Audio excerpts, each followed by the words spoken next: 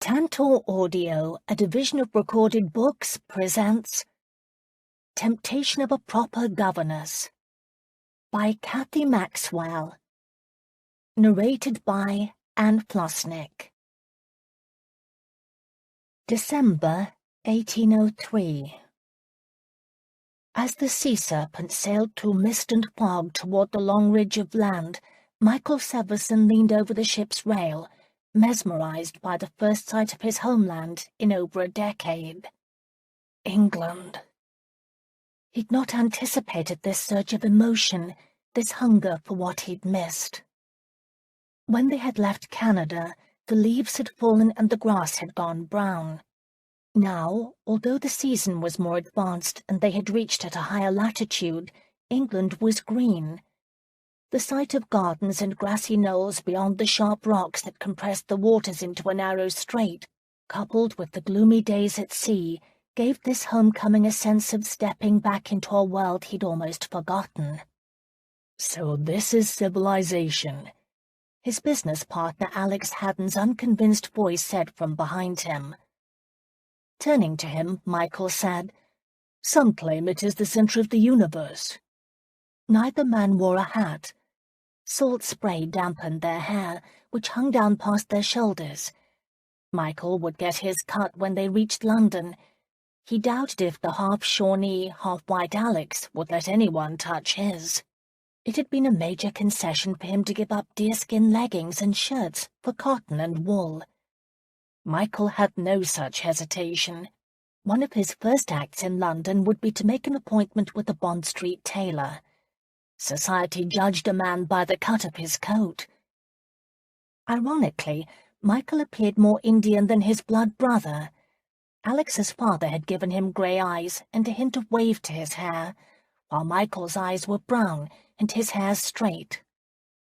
Alex leaned against the rail, frowning at the shore as if he wished to remove its existence. "You are making a mistake." "In returning?" Michael shook his head. "I've been preparing for this moment from the day they ran me out of the country." "And what makes you believe they are waiting with open arms now?" "One of them isn't. Aletta's killer will not be happy to see me at all, but the time has come. The man who did murder her and almost got me hanged for the crime will pay." It was the only way he was going to find a measure of peace in his life. Aletta's death haunted him. No, he might not have murdered her, but he'd been passed out drunk while someone else had done it. He and Aletta had been occasional lovers, one of her many. As the reigning queen of the London stage, Aletta had been all the rage, and she'd revelled in her popularity. Michael had been an earl's wastrel second son, with empty pockets, good looks, and charm. "I know this weighs heavily on your soul," Alex said. He paused as if wanting to say more. "Go on." "What if there are no answers?" The thought was inconceivable to Michael. "There will be." "How do you know? It's been 10 years. Who will care about a dead dancer?" "The man who murdered her." That man waited for Michael to return. One could not murder an innocent soul and not expect an accounting. "I had the dream about Aletta's death again last night," Michael said. He'd first had the dream 2 months ago. It had been the impetus for his decision to return. "Could you see the man's face this time?" Alex asked. "No, he is still in shadows." "But you know him?" "Yes," Michael answered, and added with frustration, "If only I could see more of him." "Your dream is speaking to you. In time you will know. Just wait a bit longer." "I've waited long enough," Michael answered. "I'm going after Elsick, Alex. He's the only one who wanted to destroy me." "Because his son wanted to marry the dancer?" Alex retorted, his doubt clear. "Because he feared his son killed her, and he wanted me to take the blame," Michael responded. "Do you think the son killed her?" Michael nodded. "Yes." He'd thought hard about this. It was the only explanation that made sense. Otherwise, why would the powerful Marquis of Elsick actively campaign to see Michael found guilty of the murder? He'd used all his influence, including printing flyers and passing them to the masses, declaring Michael's guilt.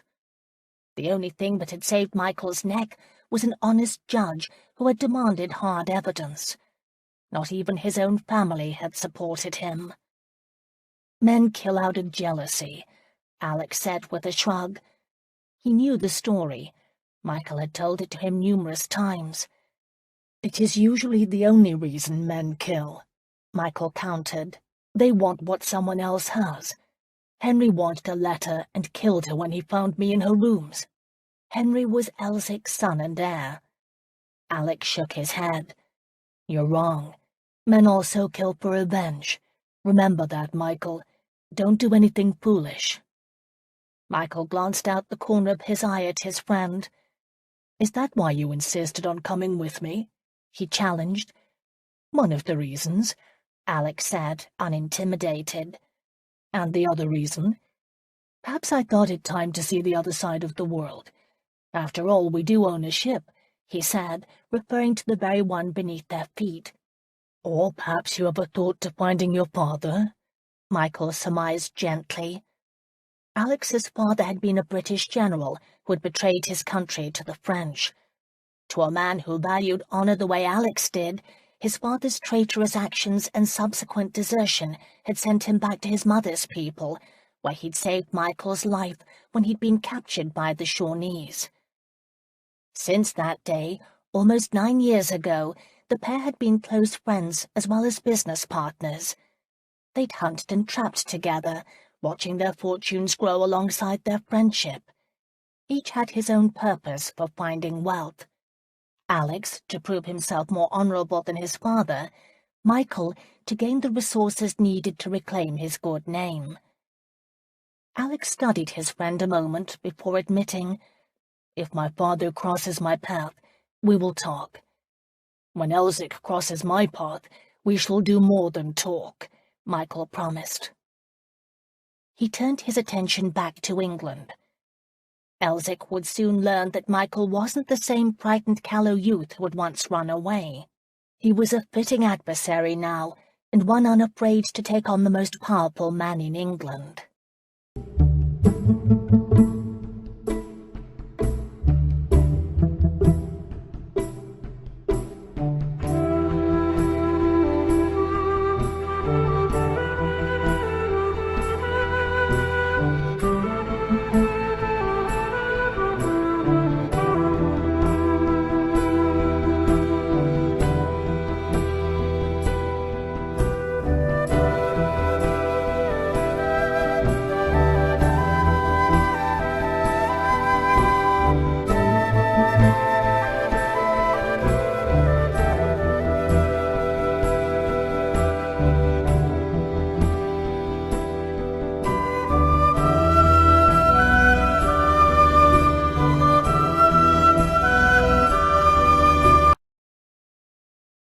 One. March 1804. Miss Lillian Wortley's bed was empty. Isabel Halloran, her governess, greeted the sight with a combination of frustration and panic. Lillian had a reputation for being promiscuous. Curbing her wild ways was one of the duties Isabel had been hired to perform 3 months earlier. Isabel did not need a clash of wills with Lillian tonight. She was fighting her own demons, or rather one demon, Lord Riggs, Richard, a man she once believed she'd loved until he had attempted to take her by force. He was a guest under this roof, and she was determined to avoid him. She didn't want him to know she was there. The pain of his betrayal was still too fresh. Isabel had no desire to be out wandering the halls looking for her errant charge. She should have known Lillian was up to something. The 17-year-old had been too quiet, too accommodating, and had excused herself far too early for bed that evening. Her unquestioning obedience was out of character, and had disturbed Isabel enough for her to rise from her own bed, throw her brown day dress over her nightgown, and check on Lillian. It was midnight, and she had a sinking suspicion where Lillian might be.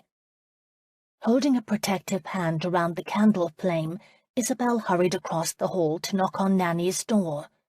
It took more than one knock to disturb the older woman's sleep. The door opened. "Miss Halloran, is there something with the children?" Nanny rasped, squinting at the candle flame. She had the care of Mr. Wardley's 3 younger children by his second wife, a very buxom former tavern girl with ambition to match her husband's. "Lillian is missing." "Missing?" Nanny repeated without comprehension. "She's not in her bed. I need your help finding her." Nanny came awake. "Oh dear." She opened the door while she reached for her dressing gown hanging on a nearby nail. "The last time she did this, we found her with the stable lad. 'Twas before your time. I know you've heard about it." "I thought I was making progress with her." "I thought so too." Nanny slipped her arms into her gown, leaving her nightcap on her head. "The master had the boy transported to Australia." Isabel had heard this story, but Nanny never tired of repeating it. "He begged for mercy, he did, but the master would hear none of it.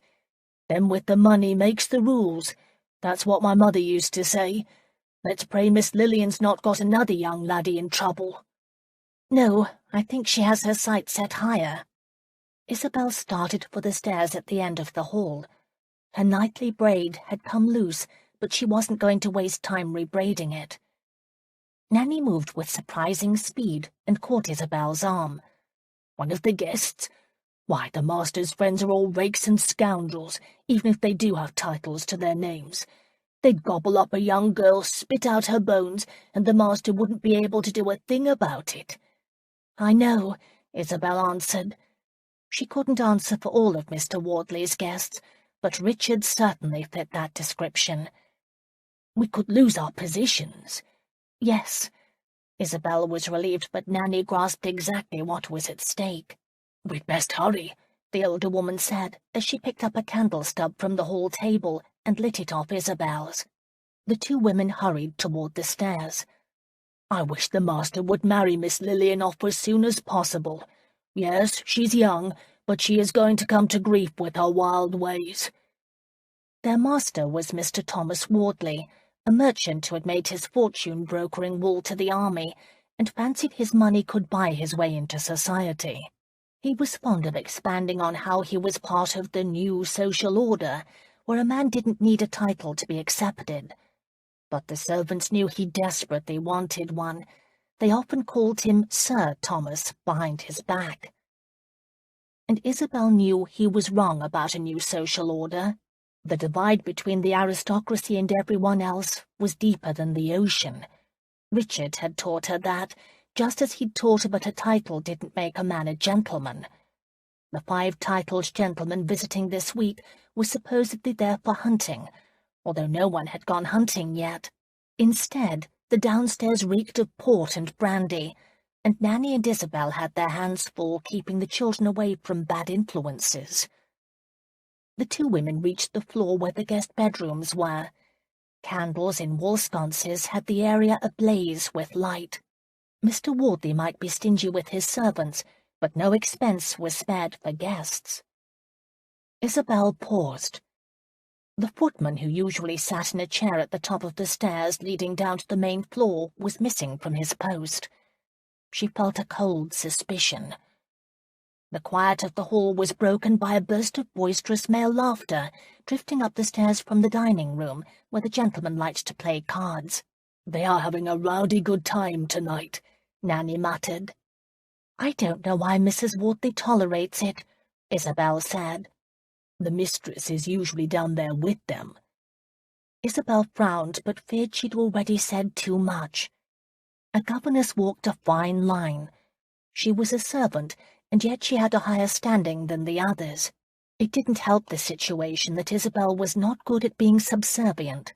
Pride was her besetting sin, and she didn't like it when her employers pretended she was invisible. "You don't think Miss Lillian is down there with them?" Nanny wondered in round tones. "No." Isabel studied the closed doors lining the hall. "Which room do you believe is Mr. Severson's?" The mention of the man's name brought forth a gasp of horror from Nanny. "You can't be serious." "He's all she could talk about from the moment she saw him arrive this morning."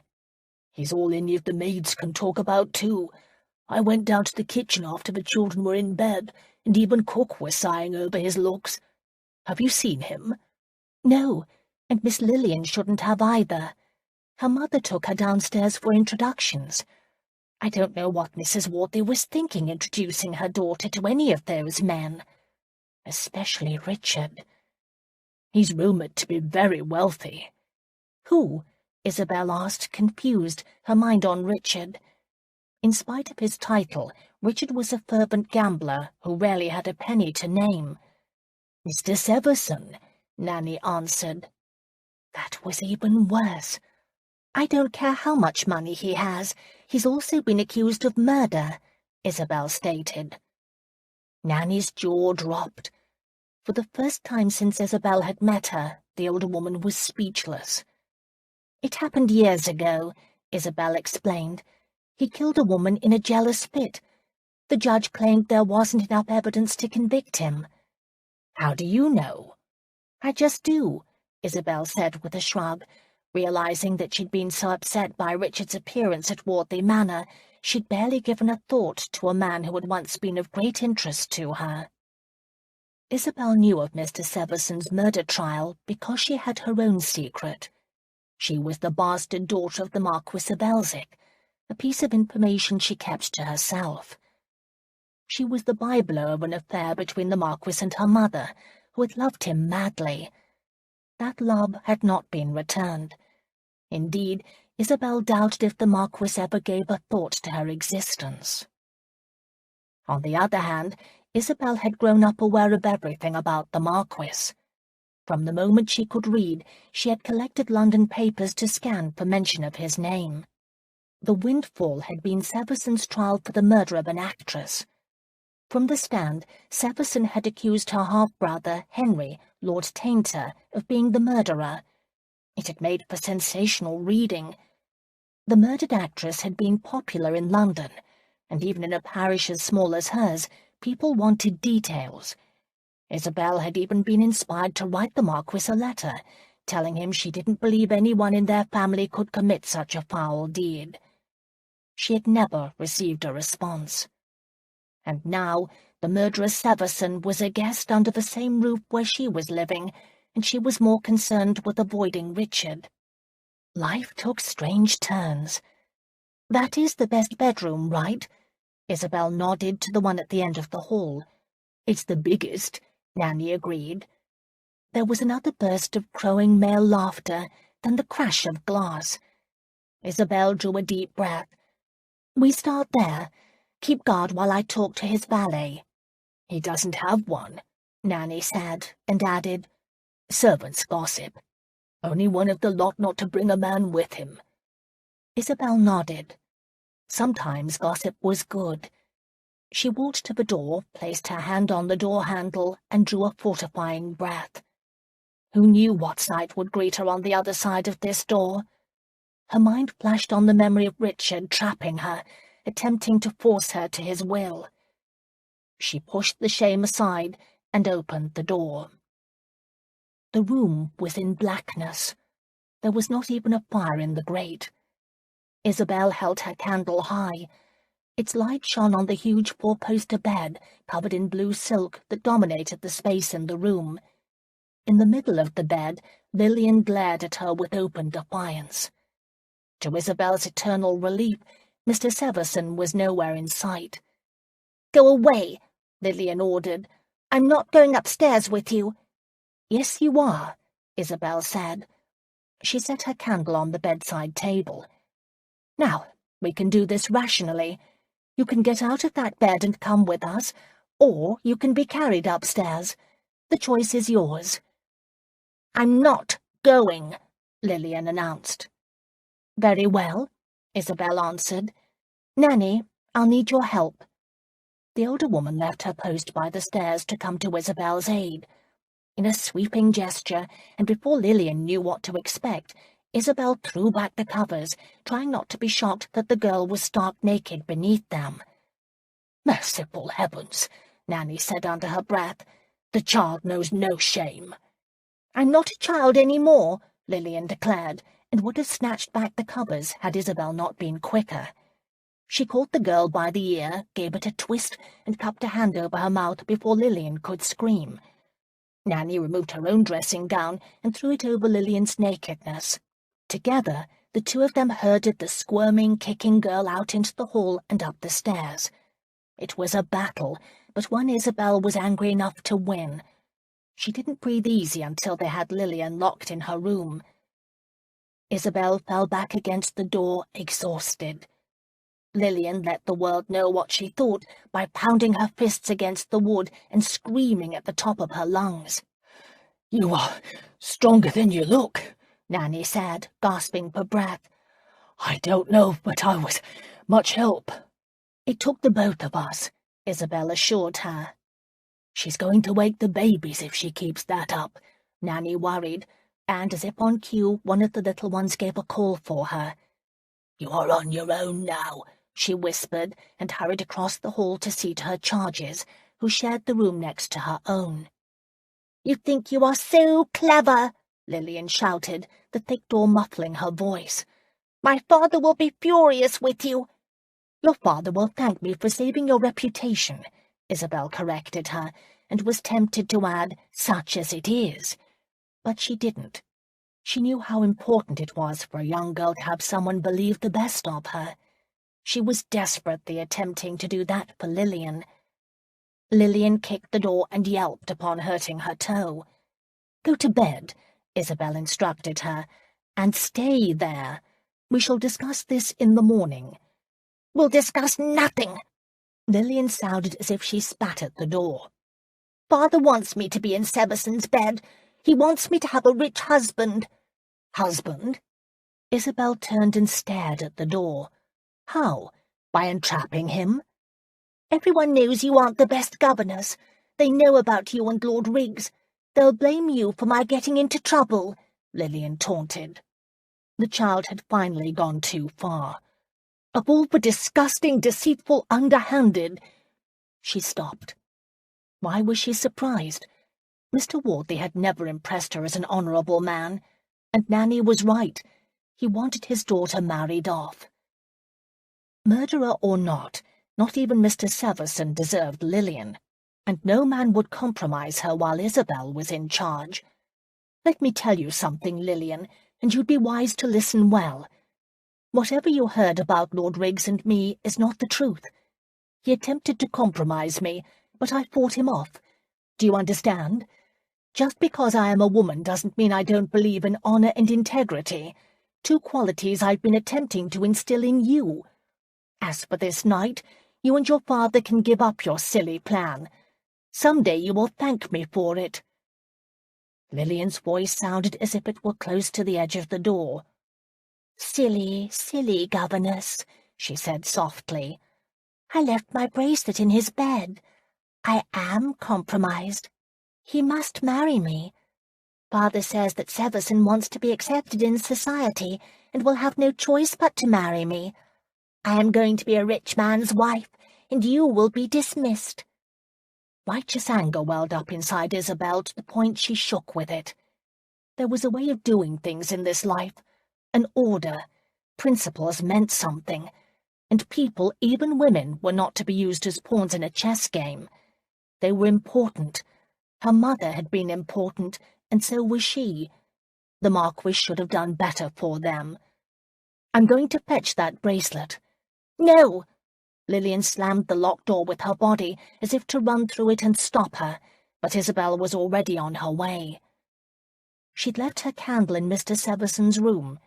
She didn't bother to pick up another off the hall table. She knew the way.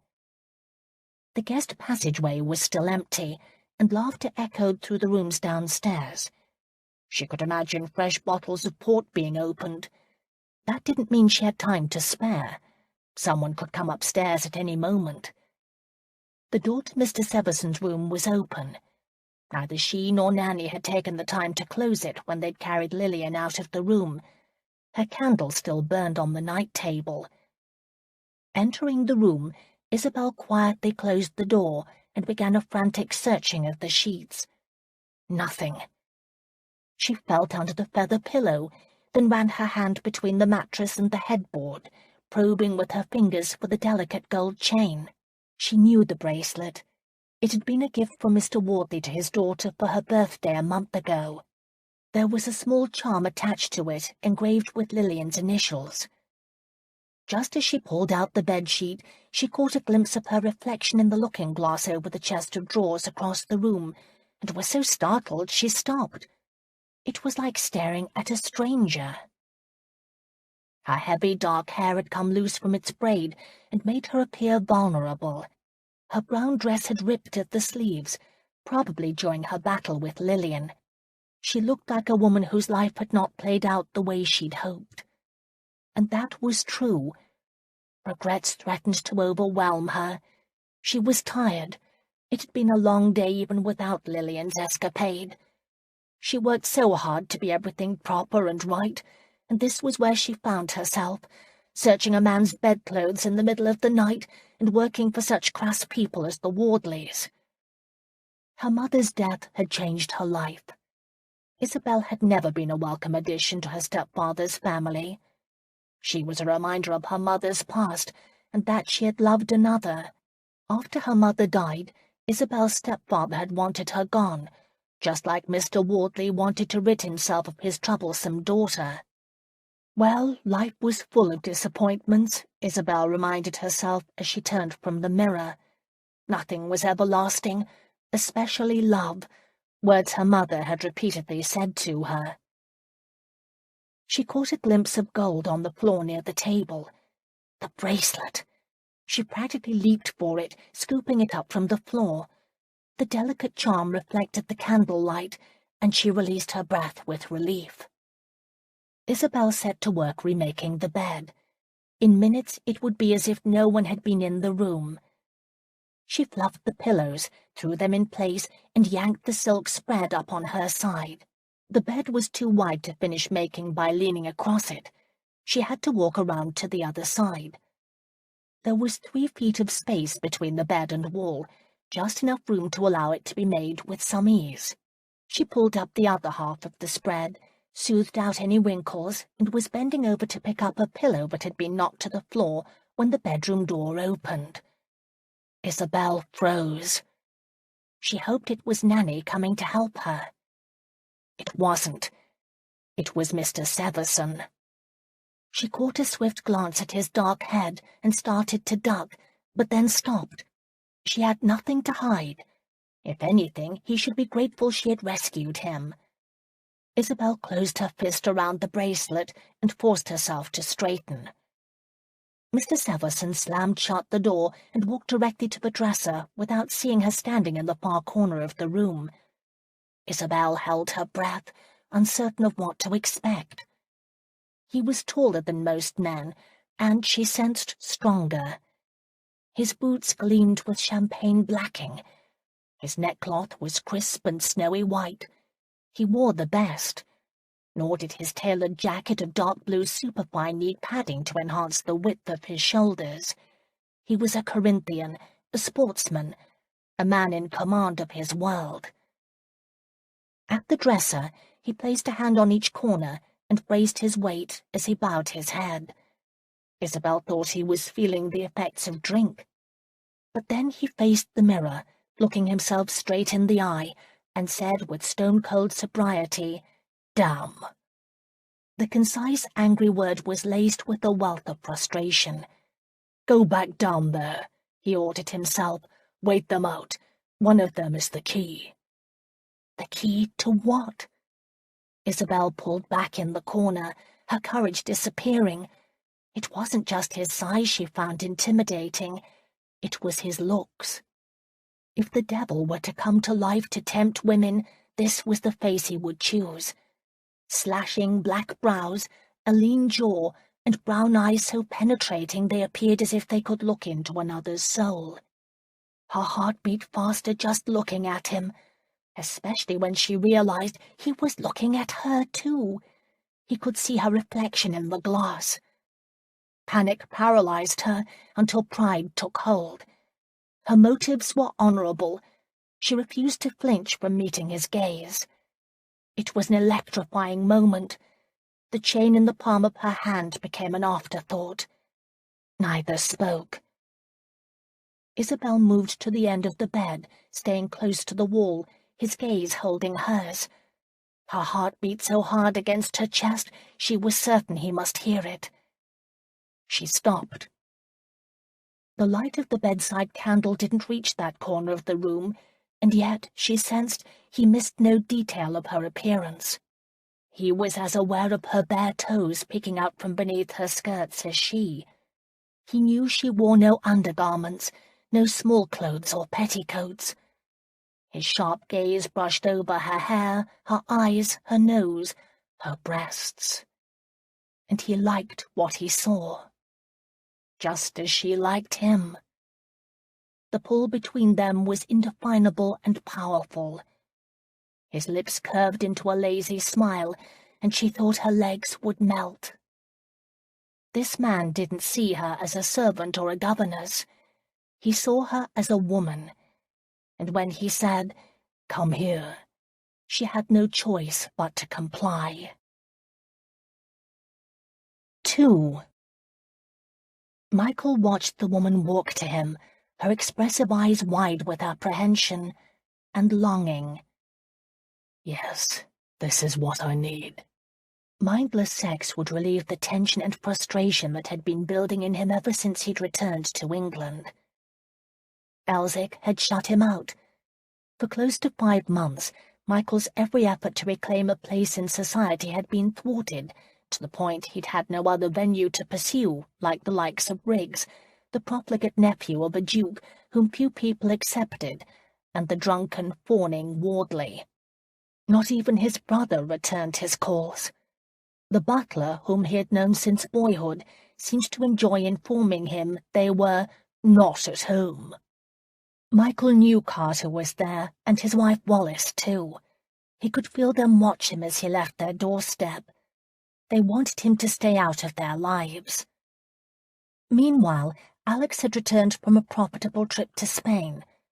Their shipping venture was already returning their investment fourfold. He had suggested Michael go with him on their next trip. Michael refused. There had been a time, before Arletta's death, when he would have taken the easy route, when he would have forgotten the past. Now he was a man who got what he wanted. And at this moment he wanted this woman. She offered a much-needed diversion, and an excuse not to return to feigning drunkenness with Wardley and his ilk. He'd had enough. Nor was Michael unaccustomed to women presenting themselves to him. He wasn't vain about his looks, but he knew their power. Furthermore, money was a potent aphrodisiac. In spite of the rumors swirling around his name, women in London eagerly sought him out. But the incident with Arletta had taught him discretion. He'd not taken what was freely offered. Even in Canada, he'd rarely taken lovers.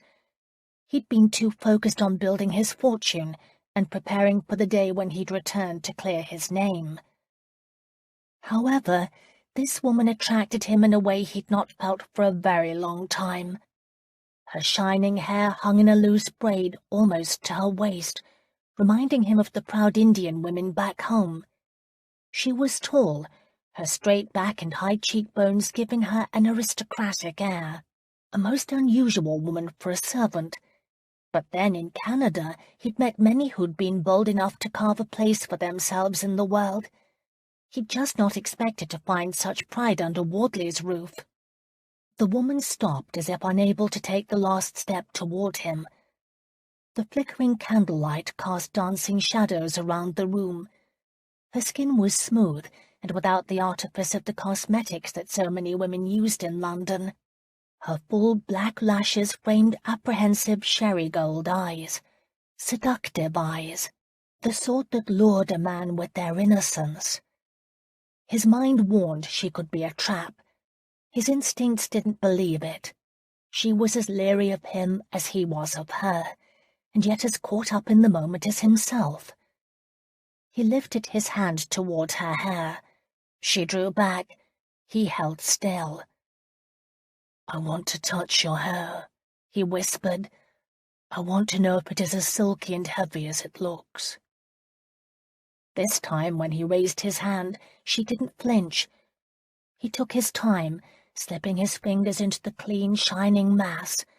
She smelled of soap, fresh air, and woman.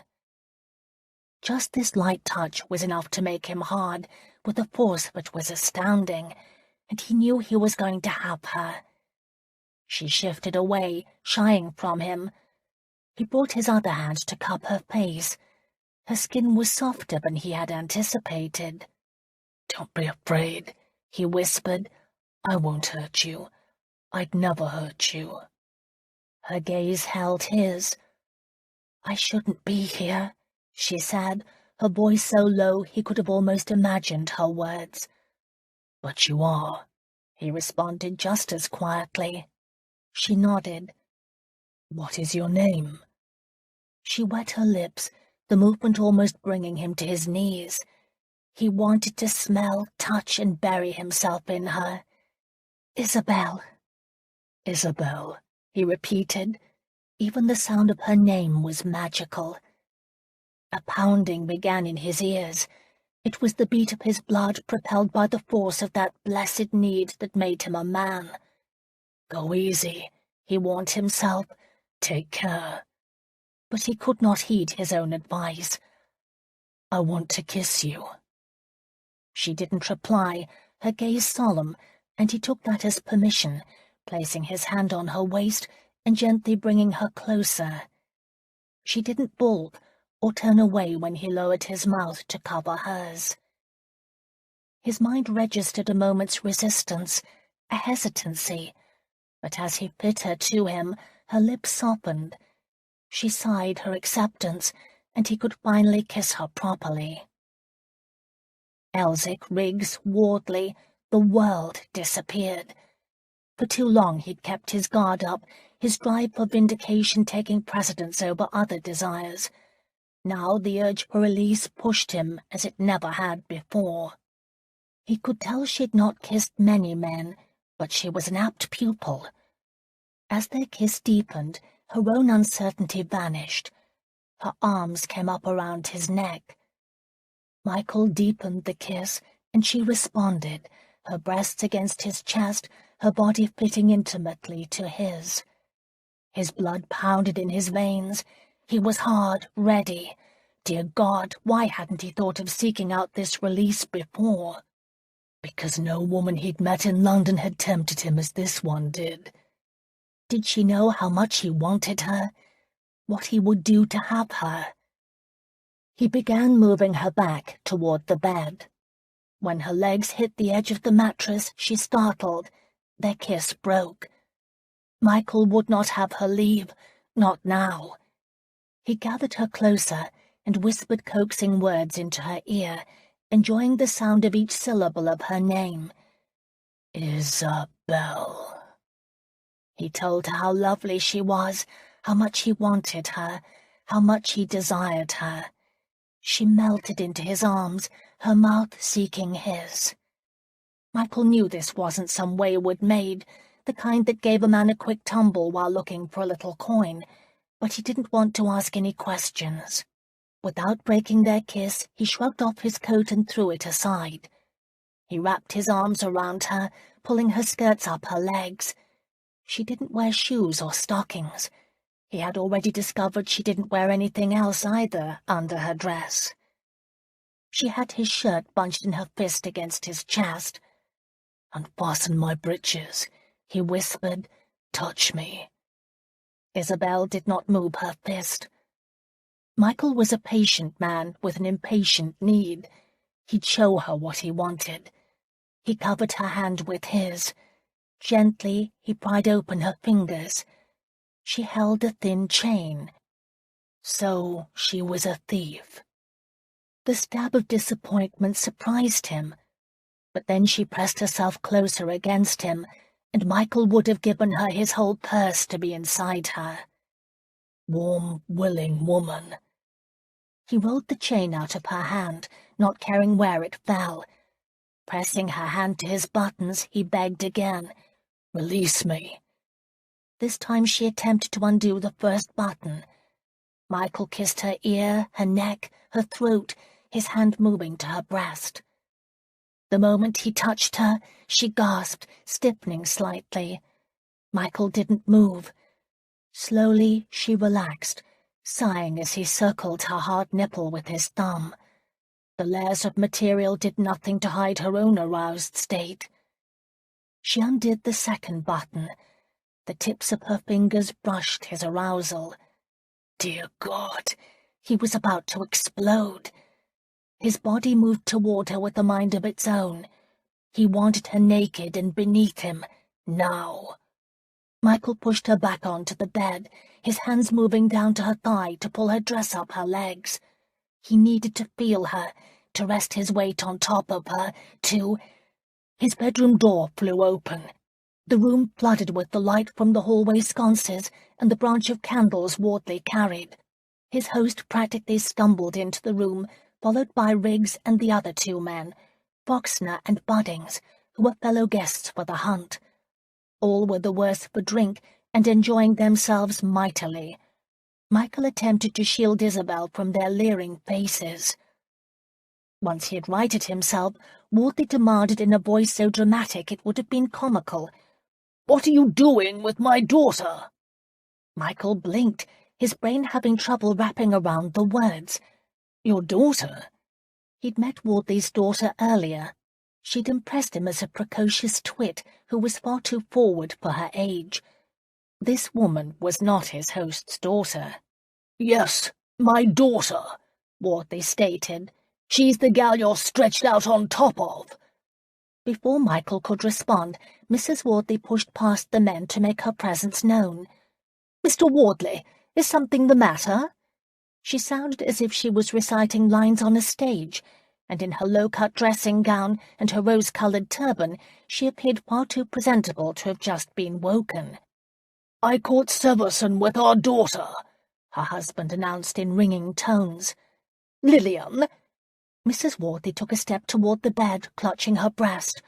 "Oh, my child, what has he done to you?" At that moment Isabel raised her head. "Good evening, Mrs. Wardley," she said with amazing composure. Her lips were swollen from his kisses, her hair tousled, and her skirts up to her thighs. This time Mrs. Wardley wasn't feigning shock. "Miss Halloran?" "The governess?" her husband asked. "Yes," Isabel replied in a small voice. "Where's Lillian?" Mr. Wardley looked around the room as if expecting her to be standing right there. "In her bed," Isabel responded. "Her bed?" Mr. Wardley repeated. He gave his wife a puzzled stare. "Wasn't she supposed to be in this bed?" he muttered to his wife. Foxner and Buddings grinned like fools, thoroughly enjoying the scene. Riggs was white-faced. Michael knew this was one story that would be making the rounds. They were also lewdly ogling Isabel. Even Wardley was taking an eyeful. Michael rose, blocking their view and pulling down her skirts. He offered his hand. She came to her feet gracefully, her colour high. He knew pride forced her to hold her head up. "Do you mind leaving my bedroom, Wardley?" he said. "Miss—" He stopped, not remembering her name. "Halloran," she supplied, her face reddening all the more. "Miss Halloran and I have private business to discuss." "I imagine you have been," the ruddy-faced Buddings chimed in before he and Foxner exchanged brandy-fumed smirks. Only Riggs had the decency to move back. Mrs. Wardley discovered her voice. "I am shocked," she said, this time with true emotion. "Miss Halloran, you are not a fit influence for Lillian. You will remove yourself from this house first thing on the morrow." "Yes, Mrs. Wardley." "Do not expect references." "Wait a moment," Michael said, interjecting himself. "This is my fault." He had no idea why the governess was in his room, but then what else could a gentleman do? "I take full responsibility." "For what? Ducking the governess?" Wardley said. He yawned and let out a burp. "She's a servant. Come, gents, let's leave them to their sport. Unless you want to go at the lass." Boxer opened his mouth as if to take him up on the offer, until he took one look at Michael's face. He held his hands up to protest his innocence. But Miss Halloran took that moment to slip past him and the others and run out the door. Mrs. Wortley frowned at her husband. Some form of silent communication flowed between them. Then his wife marched out of the room and down the hall, grumbling to herself. "Sorry, Severson," Wortley mumbled. "Didn't mean to interrupt your fun. Better go see to my wife." He left. Their hosts gone, Boxer and Budding, out in the hall, collapsed with laughter. "I think you were almost trapped into marrying his daughter," Budding said. "The look on old Wortley's face when he saw you were with the wrong woman was priceless," Boxer agreed. "Could you believe it, Riggs?" He looked around. Riggs had disappeared. "Where the devil did Riggs go?" Boxer complained. "Why don't you find him?" Michael suggested, shutting the door in his companions' faces.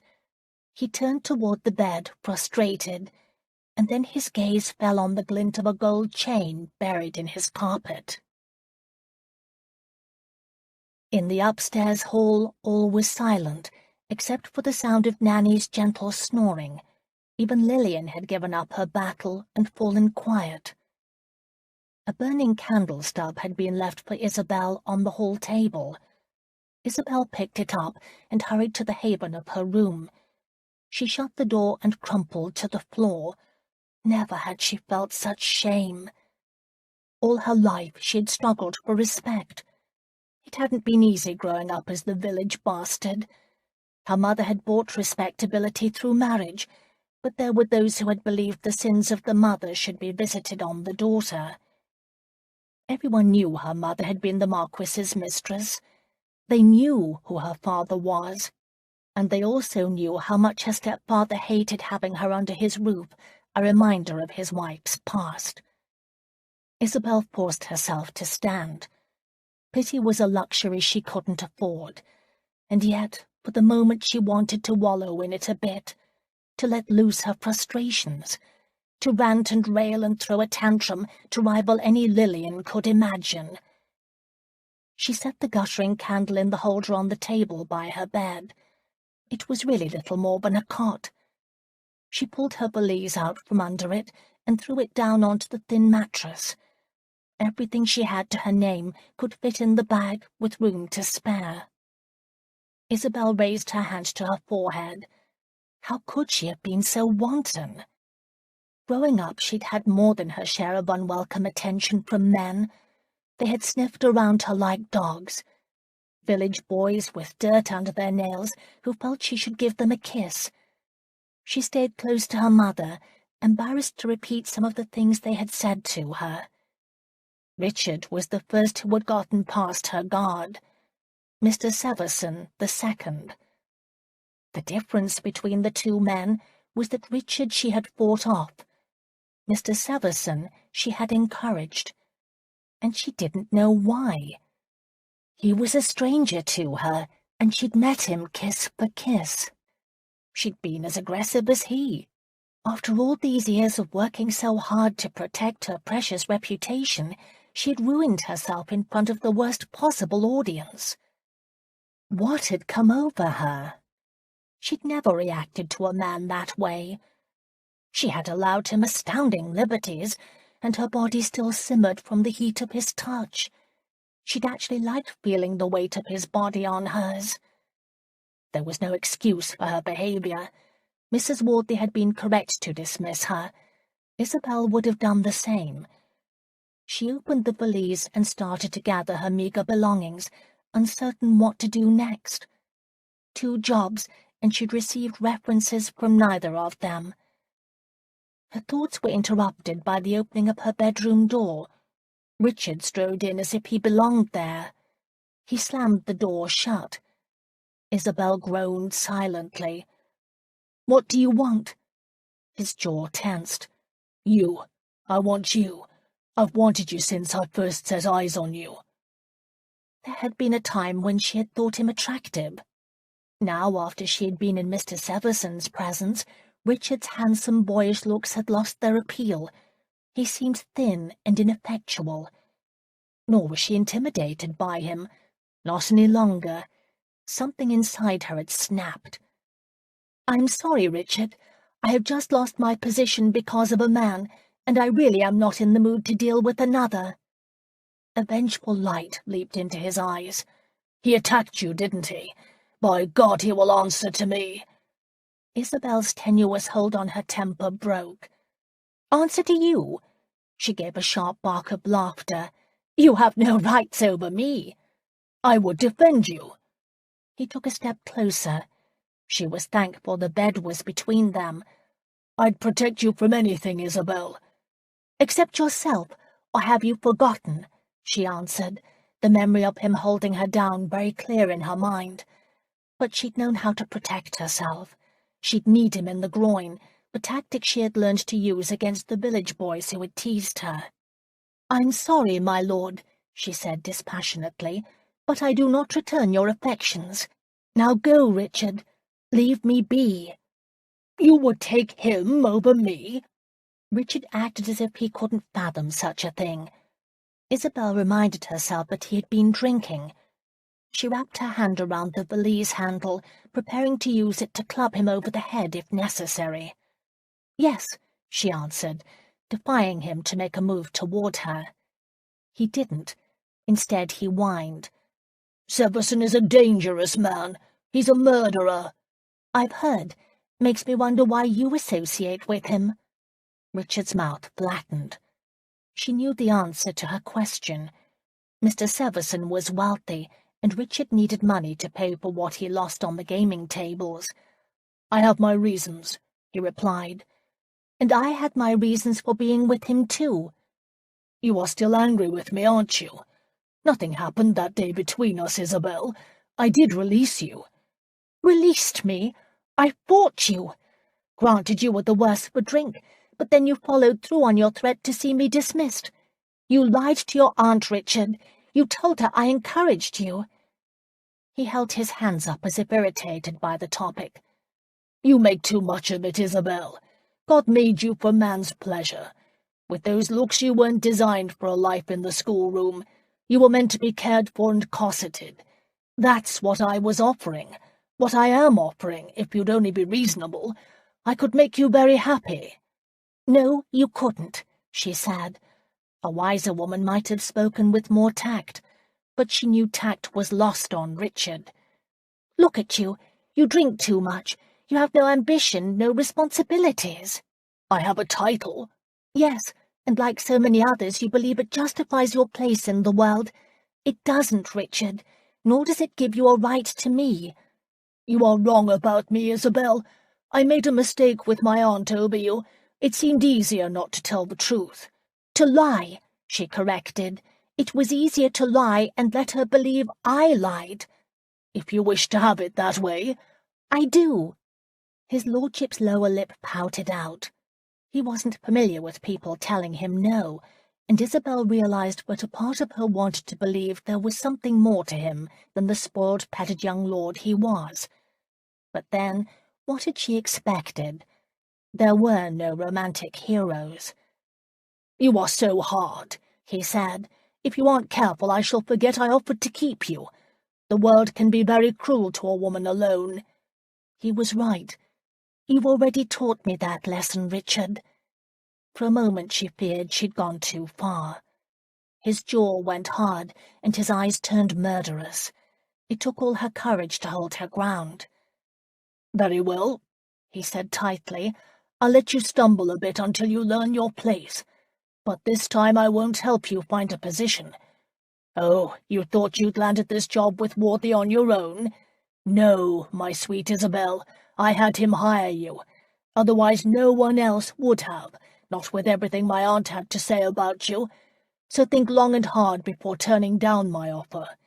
Your looks won't last without a protector, and they certainly won't find you a decent position, especially after the stories circulate about you and, of all people, Severson."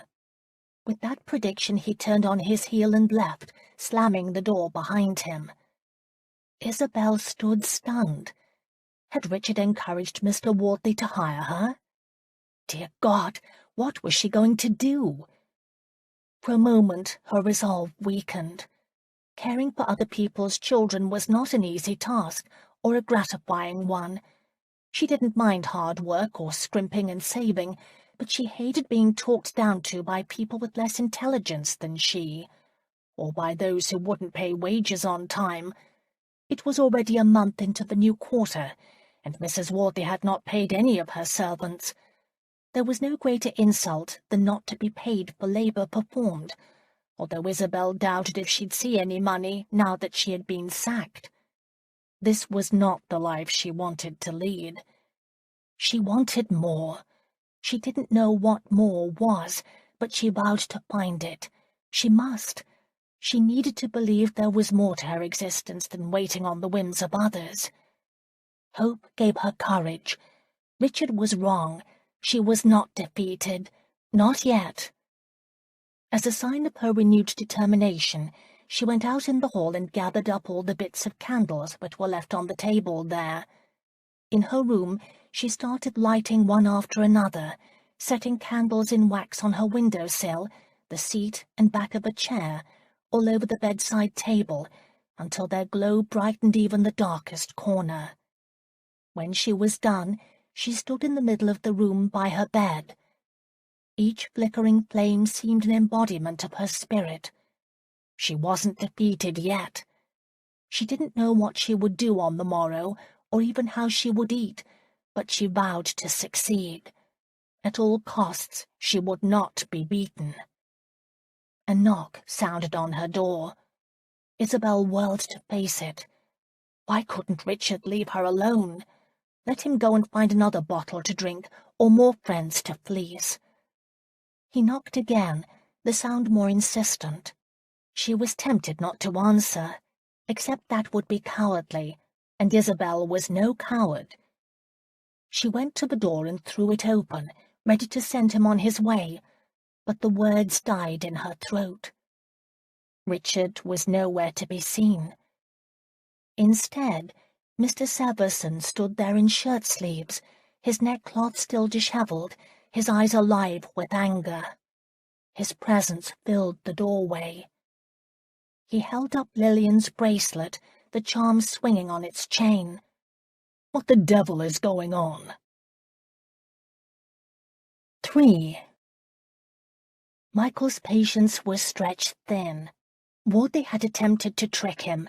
He was certain of it.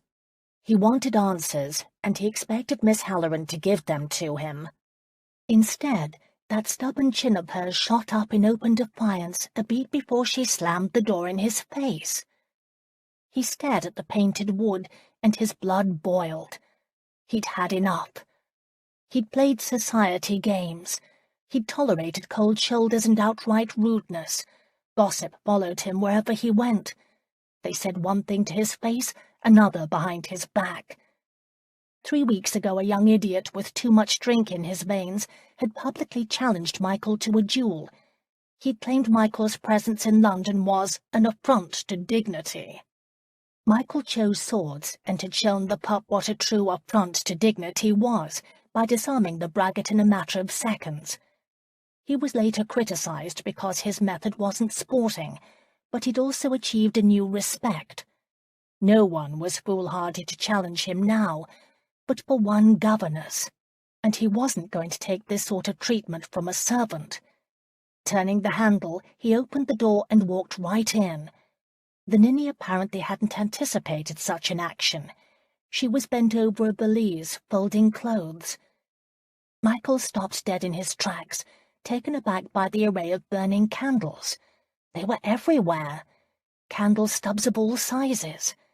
Their flames generated warmth and filled the room with the sweet scent of hot wax and a golden glow. "What's going on here?" he demanded, sounding more gruff than he'd intended. "It should be obvious. I'm packing." In the candlelight she was even lovelier than he had first thought, and more spirited.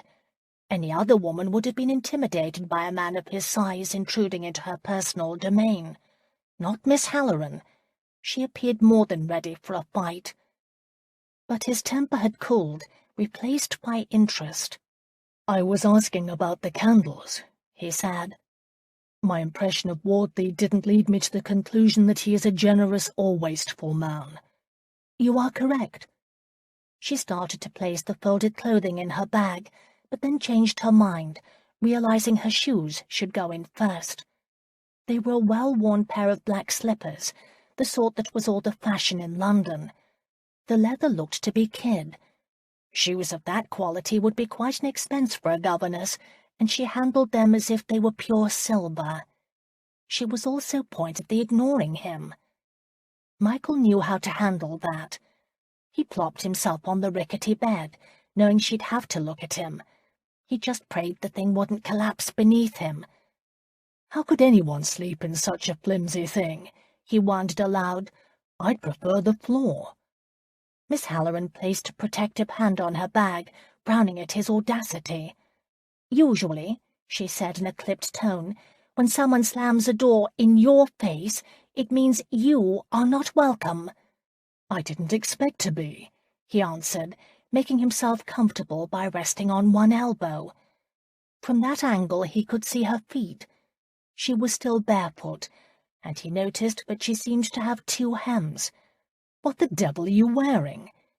She placed her precious kid slippers into the bag. "It is none of your business." "You have on 2 dresses." "Now I understand why I'd so much trouble figuring my way beneath your clothing. Every time I thought I'd found your laces, there were more." Her face flooded with colour. "Mr. Severson, please leave." "I will," he promised, "after you explain this." He held up the graceful bracelet. "Don't pretend to be naive," she answered, placing her clothes on top of the shoes in her valise, her actions deliberate and forceful. "Your friends grasped the situation immediately." "They aren't my friends," he corrected carelessly, "and I want to hear the story from you." "And then will you leave?" She shut the valise. "Absolutely not." Michael smiled. "If I must." "You must." She moved to the other side of the bed. "Mr. and Mrs. Wardley had hoped to trap you into marriage by claiming you had compromised their daughter." "But she is a child. Is she even 16 yet?" "She turned 17 last month. Apparently Mr. Wardley wants a rich husband for his daughter, and he chose you. Lillian liked you too. It must be difficult to be so handsome women throw themselves at you." He caught the sarcasm in her tone and heard the subtle rebuke of her own actions. "It doesn't always work that way," he said, keeping his voice light. "Sometimes I throw myself at them in return." Her sharp glance told him she had not mistaken his meaning. "Not often," he added, watching her closely. "It's been a long time since a woman has caught my interest." Her response was to cross her arms tightly, a clear signal that there would be no repeat of the earlier scene between them. He understood. What had happened downstairs had been a lapse for both of them. She had slipped past his guard, just as he had hers. "Lillian wasn't in the room when I came upon you," he said. "No. I discovered what she was about, and Nanny and I bundled her back up here where she belonged." "So, why did you return?" "The bracelet was a gift to Lillian from her parents. She has her father's cunning. She can barely write legibly, but she can scheme with the best of them. She left her bracelet in your bed as proof you had compromised her. When she bragged to me about what she'd done, I was angry enough to go fetch it. The rest you know," she finished, the corners of her mouth tightening. Michael nodded, realizing he felt more than lust for the governess. He liked her. No airs, hysterics, or whining. She might have fears and doubts, but she would face them. He respected the kind of courage it took to be that brave. He'd been forced to rely on it himself. It's what had made him a man. "The candles." He circled his hand to encompass the room. Again, becoming colour rose to her cheeks. "A protest," she admitted. She glanced around and added, "A silly one." He sat up, tossing the bracelet on the bedside table. "I disagree. Any act of individuality in this country is to be celebrated." His words brought out the governess in her and a bit of patriotism. "A civilized country needs rules," she responded, as if by rote. Amused, Michael challenged. "Rules that are bent or broken to fit the needs of the rich. The poor are left with gin instead of bread, while the prince and his ilk dine on dishes prepared by French chefs." "We aren't at war with the French any longer, nor is there a crime in enjoying their cooking." "We will be again soon," Michael predicted, "and then the taste of all those sauces will sour in the bellies of loyal Englishmen." "I don't know if you aren't the insurrectionist, Mr. Severson," she said stiffly. "I'm not the one burning all the candles, Isabel," he replied, taking great pleasure in her name and the way the small intimacy infuriated her. "By the by, my given name is Michael. I believe we've moved a bit beyond formalities." "I wish you would leave, Mr. Severson." She combed her hair back with her fingers as she spoke, lifting it up and releasing it in a glorious mass of shining silk. The room filled with her scent. He knew it immediately and came to his feet, aching to touch her, to take her back in his arms and start where they'd left off. A shadow of fear came to her eyes. He stopped. "I won't come closer. You have no reason to fear me." She didn't relax. "Your questions have been answered, Mr. Severson. I have nothing more to say. We are done with each other." He didn't move. "Where will you go?" Isabel moved back a step. "That is my concern." Michael shook his head. "No, not yours alone. I played a hand in your losing your position. I wish to make some amends." His words seemed to offend her. "I can take care of myself." She nodded to the door. "Now please, leave." Michael could not leave.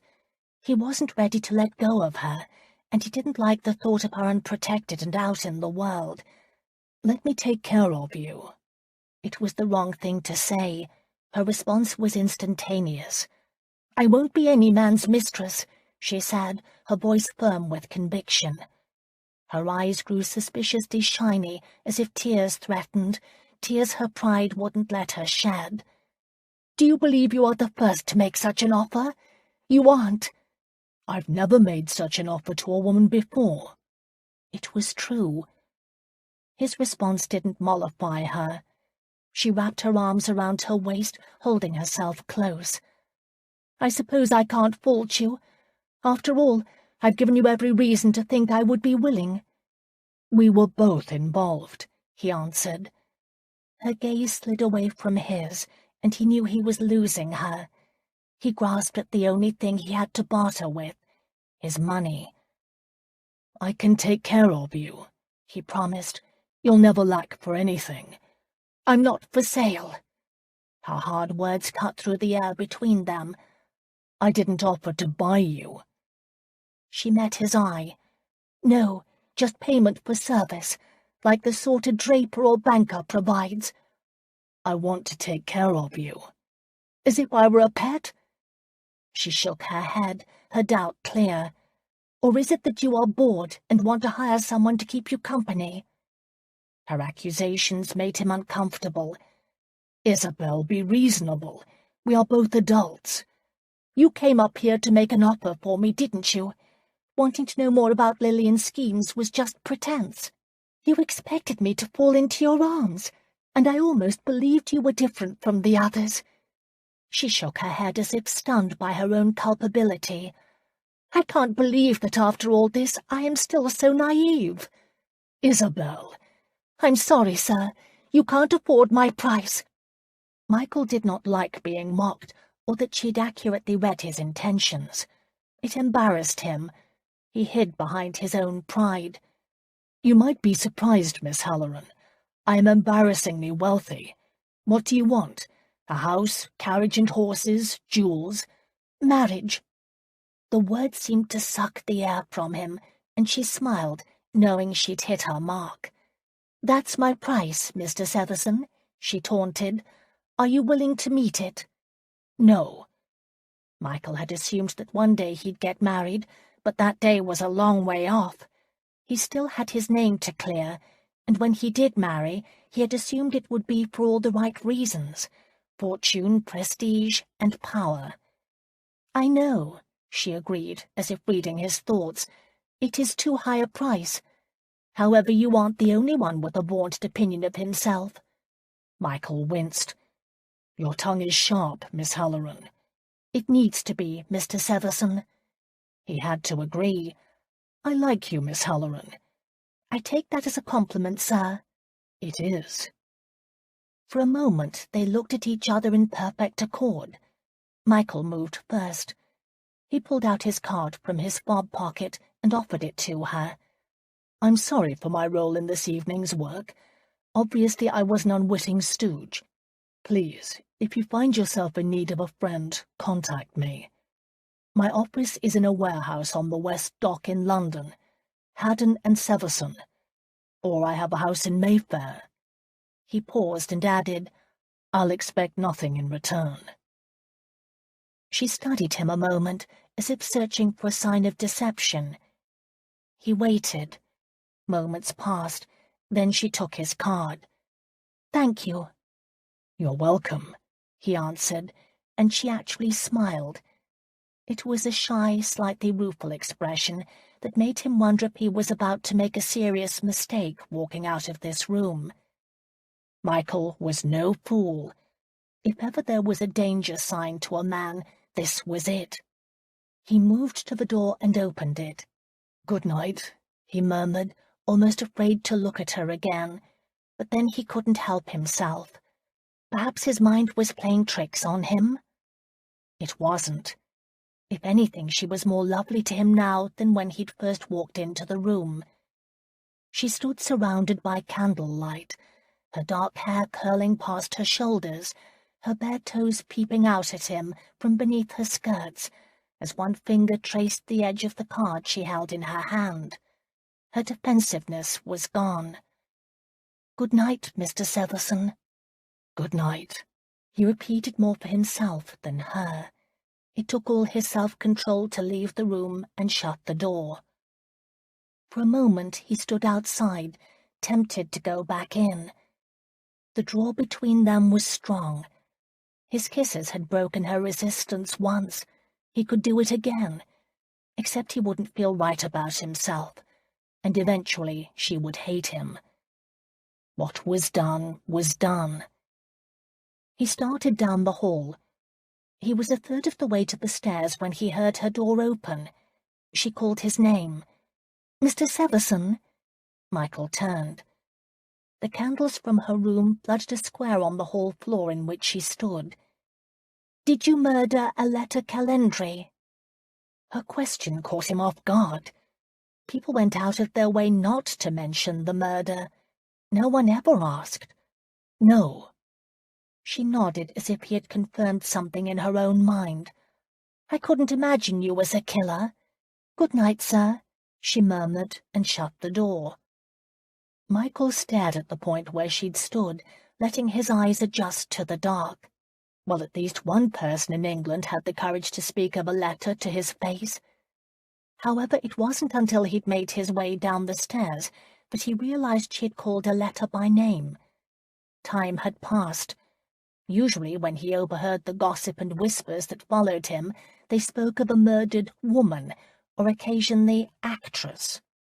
Few remembered the woman's name, but Miss Halloran had.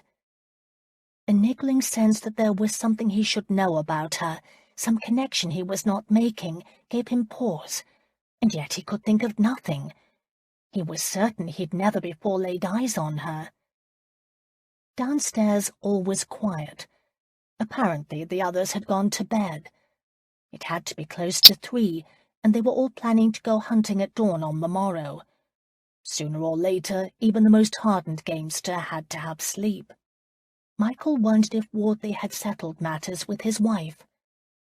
A footman slept, leaning in his chair at his post in the hall.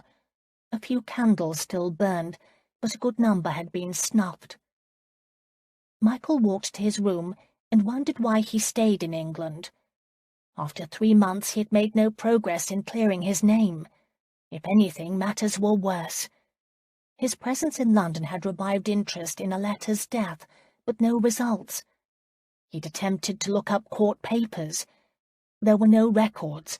They had disappeared, and the people who had known Aletta had died or moved to parts unknown. Every door, every avenue concerning the murder was closed to him, and he was growing bloody tired of being the outsider. Perhaps his interpretation of the dream had been wrong. Perhaps he was a fool to have returned. He opened his bedroom door, then stopped. Riggs sat in the chair with his feet propped up on the bed. A brace of candles on a table beside his chair provided the room's light. He swung a half-empty wine bottle between 2 fingers of the arm he dangled off the side of the chair. "Where have you been?" he demanded. Michael closed the door. Out. He didn't like Riggs, but the man so far had been his only entry into society. They had attended school together. At one time, around the period of Aletta's death, they'd been gambling companions. However, the subsequent years had not been kind to Riggs. Lines of dissipation and disappointment were etched deep in his face and soul. Michael also knew he was being milked for every copper Riggs could get off him, but having been a younger son himself, he understood what it was like to be expected to play society's games and live on London prices without any expectation of income. "What are you doing here?" "Staying in," Riggs said, mocking him. He raised the bottle and took a swig, like a man who wanted to drink to forget. "I'm tired," Michael said. "We're hunting tomorrow, right? I'll see you then." Riggs didn't move. "You were with her, weren't you?" Michael didn't need to ask to whom he was referring, nor was there mistaking the jealousy in the man's eyes. "I was." Riggs started laughing, the sound almost painful. "I fail to see the jest," Michael said. "Of course you don't," Riggs said, with an edge of superiority. "You haven't a clue." "A clue to what?" "Who she is."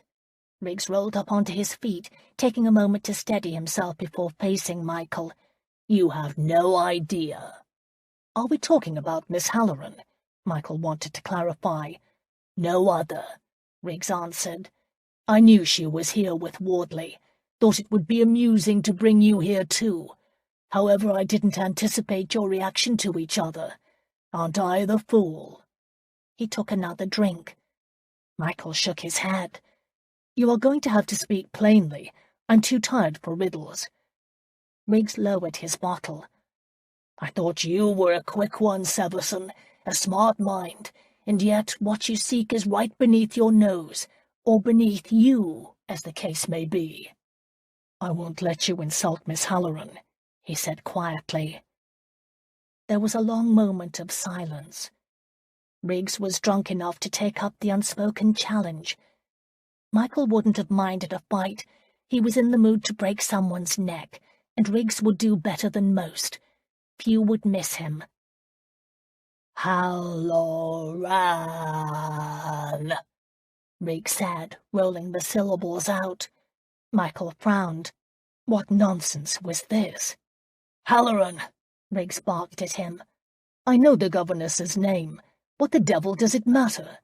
"Come now," Riggs jeered softly. "Do you not know Elzic's family name?" "Halloran." "God, I'm an idiot." "I won't argue," Riggs said into the mouth of the bottle before he took another drink. Michael shook his head. "This doesn't make sense. What is she to Elzic?" "A daughter." "He doesn't have a daughter." "An illegitimate daughter," Riggs answered, as if playing a trump card. "There is many a bastard who uses the sire's name." He turned the bottle upside down. It was empty. He dropped it to the floor and stumbled to the door. "I leave the rest up to you, Severson." "Wait." Riggs turned. "Why?" Michael asked. "To see if you can do better. I tried the lady. She wasn't to my liking." Michael doubted that. He knew an empty boast when he heard one. "An illegitimate daughter is the best I can do," Riggs was saying boozily. "You'll have to find your own way after that." He leaned against the door. "What you do with this tidbit of information is up to you. Of course," he sighed, "I do expect compensation for my services." "It's the way of the world," Michael answered, silently adding, "with the exception of one headstrong governess." Isabel did not sleep that night. She blew out most of the candles shortly after Mr. Severson left, somewhat embarrassed at being caught in her peak of independence. It didn't take her long after that to finish packing what little she owned. She spent the last hours before dawn attempting to write a letter to her stepfather, asking him if she could return to his home until she could find a new position. The right words failed her. Their relationship was strained. Perhaps it would be best to show up on his doorstep without warning and judge by his reaction if she should stay or go. She hated returning home a failure once again. She was so miserable over returning to Lancashire a failure, she'd even toyed with the idea of writing the Marquis, and rejected it. What could she say? "Dear father, you don't want to know me, but I need a roof over my head." She'd never asked him for help, and she would not start now. Instead, she counted her money. She could have used the wages Mr. Wortley owed her. As it was, she had just enough to make it to Higham and to pay her way for a month or two. By the time dawn arrived, she'd convinced herself she would find a new position. She had to. Perhaps in Manchester, far from London, she could find a genteel family who wouldn't ask for references. An hour later, she'd washed her face and styled her hair into a tight chignon she felt made her look older. She put on the one item her mother had passed down to her, a green velvet bonnet with yellow ribbons. In its day, it had been quite fashionable and very expensive. It had also been a gift from the Marquis, and her mother had treasured it. For a second, Isabel thought of Mr. Severson and his offer, and felt a temptation to accept it. Except what would she be left with? Would she be like her mother, and have nothing but a worn hat and a bastard daughter to remember him by? Isabel picked up her valise and left the room. Out in the hall, she took a moment to say her goodbyes to a tearful nanny. They hugged and wished each other well. Lillian was still fast asleep. Downstairs, Isabel took her leave of the other servants, most of whom she didn't know well. She ignored the few smug looks sent in her direction. No, she wouldn't be able to find a position in this area. Servants gossiped, and the story of last night's scene would quickly spread through the parish. The nearest village where she could catch the post was a good 5-mile walk. She didn't mind stretching her legs a bit. Mist clung to the ground, and there was a chill to the spring air that added to the melancholy of her departure.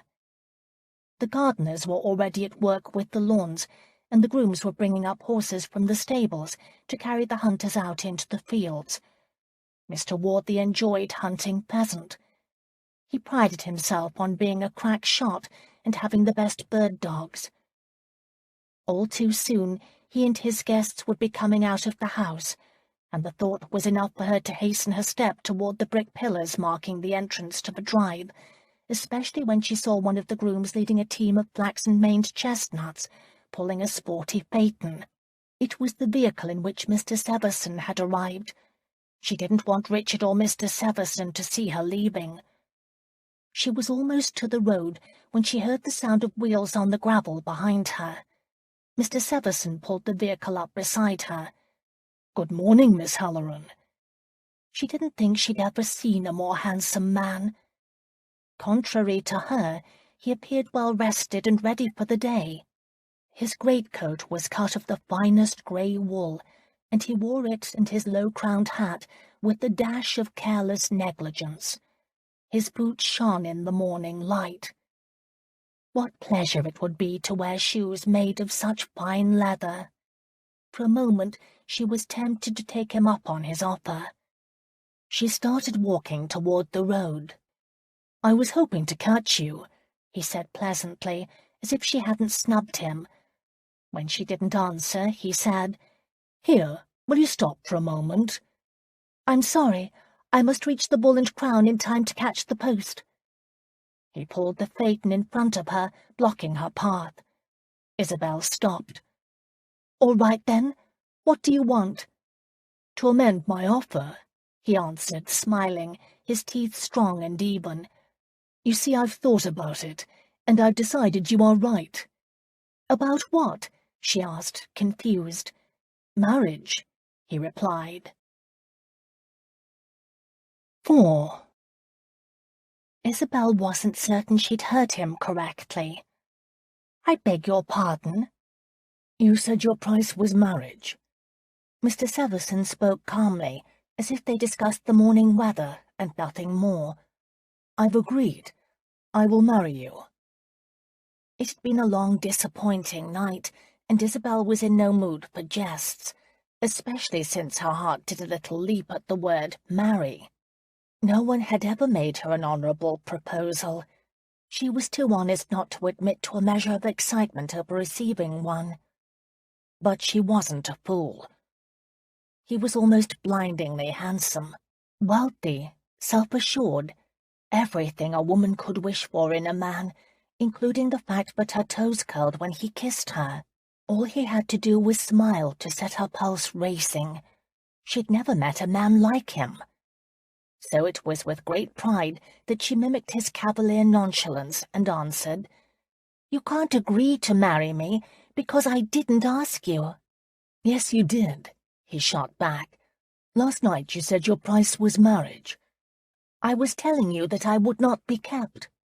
"Then I'm volunteering to marry you," he replied smoothly.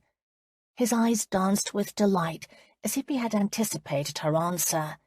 He was enjoying himself immensely, at her expense. She struggled with an urge to throw her valise at him.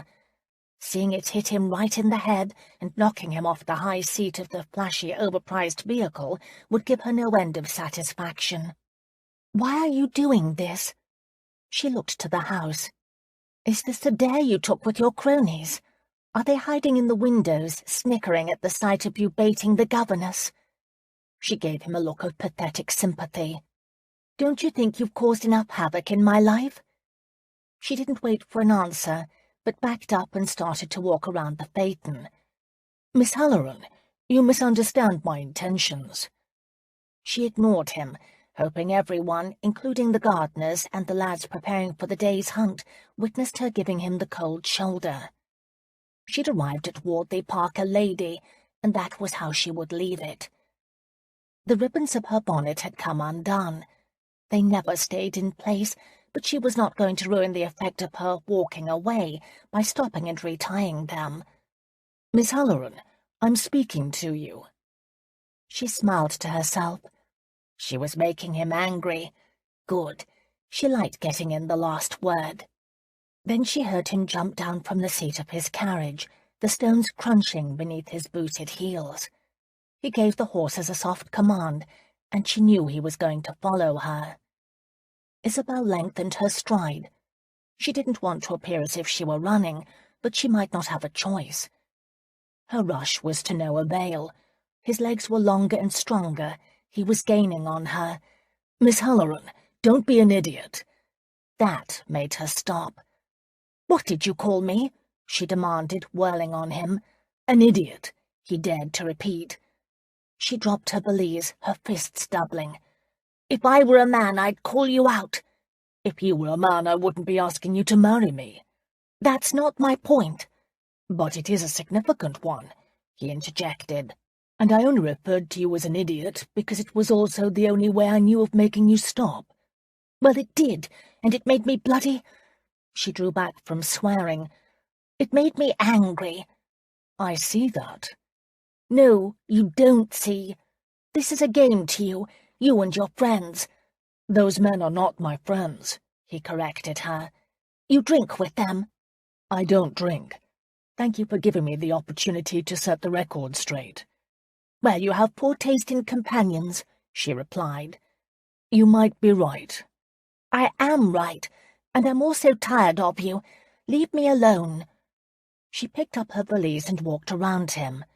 To her endless frustration, he fell into step beside her. I'm sorry I called you an idiot.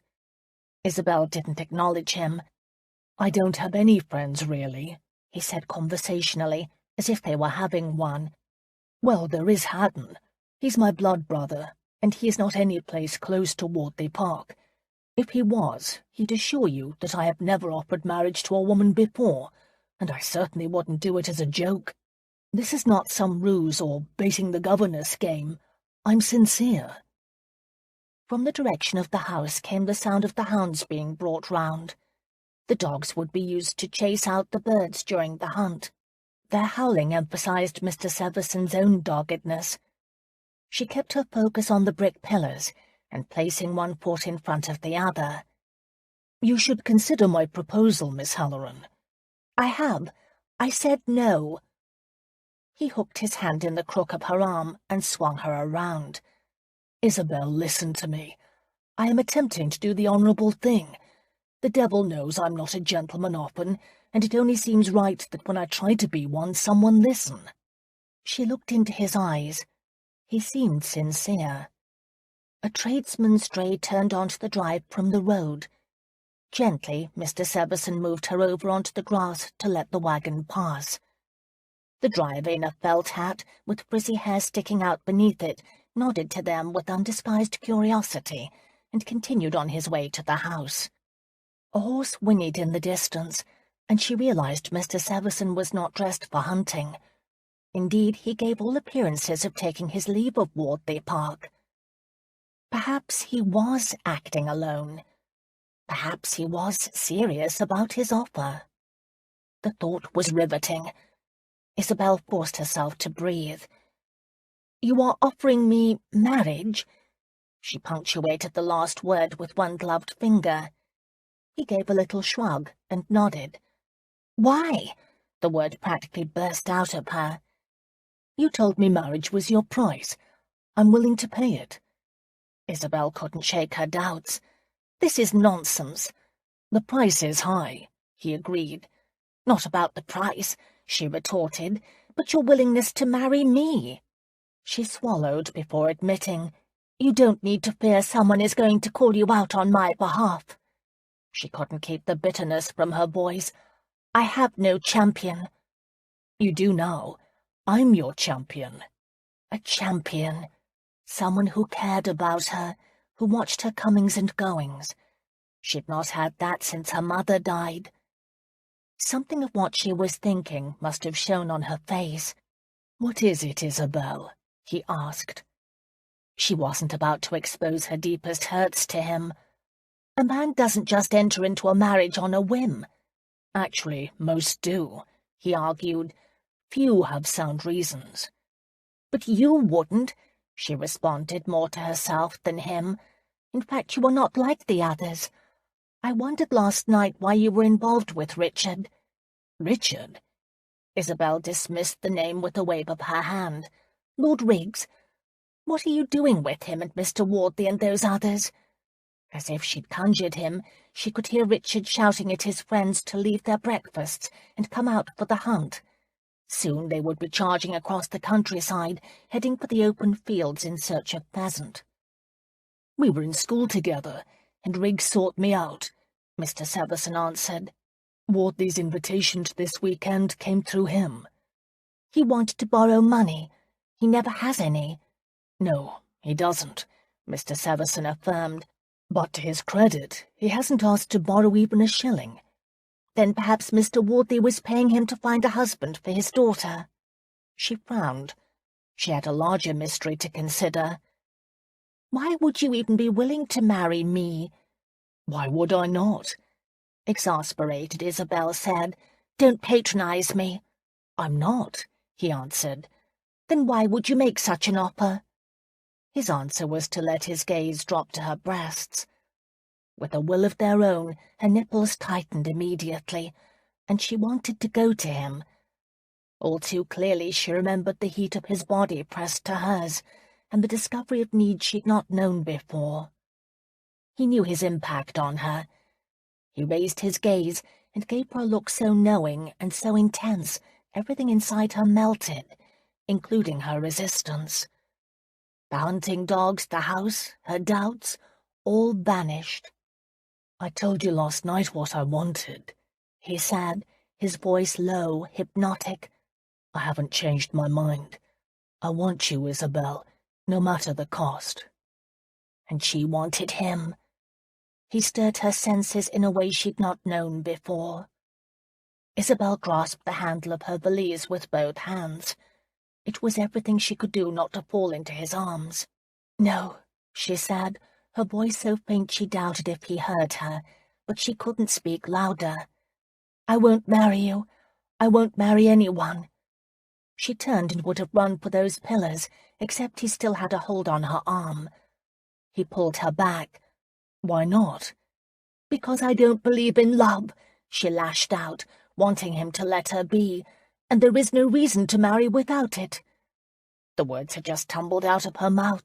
She had no idea where they'd come from, until she thought of her mother, who'd loved the Marquis, or her stepfather, who had worshipped a woman who could never love him, even after he took in her bastard child.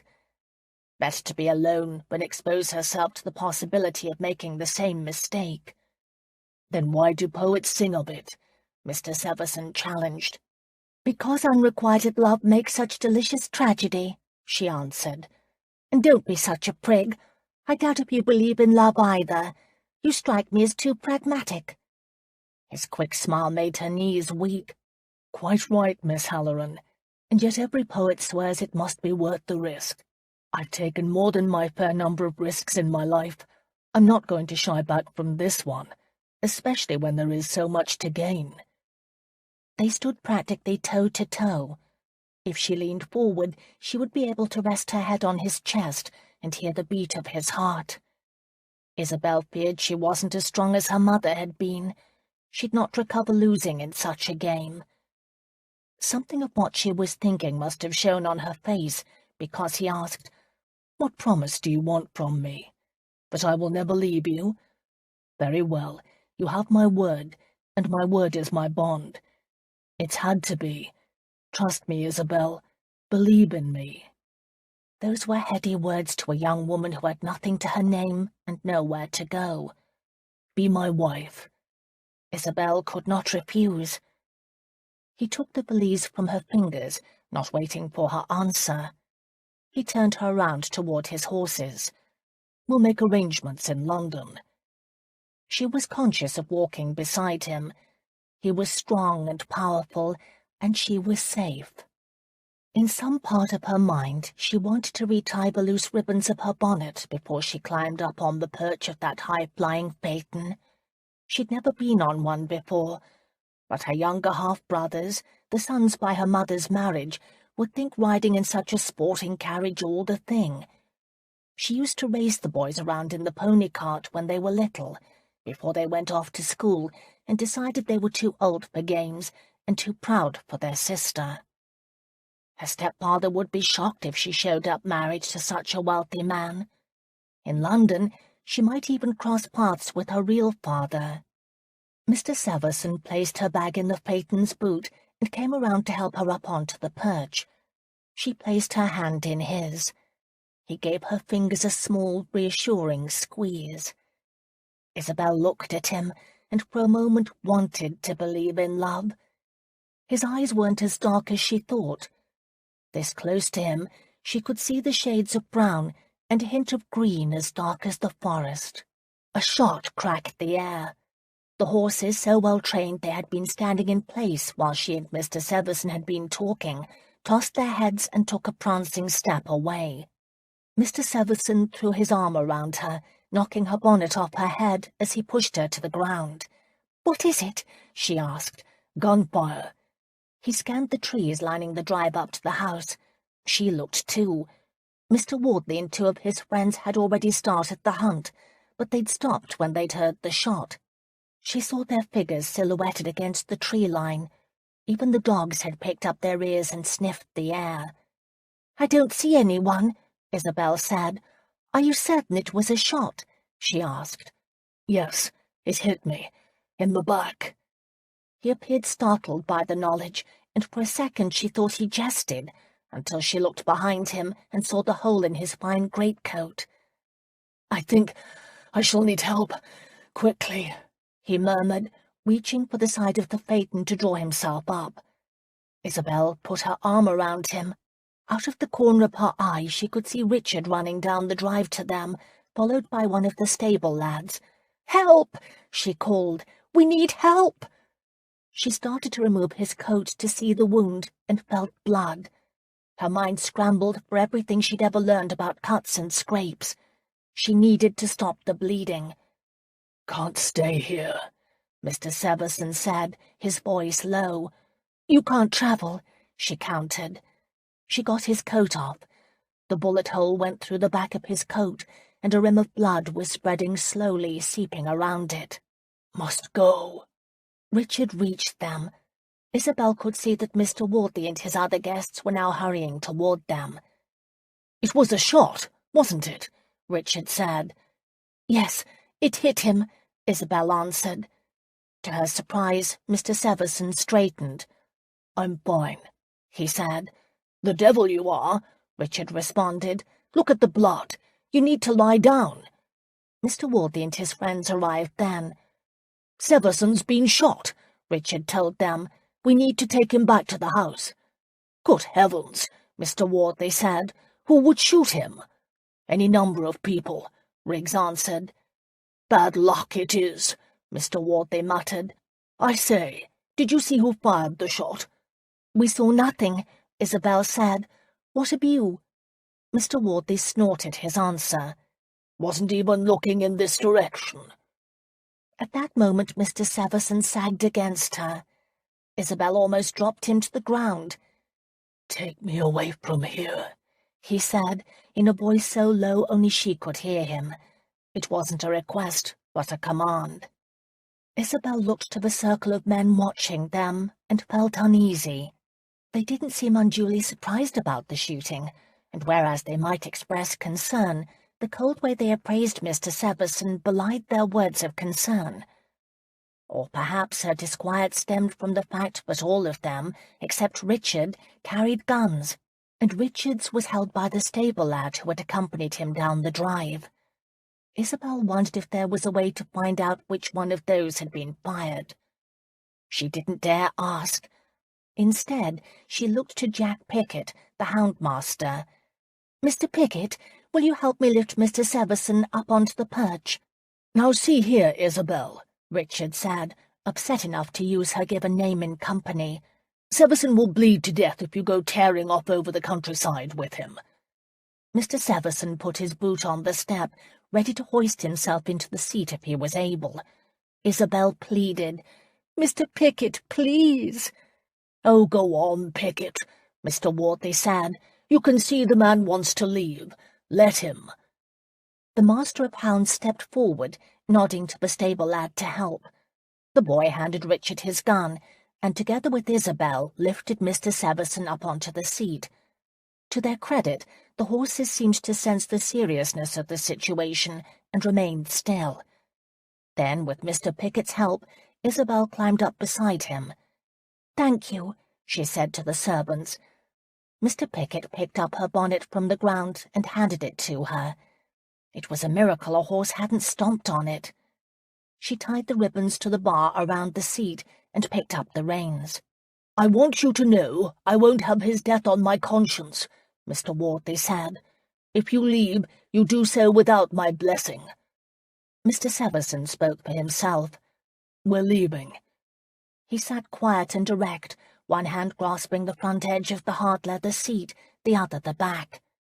Isabel raised the reins, and the horses started forward. She was conscious that everyone watched them. "Can you drive?" Mr. Severson asked. "I've driven a pony cart." A high-perched phaeton was no pony cart. She heard the hint of a smile in his voice as he said, "Courage, Isabel. The horses know their job. Keep your hands steady." They reached the brick pillars. Isabel held her breath as she turned the horses onto the road. A phaeton looked sleek and fashionable from the ground, but it felt absolutely unstable when one was driving it. "Are they following?" Mr. Severson rasped, referring to Mr. Wardley and Richard. "No," she answered. He released his breath and slumped against her. "Doctor, not much time." Isabel fought panic. "Of course, a doctor," she said. "There isn't one in Boston, or at least not most days. We sent to Uppingham if we need a physic. I don't know if you could make it to Uppingham." She was babbling. Worse, Mr. Severson appeared beyond caring. "Whatever you think," he managed to say. One of the horses stretched its neck, tugging at the reins in her hands, a sign of the animal's impatience to be on the way, and she knew she must make a decision. "We'll go to Mr. Oxley," she said, half to herself. "He's the rector at St. Andrew's, only a mile or two away. He was in the military. He'll know what to do." Mr. Severson did not answer. Isabel feared driving the well-sprung phaeton and Mr. Severson's very responsive horses. She feared overturning them.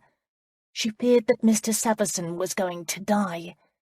Her heart in her throat, she clucked the horses to start moving. They travelled less than a mile, when, his weight too heavy for her shoulder, his large body fell into her lap. Isabel grabbed for him, afraid he would tumble to the ground. The horses did not like her sudden jerk on the reins. For one wild moment she feared they would bolt. They didn't.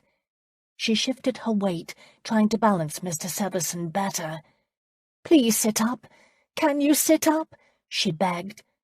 He didn't respond. His forehead felt clammy to the touch. Fever would set in soon, if he didn't die of blood loss first. She debated turning back, then thought of the hardness she'd glimpsed in Mr. Wardley's and Richard's eyes. There was only one direction to go, forward. She went, praying every foot of the way. 5. Michael did not dream. His was the sleep of the dead. He knew because he was in death's presence. He felt the presence of others, too. He recognized them without seeing their physical forms. They were companions he'd known, companions who had crossed over into the darkness. They hovered on the edges of his mind, as real to him as they had been in life. His first visitor was the young lieutenant he'd gambled with the night he'd arrived in Frenchtown. The lieutenant and his friends had entertained themselves by scaring the wits out of a very green Michael with tales of Indian torture, stories Michael dismissed as too incredible to be true. A week later, Michael had been with the party of men who found what was left of the lieutenant's body in a clearing where he had been scalped and burned at the stake. The widow Coffey, who had cooked for so many on their journeys, was still her laughing self in this afterlife. She'd died of blood poisoning, but now she and her lover, a burly sergeant who had been the victim of a lightning strike, hovered close by his bed. And his parents were there too, silent and disapproving as always. Most disturbing was a letter. His mind remembered her as she had been, vibrant and beautiful, with just the hint of dissipation around her eyes. She'd lived hard. Death had not freed her. She knew who had murdered her, who had ruined his life. He wanted to know. Now, when earthly cares should no longer be his worry, he still needed the answer. But her letter would not share her secrets. Instead, she drifted away, teasing him to follow, just as she had done to every man who'd crossed her path. He surged toward her, calling her name over and over. She couldn't leave him, not when everyone thought he'd killed her. She must tell the truth. However, his body was not made of mist and air. Sharp pain ripped through him. He fell back on the straw mattress, his shoulder throbbing in anger. Gentle hands urged him to relax. "Please, A woman's voice begged, "You must lie still." Another woman asked, "What happened?" "He tried to rise from the bed," the woman holding him down answered. "He's healing," a male voice said. "Makes them restless. Let's give him that draught Maribel made. It will ease the pain." But Michael didn't want a draught. He welcomed pain. It meant he was alive. It meant he had another chance at justice. In the end, the choice wasn't his. Whether he wanted it or not, the draught was poured between his lips, and he swallowed it. Then sleep came. Now he dreamed alone. There was no comforting presence, no companionable death, no a letter with the secret she'd taken to her grave. Forrest Oxley did know what to do for Mr. Severson, although he warned they might be too late, since he'd lost a great deal of blood, and would lose even more when he dug for the bullet. Isabel had to leave the room, because the rector searched with his finger, poking it into the wound. Mr. Severson was unconscious the whole time, but she felt pain for him. When the rector had finished his doctoring, he told Isabel that Mr. Severson's fate was in the hands of the Lord. She was thankful that neither Mr. Oxley nor his wife questioned her decision to tend to Mr. Severson, although the rector's wife handled the more personal aspects of his care. They'd accepted her murmured claim about his being betrothed to her, although she sensed they had to know better. St. Andrew's was a small parish. For 3 days she had rarely left his side. They'd set up a cot for her in the other room, but after they went to sleep, she would sneak in and lie on a blanket on the floor by his bed. There was a bond between her and Mr. Severson. She wasn't certain what would come of it, but she'd recognized that, like her, he was an outsider. Her empathy manifested itself in a fierce protectiveness toward him. The coldness she had seen in Richard's eyes haunted her. He'd fired the shot, she knew it, and wondered why the others had lied for him. Isabel tried not to worry. Mr. Severson appeared to be regaining strength and might soon return to consciousness, and when he did, then what? She was uncertain of the answer. However, she was taken aback when inflammation and fever had made him delirious, and he'd called out Alette's name. The rector's cottage was little bigger than a mouse hole. Mr. Severson's room had space enough for the bed and a chair. Beyond the sitting room was a kitchen, then the Oxley's bedroom. Hardly anything could be said in one corner of the house without every occupant overhearing. So Mr. and Mrs. Oxley heard Mr. Severson call out another woman's name, not once, but over and over again.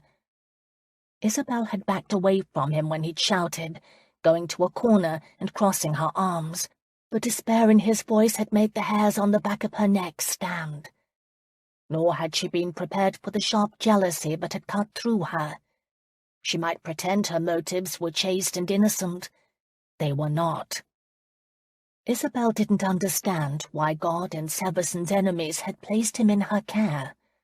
All she knew is that she had to give him time to rebuild his strength and keep him safe from Richard and the ghost of Aletta Calendry.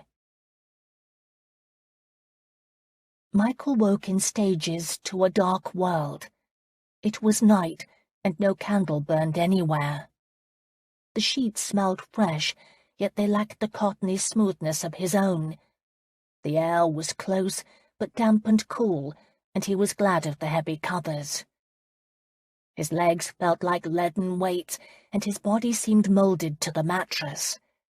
He lay on his stomach, and he, a man who never wore anything to bed, had on some sort of nightshirt that felt several sizes too small. It took him several moments of consciousness to remember being shot. In the darkness, he slipped a hand along his arm to his shoulder and felt the bandages. The wound was tender to the touch, and he marveled at having been hit so close to his heart without bleeding to death. "Mr. Severson, are you awake?" The hushed woman's voice gave him pause. There was movement beside the bed. He sensed more than saw the figure stand. There was a scraping, the strike of flint on steel, then a flickering of light that grew as the candle on a table beside the bed was lit. The brightness hurt his eyes. He turned his head away, giving himself a second to adjust before looking back. The first thing he noticed was the woman's silky black hair, and for the briefest moment, fear blocked his throat. "Aletta." He silently mouthed her name, even as she bent over him, and her face came into view. This woman was not Aletta. She had the same glossy hair, but her features were more refined and lacked Aletta's Latin sultriness. He recognized the governess just as she started to speak. "How do you feel? Is your fever gone?" She pressed a hand against his forehead, and it soothed away the inkling of a headache. She smelled of the night air and roses, English roses. His memory came alive. He knew her touch, the taste of her kisses, and the way her body fit his. Isabel, Miss Halloran. He remembered them arguing on Wardley's Drive, he offering marriage, she refusing, he winning her over. His reasons for making such an offer exploded in his head. She was Elsic's daughter. The upheaval of memories he was experiencing must have shown in his face. She started to pull away. He caught her arm at the wrist, amazed at how weak he was. She hesitated. He held fast. At that moment she was his only link to his surroundings, the only one he thought he could trust. She could have broken his hold. Instead, she lowered herself to sit on the edge of his bed, letting him hold her wrist as tight as he wished. Yes, she was Elsic's daughter. Hers was a feminine version of his straight nose and high cheekbones. She even had his arching brows, only hers were tempered by compassion, an emotion he doubted Elsic had ever experienced, and they gave her face character. "Miss Halloran," he said in acknowledgement. His voice sounded rusty, and his throat was dry. "Mr. Severson," she replied as quietly, and he couldn't help but smile. He had nothing to fear. "How long have I been here?" "Almost a week. We feared we'd lost you."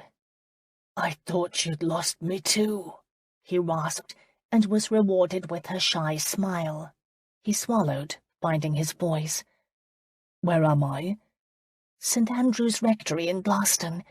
Mr. Oxley is the rector. He used to be in the military, and I'd heard he had some surgerying skills. He and his wife took us in." Michael nodded, not having the strength for more questions. He would sort it out later, when he was strong and could make decisions again. She leaned over him, her expression anxious.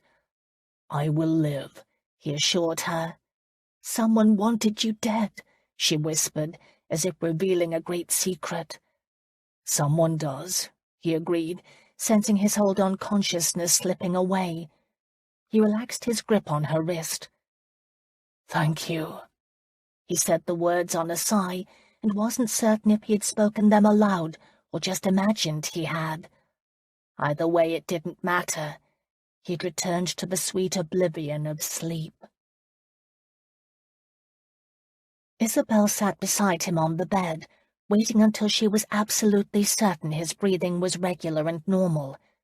She rubbed her wrist where his hand had held her. Her skin was still warm from his body heat. A sound came from the door, and Mr. Oxley put his head in. "I thought I heard voices." "He woke," she said. "He is going to live." "I knew he would," he assured her. "He's a strong man. He should heal rapidly now." There was a beat of silence. He asked, "And what of you, Miss Halloran? You told us you were promised to each other." "Yes." She didn't elaborate. She wondered if Mr. Severson remembered their argument. He hadn't said anything. The rector studied her a moment, and she wondered if he could see her doubts. He did, because with a frown he said, "Mr. Severson and I will talk when he is better. I will see he carries through with his responsibilities." Isabel didn't know whether to be grateful or alarmed. She was infatuated with Mr. Severson, but knew better than to trust him, especially when he called out another woman's name. The next time Michael woke, it was daylight. His room was little larger than a corn crib. A window was cracked open to allow for fresh air. A bird called to another, a call that went unanswered. Miss Halloran was not there. He listened for signs of life beyond the half-open bedroom door and heard voices in quiet conversation. The smell of baking bread made his stomach rumble. He also caught the drift of pipe tobacco and a hint of roses. Miss Halloran was close by. His mind was clearer, and he wanted to move. He tested his body by attempting to lift his left arm. Thank God the shot hadn't hit his sword arm, and he was pleased that he had less pain than when he'd first come to his senses. He wondered if he dared sit up. He leaned his weight over on his good arm. The bed was narrow. There was a braided rag rug on the floor. He focused on its bright, optimistic colours, his body complaining as he strained in an attempt to push himself up. "Here now, don't do anything foolish," a man's voice said from the door. Michael rolled back on his stomach, frustrated. The man walked into the room, his pipe in one hand. He was thin and short, with a bald pate and a tuft of grey hair sticking out over each ear. His eyes missed nothing. "I'm Mr. Oxley, the rector of St. Anthony's." He closed the door behind him and took the step to the bed. "You've had a rough time of it, sir." Michael nodded. He knew. "You took the bullet out?" "Yes, it came easily enough. May I?" he asked, setting his unlit pipe on the table. He didn't wait for an answer, but lifted the nightshirt, unwrapped the bandages, and began inspecting his handiwork. He grunted, a pleased sound. "The wound is clean. You should heal quickly now. I was worried about the inflammation, but you've come through the worst of it." He straightened. "I put a stitch or two in, but you know how it goes. You'll have a scar to go with the others. You've lived an adventurous life, Mr. Severson." "Out of necessity," Michael answered. "Sometimes I wasn't smart enough to dodge the bullet." The rector chuckled, as Michael knew he would. He liked this man. He was honest. "Do I have you to thank for saving my life?" The rector rewrapped the bandage, and Michael pulled down the shirt. "I did the doctoring, but you'd not have made it through if not for Miss Halloran. She stayed by your side." Michael remembered waking in the dark and her being right there. "I know." "Do you, sir?" Mr. Oxley questioned, his expression grave. He picked up his pipe. "We are a small parish. Little escapes notice.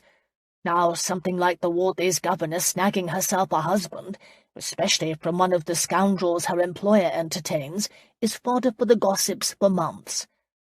"I imagine it would be," Michael said carefully. Oxley studied him a moment before saying, "Yes, I believe you do. Miss Halloran is a member of our small church. She hasn't been among us long, but my wife and I are fond of her. We lost a daughter who would be about her age right now. She was our only child." "I'm sorry to hear that," Michael murmured. "Yes, well," the rector said, "it was years ago, but the pain is always fresh. Miss Halloran brings out the father in me. She is a fine young woman, a clever one. She'll make a good wife. I don't mean to take advantage of your weakened state, Mr. Severson, but you must marry her. She has no father or brother to speak for her. I helped her bring you back from the dead for that reason alone." "I appreciate your plain speaking, sir," Michael said. "I have every intention of doing what is honourable." "Good," Oxley replied. He hesitated a moment and said, "I know your name. I've heard the rumours about you. I didn't know what to expect. I think I like you." He could have no idea how much those words meant to Michael. A quick knock on the door interrupted them. Without waiting for an answer, someone opened the door. "What is going on in here?" Miss Halloran said. Mr. Oxley faced her, blocking her view from Michael. We are having a men's discussion. Go wait with Mrs. Oxley. I believe she is preparing a broth for our guests' lunch." "I will do nothing of the sort," Miss Halloran returned roundly. She entered the room and moved to the foot of Michael's bed. The three of them filled the space. "If you are discussing me, then I will be present." She dropped her voice to add, "And I thought I made you agree not to discuss anything until he was stronger." "Some things can't wait," Mr. Oxley said, putting his cold pipe into his mouth. She turned to Michael, and he was struck anew at how lovely she was. However, her character transcended her beauty. He had not needed the rector to tell him all she had done. Such steadfastness was a trait he valued, one he'd not witnessed since returning to the shore and civilization. He caught himself on the last thought. England was far from civilized, and he had a bullet in his back to prove it. "I will not have you listening to a word he says," Miss Halloran instructed Michael. "You need time to heal." "He needs to get his affairs in order," Mr. Oxley interjected. Her answer was a scowl so dark it made the rebellious clergyman smile, and Michael too. He decided to speak for himself. "I have made an offer to you, Miss Halloran, and you said yes, didn't you?" Something passed in her eyes, a shadow of disappointment that Michael didn't understand. "We shouldn't discuss this now," she said stiffly. "There is no better time than now," Mr. Oxley informed her. He looked to Michael. "So you wish to see the matter done right?" "Yes," Michael said, and made an attempt to sit. He felt at a disadvantage having this discussion while lying on his belly. Miss Halloran immediately came to his aid, pushing the rector out of the way. "You shouldn't try and get up," she chastised. "I want to sit," Michael said. With an impatient sound, she helped him turn over and sit up. Folding the feather pillow, she placed it under the small of his back. For one brief, disconcerting moment, their noses were less than an inch from each other. The world came to a halt, and Michael was struck anew at how deeply he was attracted to this woman. She aroused him as no other ever had. If he leaned forward, he could press his lips to hers. What's more, she felt the same magnetic draw. He could see it in the sherry gold of her eyes. Time stood still, until Mr. Oxley cleared his throat, reminding them they were not alone. Miss Halloran flew back to the end of the bed, blushing in a most becoming way. Michael wasn't surprised to see the hint of laughter in the rector's eyes. The old dog confirmed Michael's suspicions by saying, "You'll do, Mr. Severson, you'll do." "As what?" Miss Halloran asked, regaining her prim composure. Michael liked that about her. She could be so cool and controlled on the surface, but it didn't take much for him to slip past her defences to the hot-blooded woman beneath, and he knew she wasn't that way with every man. What lay between them was very rare. "I'll do as a husband," he answered. "But I refused your offer," she returned crisply, her pride getting the better of her. "You don't remember because you were shot, but we agreed to part company." Michael frowned, uncertain. Would he have let her get away? He didn't think so. "Everything has been changed now," he argued, wondering why she was so fiercely independent. Or was it that she did not want to be associated with him in any way? The thought was sobering, especially when she looked to Mr. Oxley and said, "Will you please give us a moment alone?" The rector sensed the change in attitude. He looked from Miss Halloran to Michael, wavering a second before saying, "I will be outside the door." He left, leaving the door open. Boldly, she closed it, then, crossing her arms, walked to the window, her back stiff. "You really have no choice," Michael said mildly. When she didn't answer, he dared to ask the question uppermost in his mind. "I have a reputation, Miss Halloran. You know that." Memories were coming back to him, including her asking if he had murdered Aletta. She nodded. "The world is much smaller than we think," he said. "I've learned that the hard way. If you do not marry me and accept the protection of my name, such as it is, then you will be hounded by this incident for the rest of your days. Think on it. How would you support yourself, Isabel?" he asked, taking the liberty of using her given name. It was like music. "The Reverend Oxley assures me that everyone in the parish already feels you have overstepped the boundaries of propriety in taking care of me." He had chosen his words deliberately, and they had the desired effect. She faced him, her eyes wide in alarm, a slow dark colour creeping up her neck. "Mrs. Oxley saw to your more personal needs. I was just—" She stopped, at a loss for words. "I only did what was expedient," she replied in a small voice. "And I am doing what is right. It doesn't make any difference what the truth is.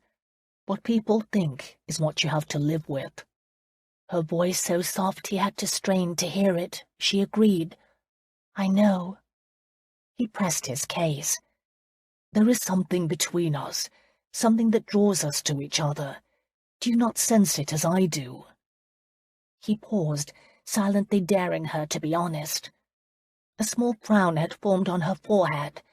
She did not wish to give him what he wanted, but in the end her character would not let her lie. "I feel it," she admitted. "Then that is all the more reason we should marry," he answered. "If anything, it is a reason not to." Michael frowned, unable to comprehend her reasoning. "Do you believe I can't take care of a wife? I assure you, Isabel, I am a wealthy man, and rumours to the contrary, an honourable one. I can take care of a wife." Her lips tightened, her face pale. Her resistance was an insult, and her capitulation, when it came, was hardly flattering. "You are right. I have no choice." Immediately the door opened. "Exactly what I said," Mr. Oxley declared, unrepentant over eavesdropping. He was followed into the tiny room by his wife, a woman with rosy cheeks and sparkling eyes. She carried a bowl of steaming broth in hands wrapped in a cloth. She was careful to set it down before crowding around Miss Halloran with open arms. "This is wonderful news," Mrs. Oxley said. "You are to be married, my dear. Your life will be so much better. You'll be raising your own children, and not those of others." Her husband rubbed his hands together in expectation. "We have work to do. The wheels must be set in motion. We'll have to post the banns and—" "Excuse me, Rector," Michael interrupted, "but I insist on being married by special license." Mr. Oxley frowned. He obviously preferred matters to be done the formal way. "The price the bishop charges for a license is exorbitant." "The price is of no matter," Michael assured him, wanting to impress Isabel and win her approval. "A speedy marriage is. Besides, no one of my class marries by the banns. Send someone and make the necessary arrangements with all due haste. I'll pay well for the trouble," he added. "I must also insist on making a donation to your parish for all you have done for me. Will £500 be acceptable?" Mr. Oxley's knees almost buckled. "That is too much," he protested. "I assure you, it is little recompense when compared to how much I value my life," Michael answered. Mr. Oxley took Michael's hand, shaking it vigorously with his excitement. "It is most generous, sir, most generous." However, Miss Halloran's reaction was completely different, and the opposite of anything Michael could have anticipated. She walked out of the room without a word. 6. Isabel walked straight out of the cottage, but stopped in the front yard. The ground was damp from the previous day's rain. Shoots from hardy perennials were breaking the surface of the earth in Mrs. Oxley's garden. Beyond the yard, separated by a low stone wall, was the road. Isabel crossed her arms and stared at it, debating whether or not she should just keep walking. Jingles, the Oxley's grey mouser, jumped down from the edge of the rain barrel where he'd been taking a sip. He glided up to her and rubbed his back against her leg, purring as he swirled her skirts. Usually Isabel had time to give him a pat, but not then. Instead, She struggled with pride and temptation. "Isabel," Mrs. Oxley's soft voice said from the doorway. "Yes." Isabel turned, forcing a smile. The rector's wife came out onto the step, holding the door open. "Are you feeling yourself?" "I am." Her throat tightened. "I need a moment." She hoped that would be the end of it. It wasn't. Mrs. Oxley came out into the yard, closing the door behind her. "What is it, child? What troubles you?" "I am hardly a child." "Then what is it, my friend?" Mrs. Oxley corrected herself, and Isabel was embarrassed by her churlishness. She had to explain. The Oxleys had been so generous, she couldn't shut them out. "I barely know him," she said tightly, "and he'd called the name of another woman when he'd been unconscious." It was all so confusing. He claimed he hadn't killed Aletta, and her every instinct told her to believe him. Then what had the actress been to him? A lover? Certainly. Something more? Deeper? The jealousy Isabel experienced was unreasonable. She barely knew the man. This was a side of herself she'd not faced before. An object of her jealousy was a woman who had been dead a decade or more. She thought she was different from her mother, more independent, certainly more sensible. But what if she wasn't? She didn't say as much to Mrs. Oxley. The rector's wife enjoyed probing into others' reasons and motivations, and Isabel needed to keep all this close. Mrs. Oxley smiled reassuringly. "I know the announcing of the banns gives a couple time to reflect, and this is all very quick, but sometimes it isn't always necessary to know the man you are marrying too well." Isabel made her doubt plain. "It isn't?" The older woman shook her head. "Sometimes our hearts know better than our heads." The statement broke through Isabel's carefully nurtured reserve. She was tired, exhausted from days of worry. She laughed, the sound bitter. "That is not true. My mother's life was miserable. She should have thought with her head and not her heart." "Why was that?" Mrs. Oxley asked, full of concern. "Because she followed her heart and paid a hard price. The man she fell in love with, my father, didn't return those feelings. He was already married to another and happy with his life. Mother was his mistress and nothing more. By the time she realized he would never return her feelings, I was on the way. Nor did he want anything to do with me. It was as if her bearing his child made her distasteful to him.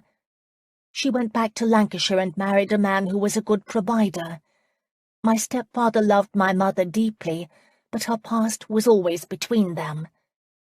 "Could she not find happiness in her marriage?"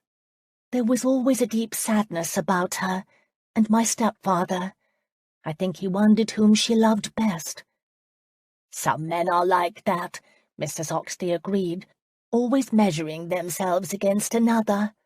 However, I must speak out for passion. I was once promised to a man who would have been good for me to marry. He was well thought of and very respectable.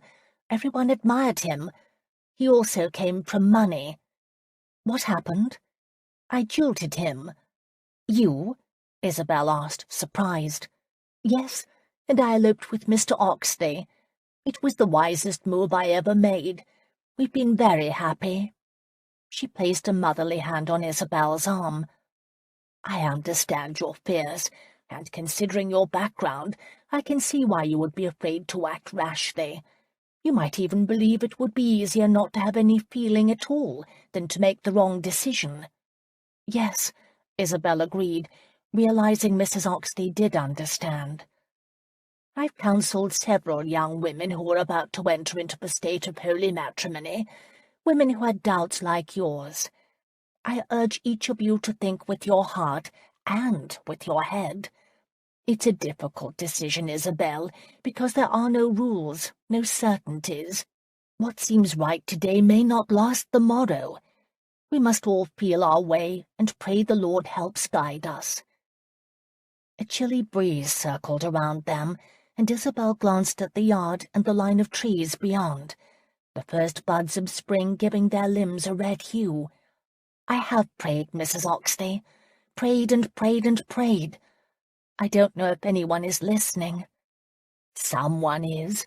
And perhaps, my dear, the reason you are feeling so conflicted is because a part of you wants to marry Mr. Severson, a part that right now you don't trust." Her words went straight to Isabel's deepest fears. "And if you don't believe God cares enough to notice you," Mrs. Oxley continued, "then know I am listening." She tucked a strand of Isabel's hair that had blown free back behind her ear. It was a motherly gesture, and almost Isabel's undoing. Tears threatened. She forced them back. "I just want something of substance in my life," she confessed, "something I can trust and believe in." Dear Lord, she sounded like a fool. "Like what?" Mrs. Oxley asked. "If it is money you wish, then Mr. Severson has all you could need and more." "Money makes for a cold bed partner." "You're right," the rector's wife agreed. "But what is it you want?" "To be loved." The thought leaped into Isabel's mind with a truth that was humbling. She realized that was why she'd allowed herself to be charmed by Richard, even when later she recognized there was nothing charming about him. Isabel looked at her friend, who seemed so wise and understanding, and knew she would never confess her thoughts aloud, not even to Mrs. Oxley. Such a confession would make her vulnerable. "I don't know what I want," she murmured. Mrs. Oxley was not fooled. "Yes, you do, Isabel. You are too suspicious. I don't know what made you that way, and I won't pry. But I will ask that at least this time we trust that what is happening is God's plan." "What if God is wrong?" Isabel shot back, expecting the rector's wife to fly into a tizzy. She didn't. Instead, she shocked Isabel by asking, "Are you afraid Mr. Severson will hurt you?" "No." She thought of the painful jealousy she'd experienced when Mr. Severson had called out her letter's name. "At least not physically." Mrs. Oxley pressed her lips together, her brow furrowing as if she heard what Isabel wasn't saying. "One would have to be blind not to see the attraction between you and Mr. Severson. I wish you could have more time to know each other better. I don't know your history, Miss Halloran, but I know you are not some village girl. There is quality about you." "Oh, please," she said, when Isabel opened her mouth to protest.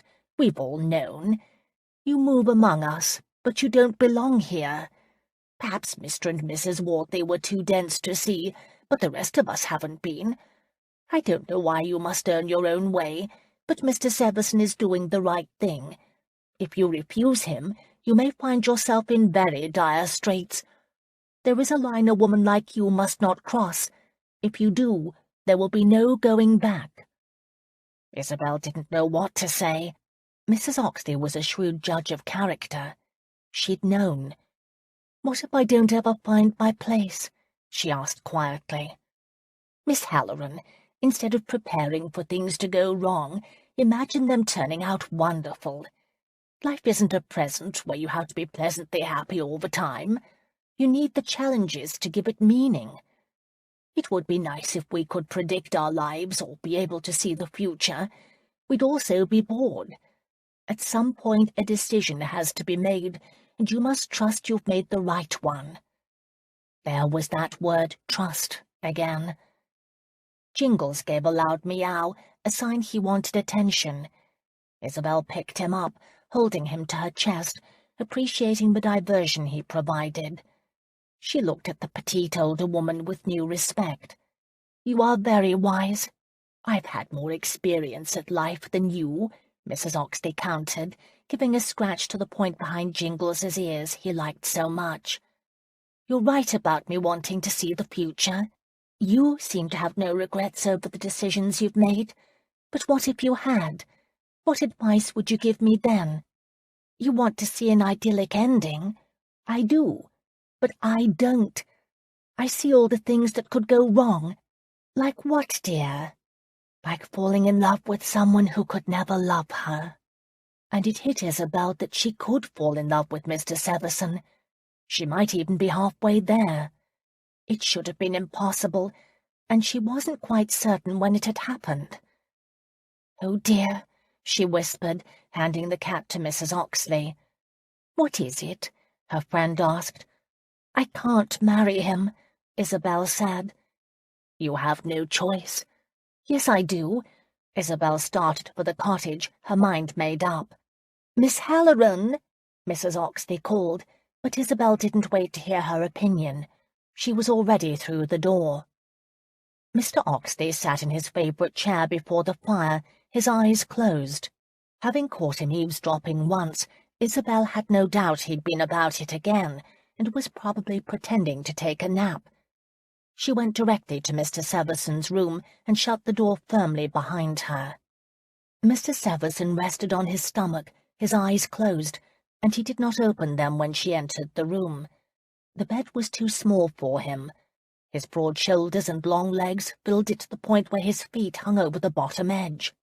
When they'd first undressed him, they had not been able to find a nightshirt in the portmanteau stashed in the phaeton's boot beside her own valise. Mr. Oxley's nightshirt didn't fit him well. Mr. Severson's arms were several inches too long. She'd not noticed those details when he'd been so sick. However, now she saw everything. He opened his eyes. His musk-dark hair made his face seem paler. His features were drawn. He'd lost weight. Concern welled up inside her. The bowl of cooling broth still sat on the table where Mrs. Oxley had placed it. Someone should have fed him, but with the marriage nonsense, his nourishment had been forgotten. With a frustrated sound, Isabel pulled the wooden chair up to his bed and picked up the bowl and spoon. The broth was warm to the touch, the perfect temperature, really. Mr. Severson frowned. "I need to feed this to you," she said. "You haven't eaten anything for days other than Maribel's sleeping draught." She leaned forward to spoon broth into his mouth, the angle a bit awkward. "It would be easier if I sat up," he said. "Help me." Isabel had no choice but to help him. However, this time she kept an arm's distance from him, her eyes carefully averted. She picked up the bowl. "It would be easier if you sat on the edge of the bed," he suggested, "instead of that chair." "It would." "I don't think it would be wise," she responded primly. Even weak, the light of 1,000 devils could light up his eyes.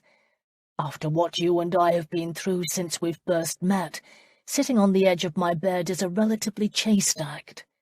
"We haven't been through anything," she announced breezily. "My memory is hazy on some things that happened when I was shot, but I clearly recall the night before the incident." Isabel shut him up by sticking the spoon in his mouth. "Keep your voice down," she whispered. She went to pull the spoon out, but he clamped his lips around it, refusing to give it up. "What sort of game is this?" she asked. He smiled and patted the bed. "No," she answered. He pulled the spoon out of his mouth, his good humour evaporating. "I can feed myself, then." He reached for the bowl. She held it beyond his reach. "It appears we are at an impasse," she said. He patted the bed. She didn't want to give in. She should leave. She didn't. With a resigned sigh, Isabel moved to sit on the edge of the bed. He opened his mouth, and she ladled the broth into it. He had nice teeth, strong and white, and she realized that Mrs. Oxley had been right. She did want her own children. Funny that teeth would make her feel that way, or perhaps it was because, as she was feeding him a second spoonful, Mr. Severson had placed his arm across her lap. It was a protective gesture, one of comfortable familiarity. He watched her intently, as if waiting to see how long it would take her to bolt. She didn't. Instead, she surprised him and herself by ladling another spoonful in his mouth. He looked tired. "Very good," he murmured. "Mrs. Oxley made it. It's been a long time since I've supped on broth." "I trust you don't get shot often." He smiled. "I try not to." She couldn't help but like him. He was the most honest person she'd ever met, and there was that attraction between them that Mrs. Oxley claimed everyone could see. For a moment she fed him in companionable silence. He was hungry and made quick work of the soup. She put the spoon in the empty bowl. "Perhaps I should fetch more," she said, starting to rise. He applied pressure to his arm, holding her in place. "We must marry," he said quietly, looking in her eyes. "I know there are those who would think you had lost your mind to marry me." "I'm no catch either," she said. "You are," he answered without hesitation. His quick insistence touched her, but there was only one honourable thing for her to do. Isabel set the bowl and spoon back on the table before looking down at him. She'd best tell him now. "I'm not what you believe," she confessed. "You are not a governess?" He was teasing. She wasn't. "I'm a bastard," she stated. She hated the word. She'd heard it all her life. Her half-brothers, the village girls, the whispering women talking over their hedgerows had often used it about her. "My mother was a man's mistress, and I am the result of their liaison." "Do you know your father?" He didn't appear upset by this information. "I know his name. We have nothing to do with each other." He nodded. "And your mother?" "She passed away a little over 2 years ago. She was ill for several years. I nursed her." "So I'm not your first patient." "A bullet wound is different." She looked down at his hand resting on her thigh. "She had a wasting illness. She lingered a long time." "It must have been hard." "It was, for all of us." "Who else is there?" Isabel placed one hand on the edge of the bed, relaxing slightly. "I have a stepfather and 2 half-brothers." "Where are they now?" "In Lancashire.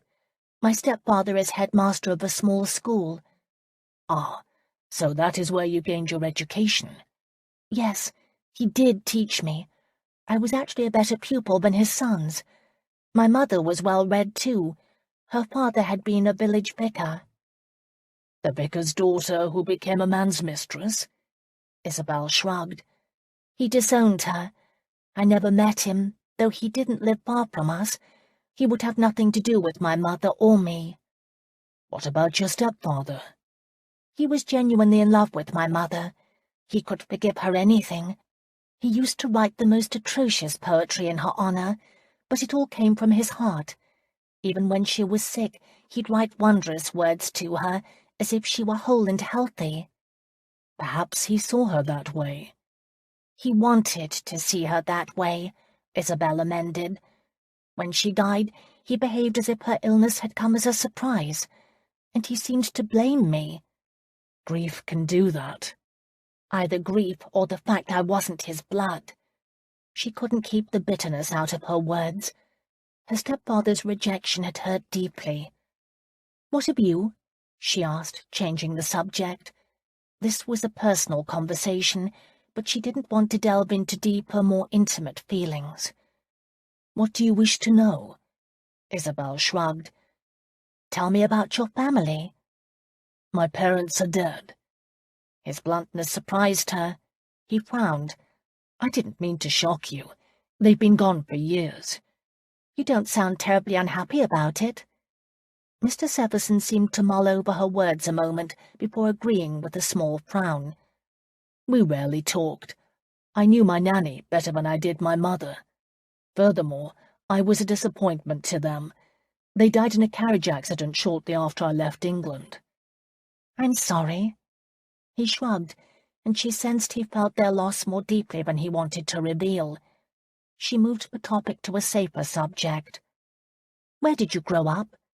"My family seat is in Kent. My brother is the Earl of Jemison." "An earl?" "Finally I have your interest," he said with a grin. "Unfortunately, I'm not an heir. I understand he has 2 sons now." "You understand?" Isabel repeated. She shook her head. "You don't know?" "I believe we aren't talking." "You aren't close?" The humour left his eyes. "He wants nothing to do with me. I'm an unconvicted murderer, you know." "I've heard," she observed dryly. He met her gaze with an appreciative one of his own. "Thank you for that," he said. "I grow tired of living with Aletta's ghost. It grows heavy." "Is she a ghost?" Isabel asked carefully. "What do you mean?" he asked, equally as thoughtful. Isabel lowered her voice, not wanting to give any hint of the jealousy she had felt, and yet she needed to know. "Did she mean a great deal to you?" Mr. Severson's hand curved around the outside of her thigh. "Did she change my life?" "Yes." His frustration was obvious, nor did he shy from the topic. "Was I devoted to her at the time of her death? No. Aletta had many lovers. Any number of men could have had reason and opportunity to kill her. I was just the last to be seen with her that night, and too drunk to remember any of it. It was my word against the witnesses." "There were witnesses?" "To my being at her apartment, and a woman living next to her claimed to have heard us arguing. I don't recall." It was riveting to hear him discuss this so matter-of-factly. "You don't seem to be whitewashing anything." "How can I? I was a fool, Isabel. A selfish young man with nothing to do with his time except drink. I paid a high price for my laziness. I want you to know I've changed my course. The man I am right now is what I made of myself in Canada, and I shouldn't be bitter about my family. My brother didn't stand beside me during the days of the trial. I am the foolish one for insisting he see me now. He has the right to do as he wishes." "Are you certain he knows you have returned?" "Yes." She leaned toward him, earlier misgivings gone. "It's hard, isn't it?" she said. "Family should be a refuge." "It rarely is." "I wanted it to be," she admitted quietly. "Everyone in Higham seemed to belong to someone but me. I was always the outsider, and I had to pretend I didn't care." His hand curled around her leg, pulled her closer. She didn't mind. "And it was still that way even after I left home," she continued. "I had difficulty finding a governess position. It was always but I was too young or too pretty." "I believe that," he said. His compliment pleased her, and she pulled a face and made him laugh. However, when she was with him, she did feel pretty. She could also see he was growing tired. He needed to sleep, and still he hung on, for her. Isabel was all too aware of the weight of the hand he'd placed possessively on her leg, and the body heat that drew her closer. He pulled her to him, as no other had before. "I don't want you to think you must marry me," she said. "I don't. I need a wife." "You didn't need one before you came to Wardley Park." "I need one now," he corrected. Isabel searched his eyes, discovering that in spite of everything she'd claimed, there was a part deep within her that wanted to believe he could love her. His gaze lowered to her lips. His hand moved up toward her waist. "How do you know I would make you a good wife?" she asked, her breathing suddenly difficult. "I imagine you do everything well." The quiet, seductive baritone of his voice seemed to flow right through her. "I would try and make you a good wife, but perhaps you would prefer someone with a better background." His lips twisted into a knowing smile. He knew exactly the power he had over her. "No one has ever made me do anything. I make my own decisions and my own choices." His hand stroked up her side, close to her breast. Isabel's heart beat rapidly.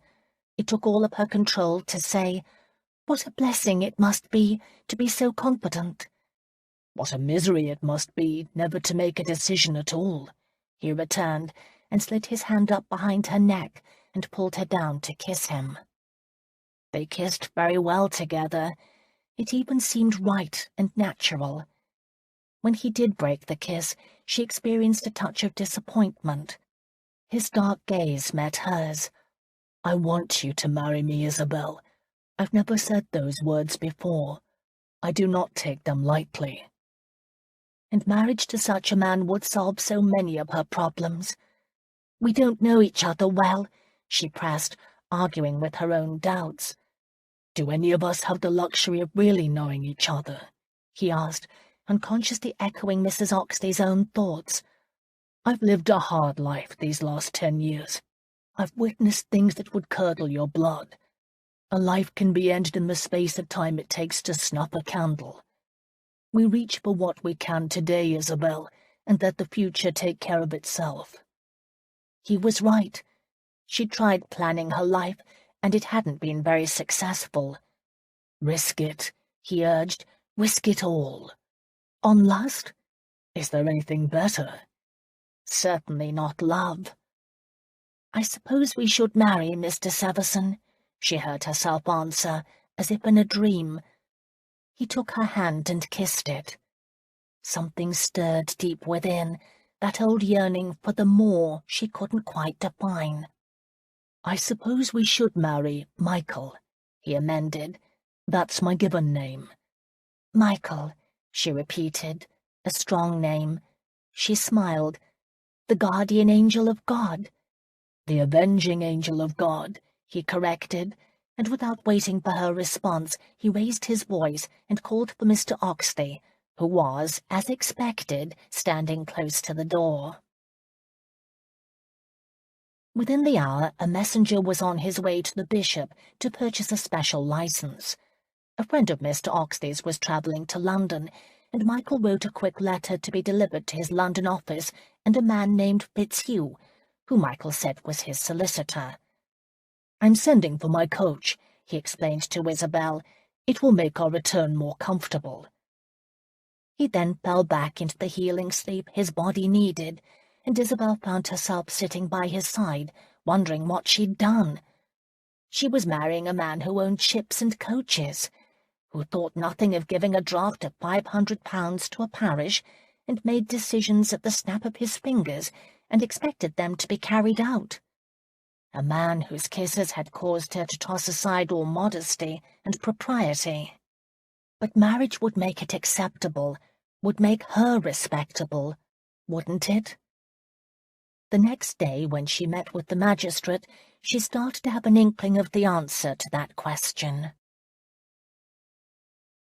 7. Isabel was outside helping Mrs. Oxley hang the laundry late the next morning when Mr. Oxley came out to inform them the magistrate had arrived and wanted to speak to her. "Me? What of Mr. Severson?" Isabel asked, untying the strings of the work apron she had borrowed from Mrs. Oxley from around her waist. "He's asleep," the rector answered. "I offered to wake him, but the squire prefers to discuss the shooting with you first." Isabel nodded. Michael had slept the night peacefully and woken hungry. Broth was no longer enough to sustain him. He had wanted meat, and he was sitting up by himself. She and Mrs. Oxley had cooked a big breakfast. He'd polished off everything, including 3/4 of a loaf of bread, then gone right back into a deep sleep. Unlike Michael, Isabel had experienced a restless night. Her doubts were intensified when neither of them had mentioned their marriage to the other. It was all so platonic, but that was what she wanted, wasn't it? Not when she thought about Michael's kisses. While Mrs. Oxley went ahead of them to greet their guest, Mr. Oxley took her arm and drew her aside before she walked into the cottage. "Squire Nelston takes on many responsibilities, including that of local magistrate, and he relishes each of them." "What are you saying?" she asked. "He's more than a bit officious, but generally harmless. Be patient with him." Isabel nodded, uncertain what to expect. She was also anxious to hear what the squire had learned about who might have shot Michael. Mrs. Oxley and Squire Nelston were in the sitting-room, teasing each other with the affection of a long friendship. Isabel knew the squire on sight, but had never met him. He was obviously a man who enjoyed his puddings, roasts, hams, and anything else his wife put on his plate before him. He had a head full of curly, greying red hair, and tiny brown eyes that reminded Isabel of buttons. "I'll fetch tea," Mrs. Oxley offered. "I've already got it brewing. Miss Halloran and I were going to enjoy a cup after we finished our laundry." "There now," the squire said, in a gruff, booming voice. "You don't, by any chance, have a spot of that mulberry liqueur you make so well? A little something to flavour the tea?" He gave his hostess a conspirator's wink. Mrs. Oxley giggled, pleased he liked her homemade brew. "I imagine I can find some," she answered, and went into the kitchen. Her husband made the introductions. "Squire, this is Miss Halloran. Pleased to make your acquaintance," the squire said. "My, you are pretty. No one quibbled on that point. If everyone agrees on everything else, then my job will be easy." "You spoke to Mr. Wardley?" she asked. "Aye, and a Lord Riggs. Please, sit down. Let us make ourselves comfortable, here now. We'll talk a bit, have tea and mulberry elixir." He raised his voice on the last two words to include Mrs. Oxley in the kitchen. "And finish good friends." He waved Isabel toward a straight-backed wood chair while he settled himself in Mr. Oxley's favourite upholstered chair before the fire. Mr. Oxley sat in his wife's rocker and picked up his cold pipe. "I like this weather," the squire said. "It promises a fair spring." "Yes," Isabel murmured, conscious that the squire's small talk was more than pleasant chit-chat. His button eyes seemed to be constantly assessing, and she wondered why he was suspicious of her. She decided to take the initiative. "What have you learned?" she asked. The squire's eyebrows rose at her audacity in taking control of the interview, and she could feel him mentally putting a black check beside her name. "Governess. Pushy. Ah, here is Mrs. Oxley with that mulberry elixir." "And the tea," Mrs. Oxley reminded him, setting the tray she carried on the table beside his chair. The two of them would have happily chortled on about tea and liqueurs, but Isabel wanted information. "What have you learned about who shot Michael?" "Michael?" the squire echoed, holding his teacup out for Mrs. Oxley to pour. "Mr. Severson," Isabel corrected. "I understand you and Mr. Severson were found in what we would call rather compromising circumstances," the squire said, as easily as if he discussed the weather. His directness in front of the rector and his wife stunned Isabel. She didn't know what to say, and felt foolish because, of course, such a matter would be brought up. The Wardleys probably carried on to anyone who would listen about Isabel's disgraceful behaviour. She had no defence, and was painfully aware of her friend's presence in the room. Mr. Oxley came to her rescue. "Miss Halloran and Mr. Severson are not guilty parties here," he gently reminded the squire. "They are the victims. Furthermore, the couple is pledged to each other." The squire had not heard that piece of information, and his reaction was immediate. "You've promised yourself to a murderer?" "Murderer?" Mrs. Oxley echoed, turning so abruptly to Isabel that she poured hot tea on the squire. With a yelp, he practically threw his cup and saucer in the air, splattering more hot liquid around. The pottery hit the floor at his feet, smashing into a dozen pieces. Mr. Oxley was no less shocked. Isabel caught a glimpse of his concern and attempted to avoid it by scooting off her chair and kneeling to pick up the broken pieces of teacup. Seeing that the Oxleys apparently didn't know the true character of their guest, Squire Knowlston took it upon himself to inform them. "Yes," he said in that officious manner Mr. Oxley had warned her about. "He stood accused of killing a young woman, an actress. They were—" he hummed for the right word. "They were particular friends."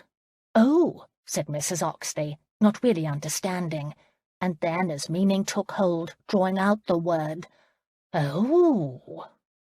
The broken pottery pieces in her hand, Isabel stood. "The charges were dismissed against him." Squire Knowlston sat back in his chair, secure in his opinion. "For lack of evidence. From what I hear, many believe the judge took too much upon himself. He claimed there wasn't enough information to convict Severson," he informed the Oxleys, putting a finger to the side of his nose, "even though there was a witness who saw Severson at that woman's apartment that very evening." "And what does that mean?" Isabel demanded. "Just because he may have seen the woman doesn't mean he was the one who killed her. Many other men saw her that evening too. It doesn't mean he left her alive either, the squire responded, apparently not accustomed to being challenged. Isabel wondered who had given him this information. Richard? If so, what did he gain by blackening Michael's name? Nor was she going to let Squire Knowlston smugly shirk his responsibilities. Then, according to your logic, Mr. Wardley and all his guests, and the servants too, are guilty of shooting Mr. Severson. After all, they were all in the vicinity. Nothing of the sort, the squire said, glaring at her for her impertinence. I said nothing like that. In truth, Isabel didn't know what had come over her. She was usually more aware of her station in life, yet she was angry. She'd grown up suffering enough innuendos from the smug and the self-righteous to last a lifetime. She wasn't going to tolerate it now, not when Michael's life could be at stake. She demanded justice. She dumped pieces of pottery unceremoniously on the tray and told the squire evenly, "Then don't trivialize the attempt on Michael's life because you'd rather believe gossip than the verdict of a judge." Mr. Oxley jumped in to soothe the bluntness of Isabel's words. "You must understand that Miss Halloran has been very concerned for Mr. Severson." Squire Knowlston squirmed under her gaze. "I'm concerned too. We don't like things like this happening in the parish." "Of course we don't," Mrs. Oxley said, and using a fresh cup from the tray, poured another cup of tea for her guest, who accepted it with a wounded expression, as if he deserved pampering after such an unwarranted attack. She further demonstrated her concern by picking up the broken pieces off the tray, and Isabel felt guilty. She retired to her chair and sat. She placed her hands in her lap, forcing herself to be pleasant. No good came of losing one's temper. Wasn't that one of the lessons she had always taught her charges? "So what did you discover?" she asked the squire. "That it was a hunting accident," he said, reaching for mulberry elixir to add to his tea. Isabel's indignation shot to the surface. "It was no accident." "Of course it was. Hunting accidents happen all the time," he insisted, stirring his tea with his finger. "I was there. No one had started hunting, unless they were hunting for Mr. Severson."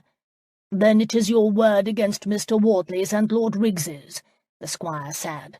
"And quite frankly, they have the better character." "What do you mean by that?" she countered. She sat up, her back straight. "Are you saying you believe that Mr. Wardley, of all people, has more integrity than I? Is that what you are saying?" But the squire didn't answer. His beady gaze had shifted to a point beyond her shoulder, and his face paled considerably. He set his teacup back on the tray as if preparing to make a hasty exit, and Isabel knew Michael stood behind her. He walked into the middle of their circle, his towering presence filling the small room. He wore shirt and breeches, and Isabel could only imagine how difficult it must have been for him to pull on his boots with one arm, but he had done it. To add to the drama, the shirt he was wearing was the one he'd been shot in. She had washed it and attempted to remove the blood stain with limited success, but had not even tried to repair the hole where the shot had entered his back. That hole was damning evidence that someone had attempted to see him dead, and she was certain he'd chosen to wear it for that purpose. "I'm certain this gentleman wouldn't say such a thing," Michael answered Isabel, his sharp gaze on the squire, "because that would be an insult, and he would not want to insult the woman honouring me with marriage." "No," Squire Knowlston squeaked out. Michael held out his hand. "Severson." Obviously unnerved, the squire half rose from his chair. "Knowlston," he muttered. "Squire Knowlston," he added, as if needing the protection of a title. "Please sit," Michael said, with the gracious air of host. "Is it possible that I could have a cup of tea, Mrs. Oxley?" "Of course," his hostess said, and hurried into the kitchen to toss away the broken bits and fetch another cup and saucer. Michael pulled another wooden chair around, one just like Isabel's, and placed it beside hers. He sat in it with the careless elegance of any town buck, the only person completely at ease in the room. Mr. Oxley watched all of them, his cold pipe in his mouth. Mrs. Oxley returned. "Would you care for some of my mulberry elixir in your tea?" she asked Michael. "Thank you, but no," he responded. "Should have it," the squire said gruffly, attempting to regain his composure. "Very good." Taking the cup and saucer Mrs. Oxley offered, Michael said, "I don't take strong spirits." "Don't drink spirits?" Squire Knowlston said incredulously.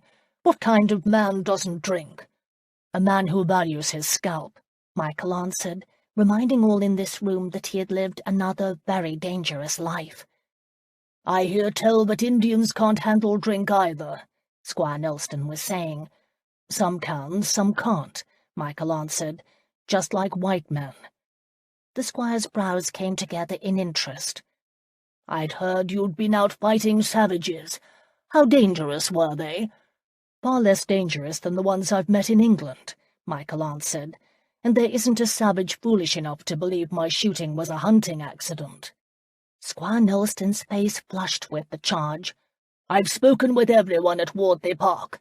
They all agree, even the servants." "Which man admitted firing the shot?" Michael asked. Isabel and Mr. and Mrs. Oxley looked at the squire for his answer. He paused in the act of bringing his teacup to his lips. A dull red crept up his neck. "Never asked." "Why didn't you?" The words popped out of Isabel's mouth before she considered their wisdom. Squire Knowlston latched on to them as a means to get himself out of a tight spot. "I will not have you speak to me that way." "Be careful," Michael said, placing a hand on the back of Isabel's chair. The quietness of his voice did not lessen the effectiveness of his message. "Besides, she is a witness, too," Mrs. Oxley said. She sat in one of the straight-backed chairs. "She told you she didn't believe it was a hunting accident." Frowning, the rector's wife said, "And I don't either. The whole incident doesn't make sense." Isabel could have kissed her, and by his grin Michael must have felt the same. Squire Knowlston set his teacup on the tray and stood. "What do you want me to do? Tell titled gentlemen they are lying?" "One of them is," Mr. Oxley said. "I did what I could," the squire countered. "It's very political. One must be careful." "But thorough," the rector insisted. "Can you not see the bullet hole?" "He's alive, Forrest. Look at the man. He's not the worse for wear." Squire Knowlston shrugged. "Perhaps if he was dead we could be more forceful, but there's no sense in upsetting everyone." There was the naked truth. Nothing would be done about the attempt on Michael's life.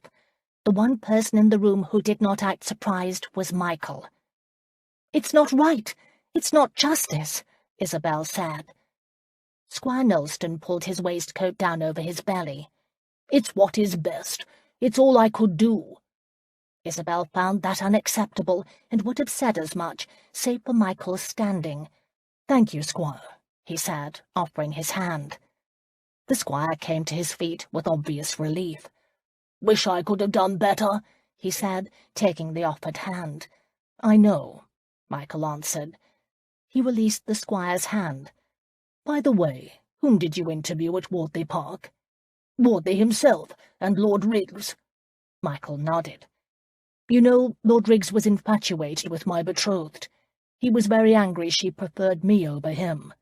"Are you suggesting he would be jealous enough to shoot you?" the squire asked. Isabel had not considered herself as a reason for Richard to shoot Michael, but knew he was capable of more than what most people imagined. She knew what he could do when crossed. Thinking back to the morning of the shooting, she didn't remember seeing Richard with the others immediately. He could have placed himself at the proper angle to fire the shot. "No," Michael said, answering the squire. "I merely raised the possibility that Riggs might not be as honest in his answers to you as you wish him to be." Squire Knowlston nodded, his frown deep. "I can do no more." "I understand," Michael said. The squire nodded to the Oxleys, ignored Isabel, and taking his hat, left. Mr. Oxley looked at Michael. "You should return to bed," he advised him. "When should we see the messenger with the special license?" Michael asked. The rector frowned. "I imagine today." How quickly can we marry?" His question surprised Isabel. Mr. Oxley drew his brows together in concern. "Any time you wish, once we have the license. We'll marry at the church?" "You may," Mr. Oxley said. Michael said to Isabel, "Come outside with me. I think we need a moment alone." He didn't wait, but left, going through the kitchen to the back of the cottage, where the women had been hanging laundry. As Isabel started to follow, Mr. Oxley stopped her. "You knew about his past?" "Yes," she said. "He's been honest with me." The rector studied her a moment. His opinion had changed. She knew he wondered if she was committing a grave error in judgment. So he surprised her when he said, "I believe he is innocent too." "Thank you," she replied, the words heartfelt, and left the room. Isabel found Michael off to the side of the cottage. There, between the forest, the church building, and the laundry waving in the breeze, he'd found a modicum of privacy. He waited beside a stone wall and motioned with his hand for her to sit without looking at her, and she felt uneasy. She didn't move. "What are you not telling me?" he asked. His stern question brought her guard up. "About what?" "Riggs," he said, at last looking at her. "What makes you believe there is anything to tell?" she hedged. "The moment I mentioned he could have shot me out of jealousy, a look crossed your face that led me to believe it could be true," he said quietly. "So I'm asking what really lay between you. I knew he had wanted you." "How did you learn that?" "He told me. He was waiting in my room when I returned from speaking to you that night. He was drunk, but very much interested in whether I'd been with you or not." "Then you know everything you need to know," she replied. "I haven't heard it from you, and I may be wrong, but I sense there is more here." The words were on the tip of her tongue to deny it. After all, she was the one who had put herself in harm's way. Unfortunately, someone could tell Michael the story in London, and it would be the one Richard's aunt liked to spread. Best hear all from her first.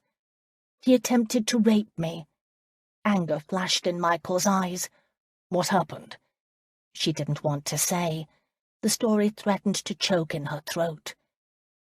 Michael crossed to her and pulled her down to sit beside him on the stone wall. Placing his arms around her, he repeated in a gentler tone, "What happened?" Isabel looked over at the laundry she and Mrs. Oxley had been hanging on the line. "I should have been wiser," she confessed. "I don't believe that," he answered. "You don't? After what occurred between us?" Isabel lifted her head to look at him. A shadow of beard darkened his jawline. "Was that how it was with Richard?" "No," Isabel said firmly. "I admit I did fancy myself in love with him at one time. I worked in his aunt's household. He sought me out, and his attentions were a very heady thing. He would leave notes for me, and occasionally flowers and trinkets." She could still remember her excitement the first time she'd found one of his gifts left in the schoolroom for her. She had been so foolish. "One day I found him in the pantry of all places, with the kitchen maid. I was so stunned." "What did you do then?" "I refused to have anything to do with him." Her answer startled a sharp bark of laughter out of Michael. "What do you find amusing?" she asked. "I doubt if Riggs ever had a woman treat him in such a high-handed manner. He was probably unprepared to receive a set-down from you." Isabel realized he was right. "It upset him," she admitted. "He acted as if I should tolerate anything he wished to do, and that made me angry," she said, her spirit returning. "Instead, I dedicated myself to my charges. I was disappointed, but surprisingly not as heartbroken as I thought I would be." "I thought you didn't believe in love," Michael said. Isabel gave him a sharp glance, surprised by the turn of his thoughts. "Richard is one of the reasons I don't," she said. "Well, I can't imagine anyone with good sense being enamoured of Riggs," he allowed, before surmising, "since he forced himself on you because you ignored him." It was a statement, not a question. Isabel nodded. Yes, it was a miserable attack. He was waiting in my room at the end of a very long day, and was a bit surprised when I fought back. What did you do? I kneed him hard. Michael almost fell off the wall, roaring with laughter. Isabel couldn't help but smile, too. I grew up illegitimate in a small village, she said, explaining herself. My mother is the one who taught me how to defend myself. I wish I could have seen Riggs's face, Michael declared. It was funny, she agreed. He was caught off guard. However, he was very angry. The memory wiped the smile from her face. He shouted so loud he woke one of the children, who woke the nurse. Then the Duchess was summoned. They all blamed me. Richard claimed I had invited him to my room. I'd tempted him. The Duchess dismissed me without references. Was the other night the first time you'd seen Riggs, then? Michael asked. Yes. She made a motion, correcting herself with her hands. He sent a letter once, apologizing. I tore it up. What did he want the other night? To ask me to be his mistress. Her point wasn't lost on Michael. Touché, he said softly. Yes, it was a busy night for me. She'd answered offhand, and immediately wished she'd measured her words better. Except Michael didn't take offense. He laughed, as she would have wanted him to do. The doubt that made her restless and uncertain relaxed its hold a bit. This was the sort of man she could admire, one with whom she could speak honestly. He stopped laughing. They stared into each other's eyes. He held up his hand, palm toward her. She placed her hand against his. He had big hands, strong ones, hands that knew what it was to work. In that moment, she wanted to believe in heroes. I must clear my name, he said. Yes, she agreed. I will do what I can to help. She didn't believe he was a murderer. She would not have this faith in him if she thought he was guilty. Do you have any idea who did kill her? He searched her face before answering. I think I might know the man. Who is he? Michael's brows came together. She sensed he debated whether or not to confide in her. She was disappointed when he said, This isn't the time for this discussion. I want to help. You will, in London, he assured her.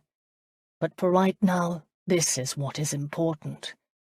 And he showed her what he meant by drawing her up and into his arms. Isabel lost herself in the kiss. Eagerly she pressed against him, wanting to let him know she believed in him.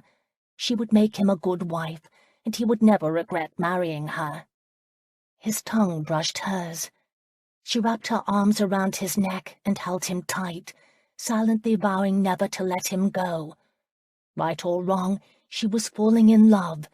It was a dangerous thing, this love was, and yet how could she resist? This bold, handsome man with a sense of humor wanted to be her husband. He valued her, and those childhood dreams of being loved, of being wanted, were about to come true. She shoved all doubts aside. 8. The sound of Mr. Oxley clearing his throat broke their kiss. He had tracked them down to their place in the garden. Perhaps you'd best prepare to spend the night at the Bull and Crown, he advised Michael. It was the best inn in the area, located 2 miles from Glaston. The Bull and Crown was also the post-house. Isabel worried for Michael's health.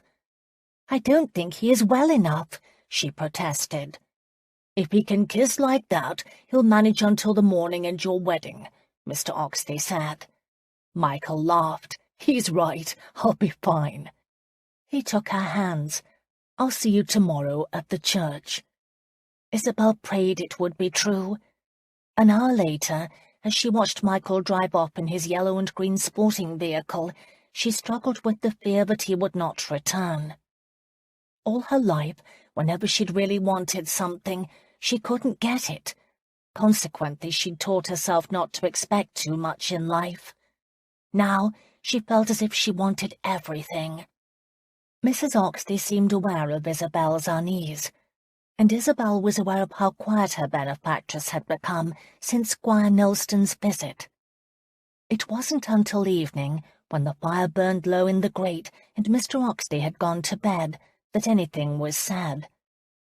Isabel was trying to take her mind off her worries by reading a book. Mrs. Oxley was pretending to be knitting. Neither woman was very good at her task. Finally, Mrs. Oxley lowered her knitting to her lap. "I admit I am rattled by the accusation of murder against Mr. Severson." She looked at Isabel, her brow furrowed in concern. "Both Mr. Oxley and I have concerns. My dear, do you really know this man?" "I know him enough to trust him." "No, you wish to take a chance on him. There is a difference." Isabel closed the book. She hesitated, then spoke her deepest fear aloud. "Are you saying you don't think that he will be at the church on the morrow?" Mrs. Oxley appeared surprised. "Oh, no, he'll be there. He wants to marry you, and I don't mean this as a slight, but you haven't known each other very long. If it weren't for the fact he compromised you, I might wonder at such haste." Her words went straight to Isabel's insecurities. "He is everything I imagined a good man should be," she reminded herself. "He has an unsavory history," Mrs. Oxley said soberly. "I no longer know what to think. I'm not going to say whether the accusation is true or false.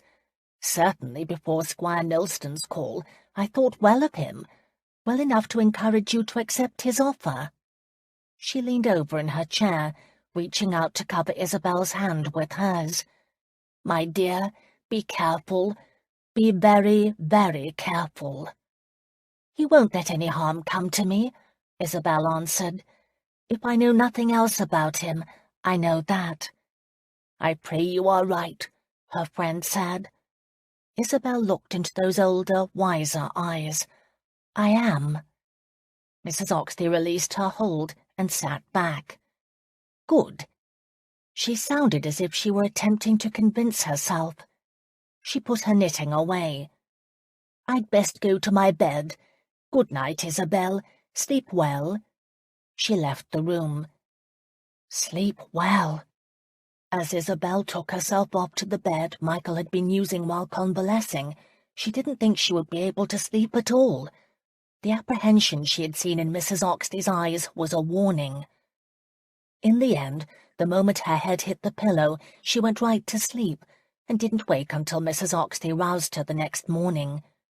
Her wedding day. "I feared you were going to sleep right through the morning," Mrs. Oxley said, opening the shutter on the room's window. "Have you given any thought to how you will wear your hair?" No, Isabel hadn't. Fortunately, Mrs. Oxley had a talent for hair. After Isabel had dressed in her finest green wool gown, the only one with lace at the collar, Mrs. Oxley swept her heavy hair up high on her head and pinned it into large curls, leaving some to dangle free down to her shoulders. "Such beautiful hair," Mrs. Oxley murmured. They sat in the sitting-room, with Isabel holding a hand mirror so she could see what was being done. "It's a pity we don't have a bit of ornament for it.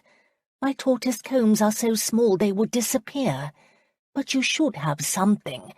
Hair like yours begs to be shown off." "My mother had mother-of-pearl combs," Isabel said, remembering. "Our hair was much alike." "What happened to them?" "My stepfather must have them," Isabel answered, the memory going sour. "He'd kept them." "What's he going to do with them?" Mrs. Oxley wondered. "Perhaps he is planning on another wife," Isabel suggested. She said it lightly, but Mrs. Oxley was too shrewd to not pick up on the nuances behind the words. Her gaze met Isabel's in the mirror as she rested her hands on Isabel's shoulders. "I'm sorry. I should guard my tongue. Don't think on anything negative. It doesn't matter. We can't use them now." "It's nothing you said. It was just, well, Sometimes my mother's loss stirs me more than at other times." "A wedding is one of those times," Mrs. Oxley said, understanding. She gave Isabel's shoulders a squeeze. "I know she is looking down from heaven right this minute, and is very pleased." "Do you think so?" Isabel had never sensed her mother watching her, even though she'd always told the children in her charge tales of guardian angels. "Absolutely," Mrs. Oxley said without hesitation. "Now, let us think of the future." She took the mirror away from Isabel and set it on a side table. "Mr. Oxley went this morning to meet with your groom." "Why did he do that?" Isabel asked, alarmed. "It's what he does with all grooms, and he sent word back that Mr. Severson has arranged for a wedding breakfast. A very special one at the Bull and Crown. I've only eaten there once, and it was delicious. Mr. Oxley also sent word that he was quite impressed with your young man." Isabel was a bit bemused by how Michael had gone from being a cause of concern to her young man overnight. He must be planning a very fine meal indeed, and he was doing it for her. His use of the word "we" the day before echoed in her ears. Mrs. Oxley turned her around, and smiling, gave a last touch to her hair. "You look lovely, exactly as a bride should.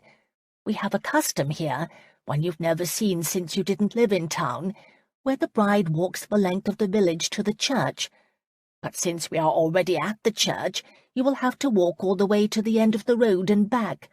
Everyone will come out and wish you well, and the children will give you flowers and branches of sweet myrtle." "But few people know me," Isabel said quickly. "I doubt if anyone will wish us well. This is short notice." "And it would be humbling to be snubbed, especially on her wedding day." "You are a member of this parish," Mrs. Oxley countered.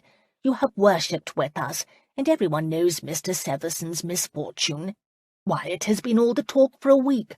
The ladies find your story romantic, and the men in the pub have been hashing out the mystery of who shot Mr. Severson. The road will be lined with well-wishers." And probably more than a few people who would want to see the infamous couple. And yet Isabel was pleased. Something should make this day special. Mrs. Oxley donned her own bonnet, pulled on her gloves, and opened the door. The sky was slightly overcast, but held the promise of clearing. This would be a fine spring day. Isabel glanced toward the church. It didn't appear as if anyone was there. Furthermore, the street ahead of her seemed very everyday. No one lined the road waiting to hand her flowers. Isabel stepped out the door, following Mrs. Oxley. Her feet felt like lead weights. All her life she'd had people leave her. First her real father, then her mother to death, her stepfather to his pride. And what of Michael? Wouldn't he be wise to run now, before he found himself saddled with a wife? Especially one who had no dowry and offered nothing to a man of his station. She stopped. She hadn't thought about the dowry, but now it became a looming concern. Mrs. Oxley turned to her. "Come along." Isabel couldn't move. With a sympathetic nod, Mrs. Oxley walked a few steps back and took Isabel's arm. "This is no time for cold feet." "I thought the groom was the one to get cold feet. Anyone with half an ounce of sense should be nervous about marriage. But the moment has come, Miss Halloran. Trust us, my dear." Trust. Such a short, simple word, with the gigantic possibilities. A decision sealed by a kiss. Isabel started walking toward the gate. She and Mrs. Oxley had just passed the church when a young girl ran out of a cottage and said, "She's coming! She's coming!" The bell in the church tower started ringing, and people came out of the cottages and shops that made up Garston. Some of the faces Isabel recognized from those times she was allowed to attend Sunday service. Many she didn't know at all. However, they all came out to welcome her. The first to hand her flowers was the girl who had alerted everyone. She held out a nosegay made of wild violets. Tears came to Isabel's eyes. "Thank you." The girl smiled, pleased that Isabel valued her gift. "This is Meg," Mrs. Oxley said, introducing them. "She is always the first to give a flower to the bride." The time of year was too early for many flowers, but the villagers were creative. Isabel was given many violets, trailing branches of sweet peas, wild daisies, someone's prized tulip, yellow dandelions. These were given to her mostly by small boys, and branches of broom and evergreen myrtle. By the time they reached the church, her arms overflowed with flowers, and Isabel felt like the wealthiest of women. She felt like a bride. Mr. Oxley came out to meet her, wearing the white collar of his station. He smiled at her. "Are you ready?" "Is he here?" she asked, almost fearing the reply. "See for yourself," Mr. Oxley replied.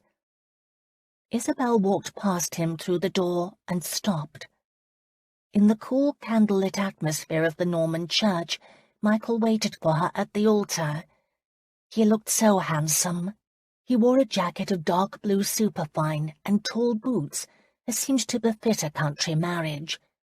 The white of his shirt and neckcloth seemed dazzling in the church's gloom. He smiled at her, and her knees went weak. It was everything she could do to stop herself from running to him. "Simon, you can stop ringing the bells," Mr. Oxley told his bell ringer.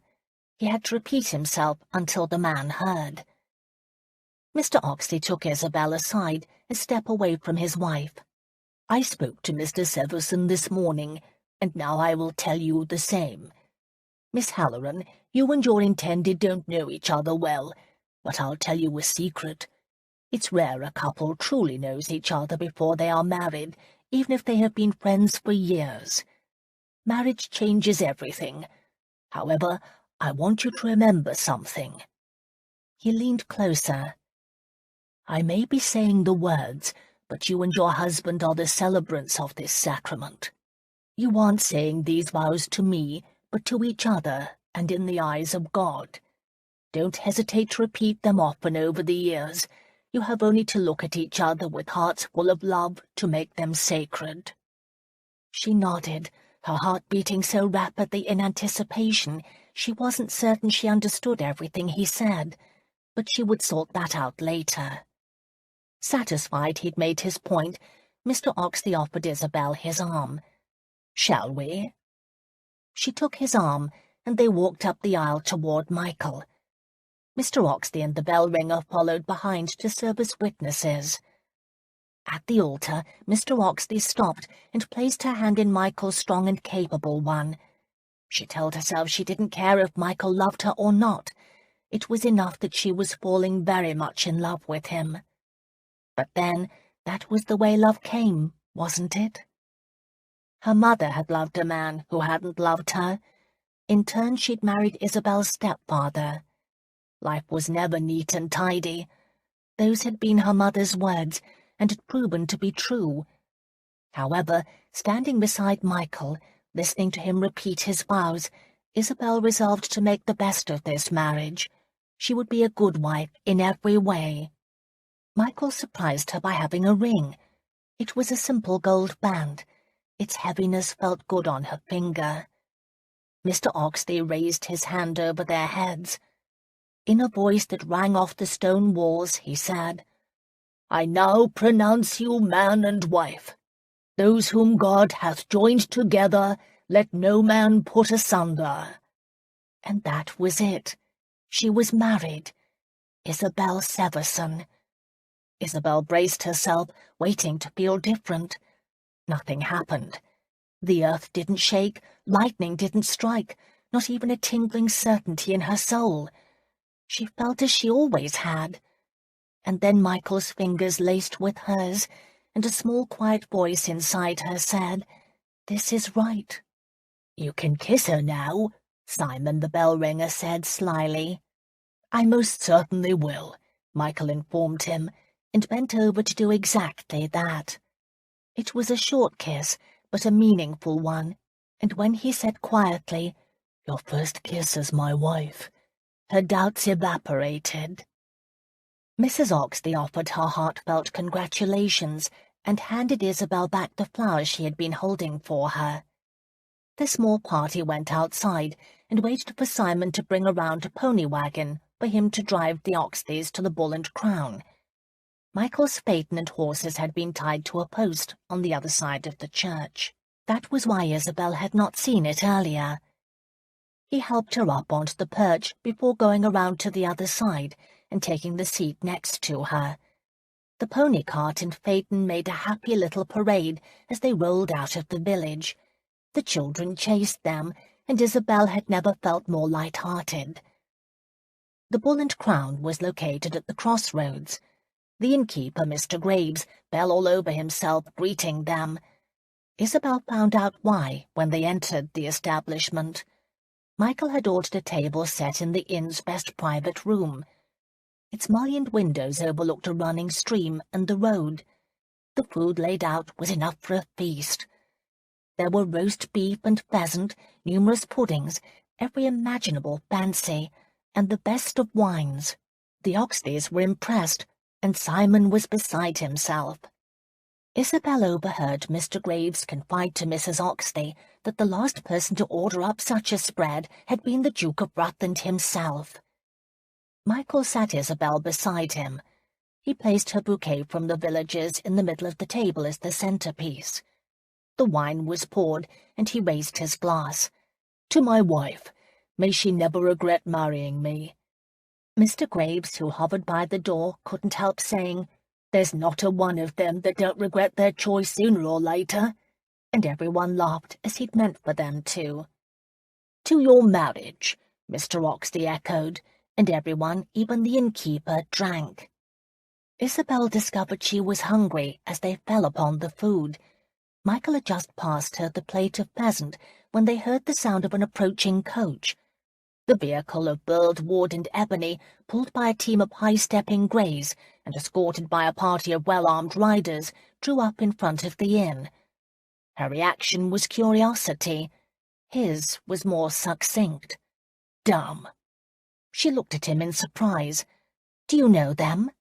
"I'm afraid I do."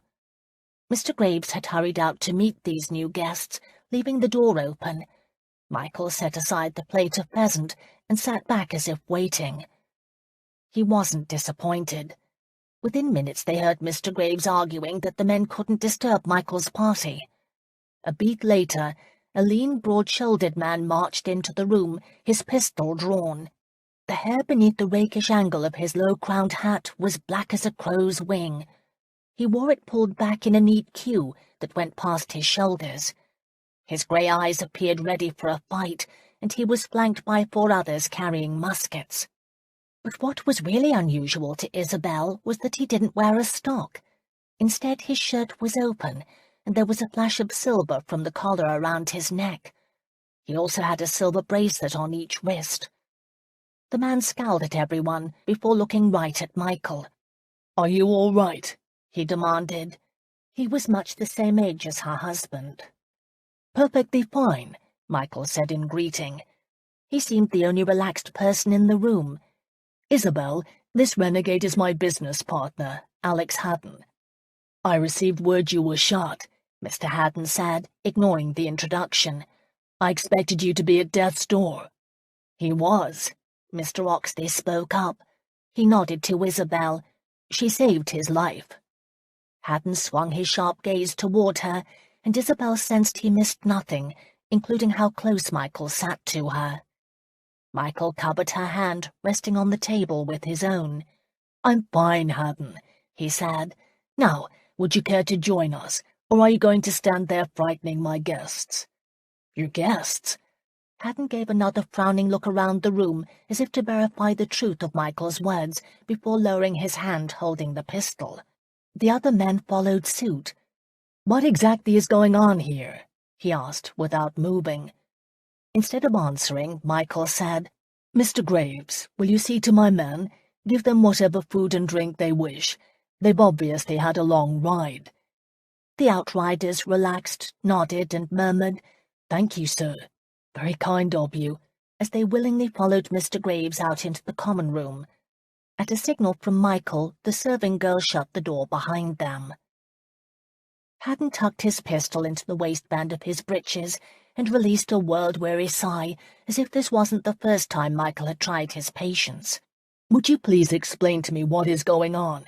We docked late yesterday evening, and I received the news from old Fitzhugh that you demanded a draft of £500 and asked that your coach be sent to this—" he waved a hand, "place. Where are we, anyway?" "Rutland," Michael answered. "By the way, this is my wife, Isabel." If the earth had opened up beneath his feet, Haddon could obviously not have been more surprised. "You? Married?" "Yes, me," Michael answered, enjoying himself. Haddon tossed his hat to the serving girl and picked up a chair from the corner of the room. He set it up at the table, right between Michael and Isabel. "What are you doing?" Michael demanded. "Getting to know your wife," Haddon stated flatly, squeezing himself in. He refilled Isabel's wineglass, then poured a glass for himself. Her husband drank spring water. "Has Michael told you anything about me?" "No." "Well, let me fill you in on the details," Haddon stated, but Michael cut him off. "Don't listen to a word he says," he ordered good-naturedly. "You'd better," Haddon assured her. "I know all his bad habits." "Are there many?" Isabel asked, charmed by their carefree camaraderie. "We shall be here all night," Haddon assured her. "The devil we will," Michael said. He rose, and before Isabel realized what he was about to do, grabbed the back of Haddon's chair, tilted it, and pulled his friend out from the table. He pushed him in between Simon and Mrs. Oxley. "Flirt with the serving girl," he whispered into Haddon's ear, in a voice everyone could hear. "I will," Haddon assured him. "It's not often I find myself surrounded by such lovely women." He looked at Mrs. Oxley, who blushed at the compliment, while the serving girl giggled as she handed him a plate. "Haddon is my blood brother," Michael told Isabel. "Blood brother?" Mr. Oxley asked. "What does that mean?" "It means I saved his life, and he was thankful for it," Haddon said, spearing pheasant. "Hardly," Michael corrected. "I saved his scalp from a Mohawk war party." "No one likes the Mohawks," Haddon confided. "Bad sort?" Simon asked, wide-eyed. "The worst," Haddon answered, and Isabel didn't know if he was teasing or not. It was obvious he liked a good joke, as did Michael. "The name Haddon is familiar," Mr. Oxley said. "Wasn't there a general by that name?" "Yes, the traitor," Haddon said. "Are you related?" Mrs. Oxley asked. There was a beat of silence. Then Haddon said, "He was my father." The awkward moment was dissipated by Mrs. Oxley saying, "No wonder you speak English so well." Haddon smiled at her, charmed. Isabel didn't know what he had expected from them, but it certainly hadn't been Mrs. Oxley's optimism. "Haddon speaks several languages," Michael said. "He's half Shawnee." "And that is why you wear silver," Mrs. Oxley said. Both she and her husband were completely taken by Haddon. "The importance of a warrior is shown in the silver he wears," Michael explained. "And I'm hoping to start a new fashion," Haddon added, and everyone laughed, especially since he kept their glasses full. The breakfast progressed smoothly from that moment, and Isabel sensed Michael was glad his friend was present. She didn't know how Haddon felt. She noticed that his appraising gaze often fell on Michael's hand covering hers. Ever so slowly, the wine and good food eased Isabel's overly suspicious nature. The innkeeper's wife, Mrs. Graves, came in and joined them, both she and her husband sitting at the table. The conversation was interesting and lively, but Isabel wasn't attending to most of it. Instead, she basked in her sudden good fortune. Her husband. The words filled her with a combination of nervous anticipation and pride. She touched the ring on her finger, marveling at the smooth, solid feel of the gold. She tried not to let herself think too far ahead. She lived in the moment, pressing into her memory every nuance, scent, word of this meal. She would always remember the way the candlelight flickered in Mrs. Oxley's eyes as she and her husband listened to Haddon and Michael's tales of Canada. She wanted to capture the sound of Mr. Graves's gruff laugh and memorize every image of Simon pointing his knife to emphasize something he'd said. All these things she wanted to remember forever. The light outside the window faded to twilight. Mrs. Oxley suggested that she and Isabel freshen up together. The women excused themselves. Out in the hall, Mrs. Oxley took her arm. Her cheeks were rosy with good cheer. "You are such a fortunate young woman," she said. "Your husband is handsome, generous, and very exciting. The stories he and his friend tell." She shook her head. Isabel was feeling the same things too, along with the mellow effects of the wine. Of course, Mrs. Oxley was a bit more mellow. The necessary room at the Bull and Crown was beyond anything Mrs. Oxley had ever seen, and they had to spend several minutes enjoying the luxury and tucking in the pins in Isabel's hair to preserve the style. They finished their business and were following the hallway back to the private room when they passed a closed door, and Isabel thought she heard Michael's voice. She slowed her step to a halt. Mrs. Oxley, her mind pleasantly numb, continued on her way, a hand on the wall for a little guidance. Isabel leaned closer to the door where she thought she heard Michael, but it was Haddon who spoke. "I know you want to clear your name, but this is going too far. I've tried everything else." Haddon made an impatient sound. "She's an innocent. She'll not suffer because of me." Isabel realized they discussed her. Her mind was too wine-soaked to wrap itself around the meaning of their conversation. "Be careful," Haddon warned. "If you aren't, the next bullet may kill you. According to the priest, he almost succeeded this time. He won't try again. Not now." Michael's firm voice sounded closer, as if he was coming toward the door. Isabel didn't want to be caught eavesdropping. She practically ran for the private dining room. Michael paused with his hand on the door handle.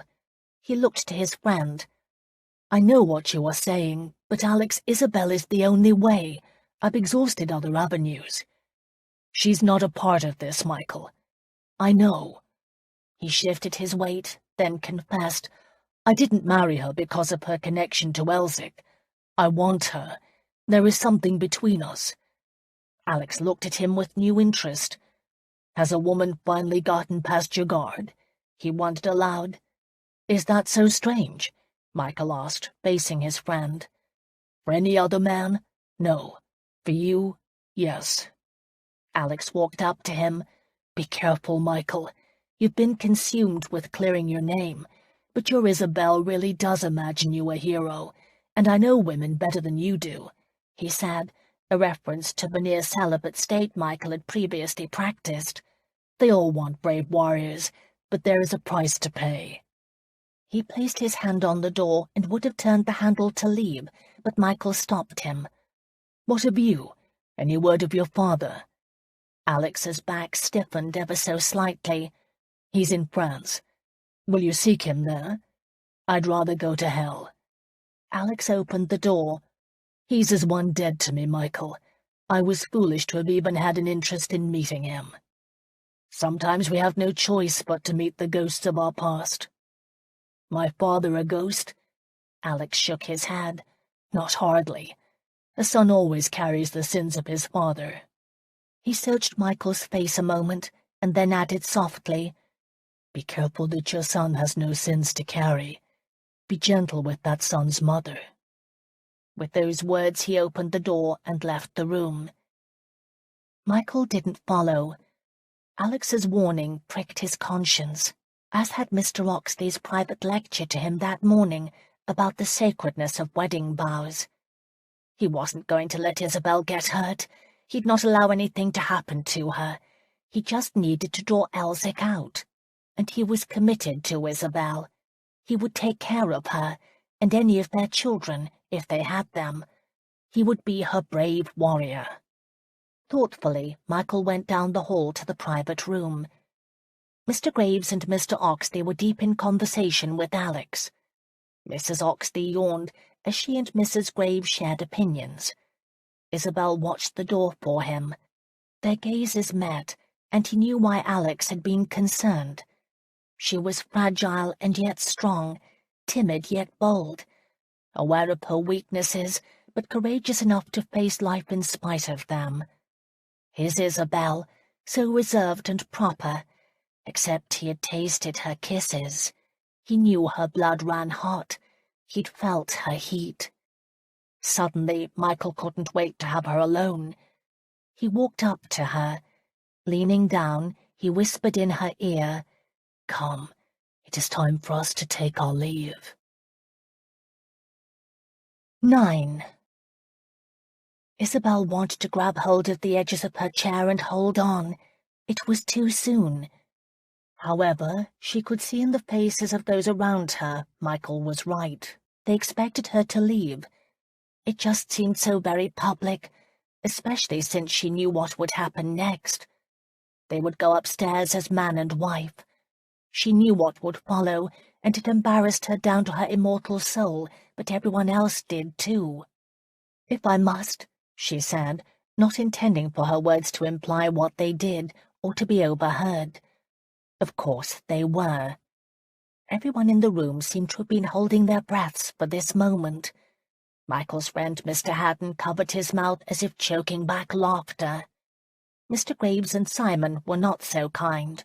They elbowed each other and mimicked her, "if I must," to each other in dying tones. Isabel could have boxed their ears, but before she could lose her temper, Michael pulled back her chair.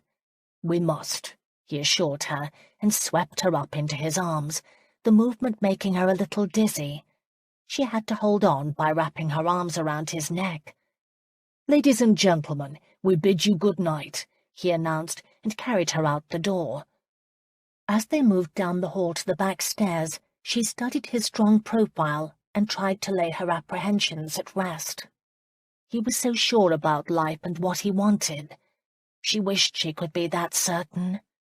Michael caught her looking at him and smiled.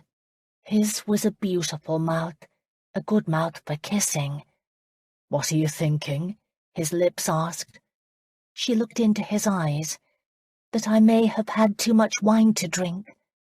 He laughed. "You're fine," he promised. "Here, these stairs are too narrow for me to carry you up without banging your head on the wall. You'll have to walk the rest of the way." He set her down on the second tread. She didn't release her arms from his neck. They were at eye level now. "Are you sorry you married me?" Michael frowned. "Where did you come up with such a question?" "Are you?" "No, I'm not. I never will be." Those were the words she wanted to hear. "Are you sorry you married me?" he asked gently. Isabel couldn't believe he'd even imagined such a thing. "This day has been beyond anything I've ever known in my life." "It's not over, Isabel."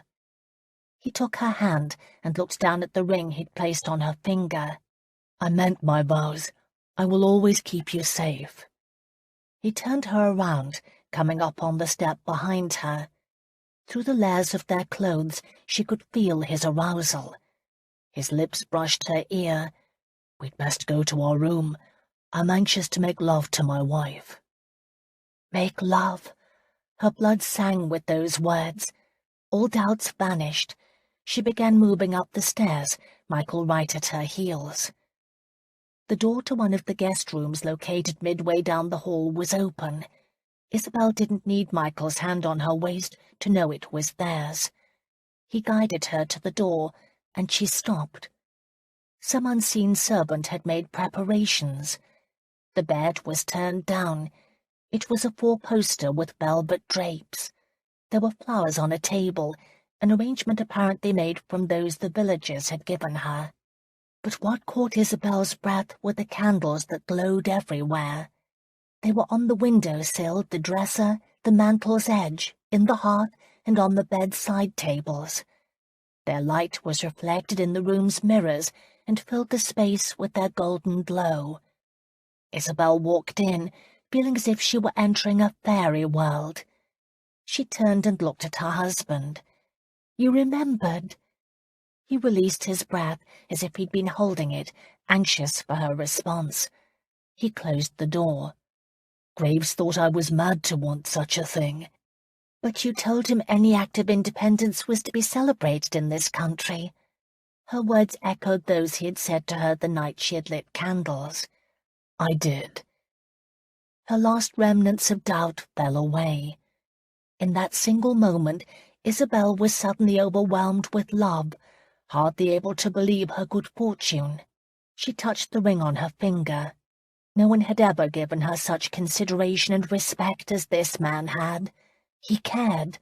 The candles were proof. She went to him. She wrapped her arms around his neck, her breasts against his chest, and kissed him back with everything she had. He was her husband, the man she loved.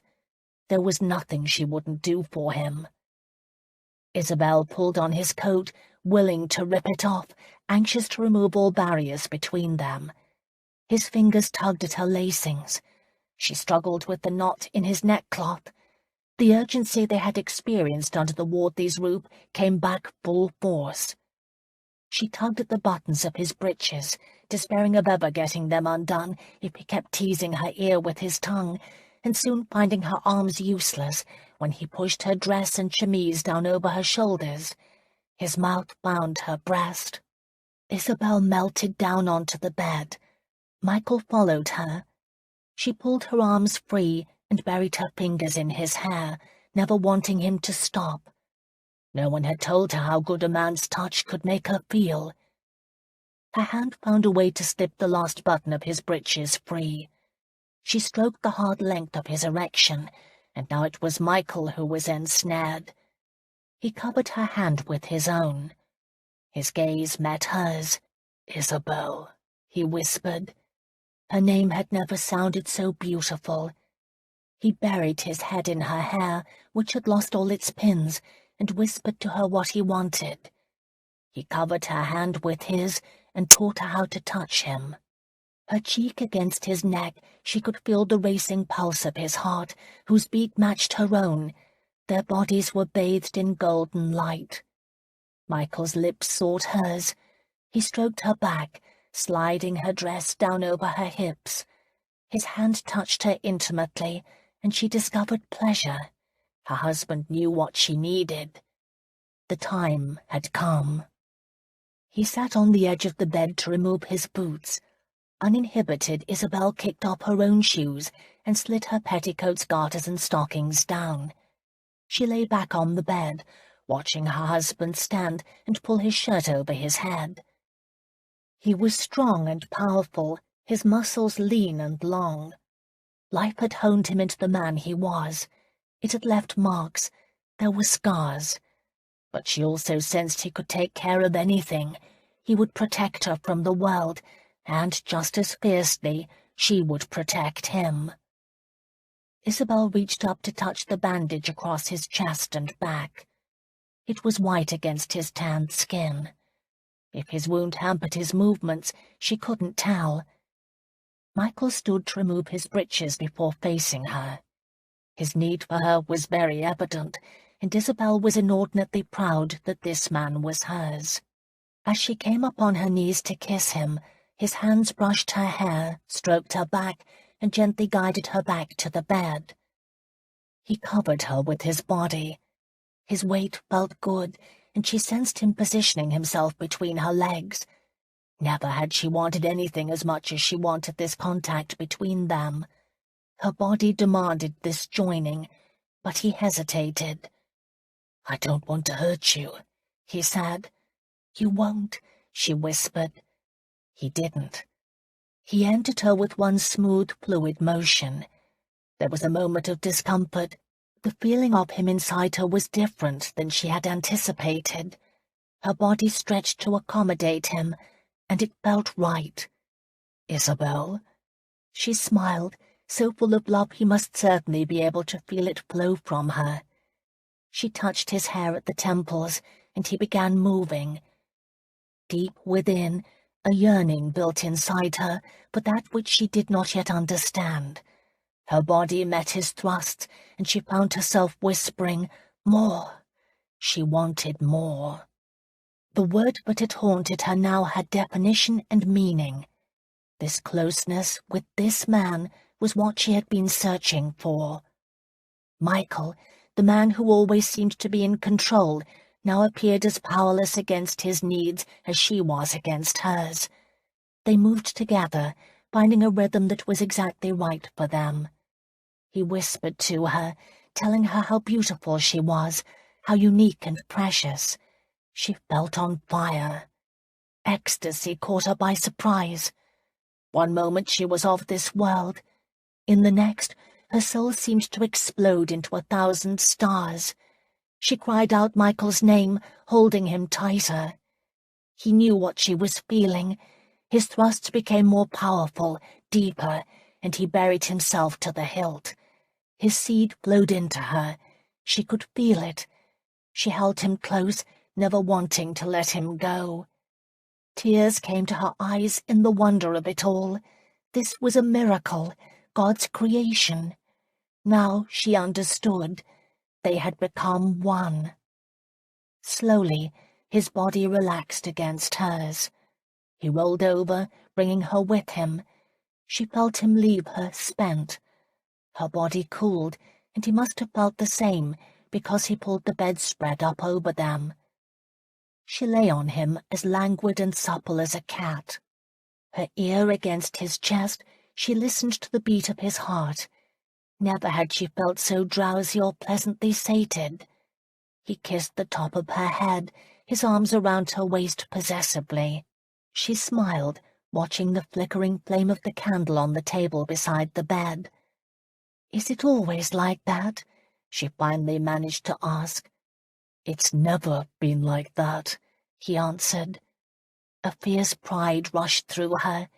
She lifted her head, her hair creating a curtain around them. "Ever?" she demanded. "No," he promised, "not ever." He kissed the spot where her neck met her shoulder. It was a particularly sensitive place. Deep, newly discovered muscles clenched. "And can we do it again?"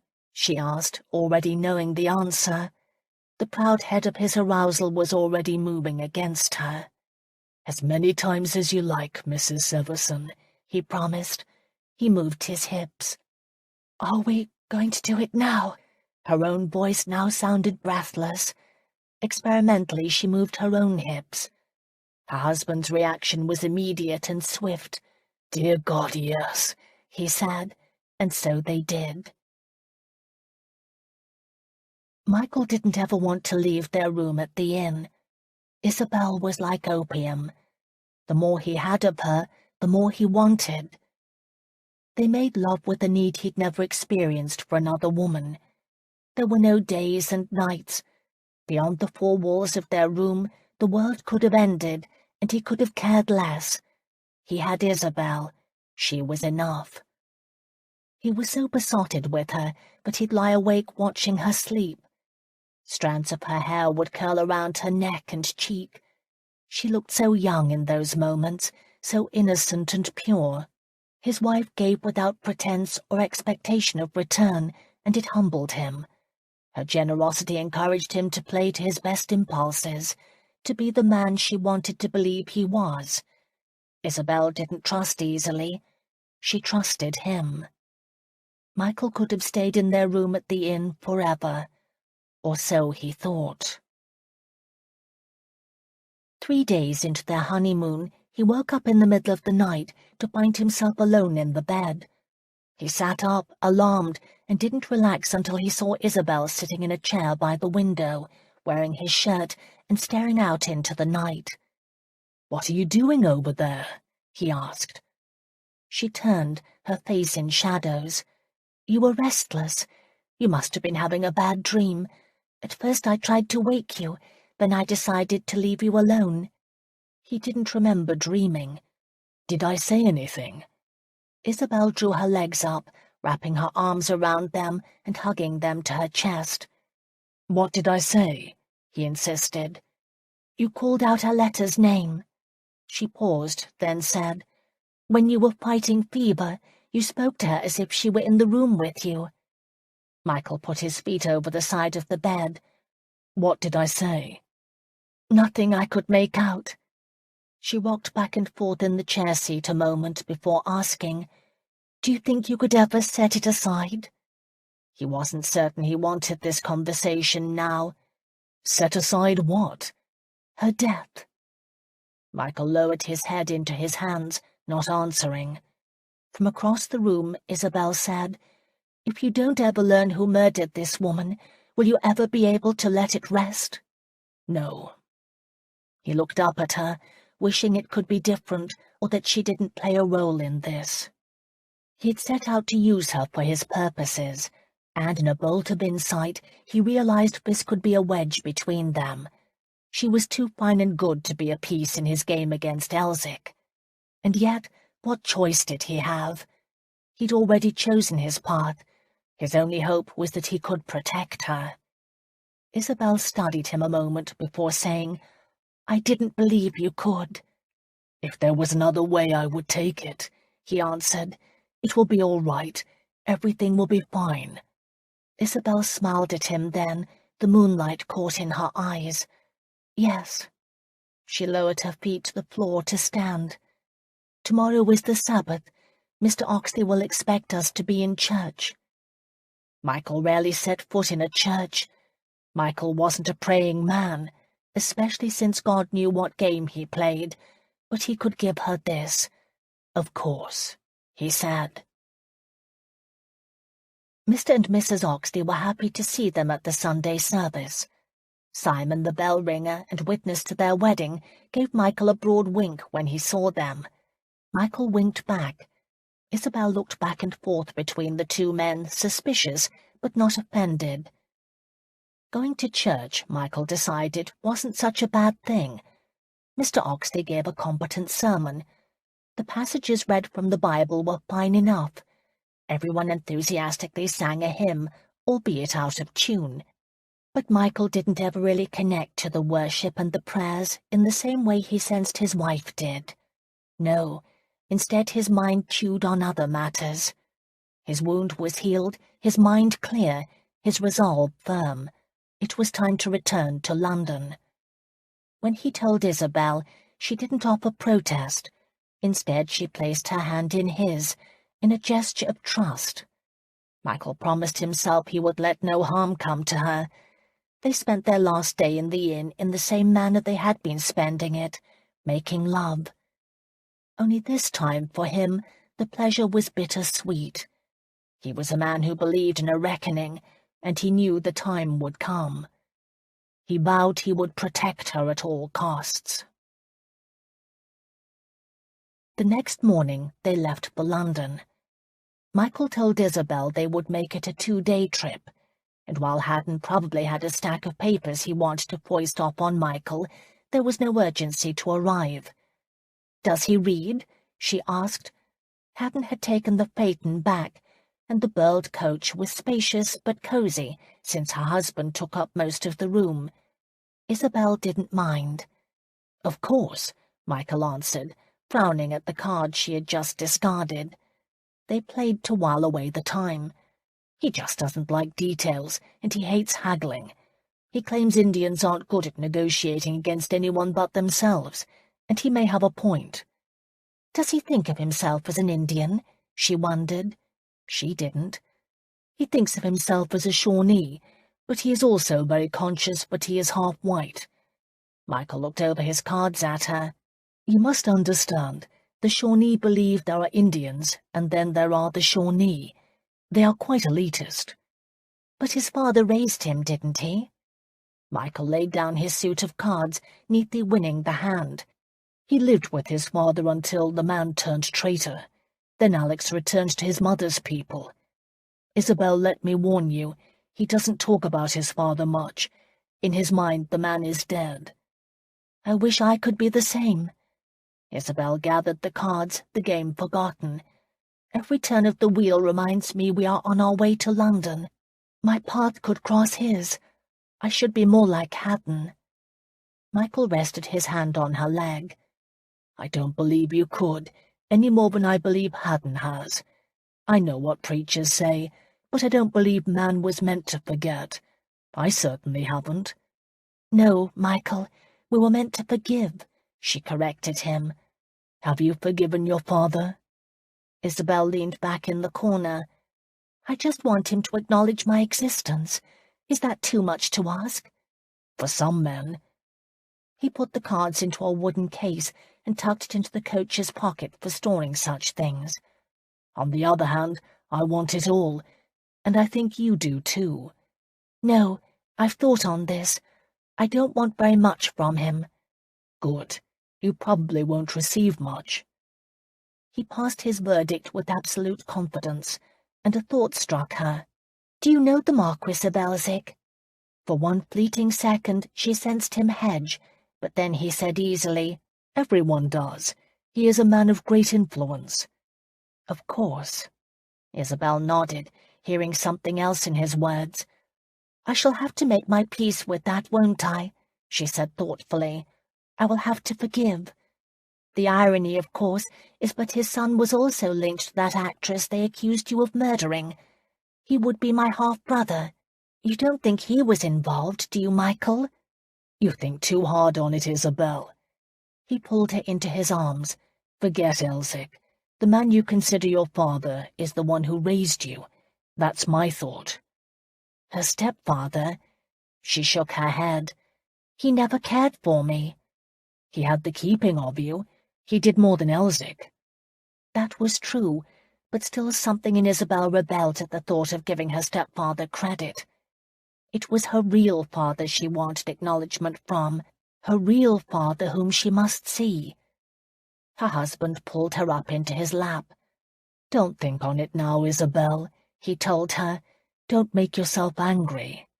"It's important to me."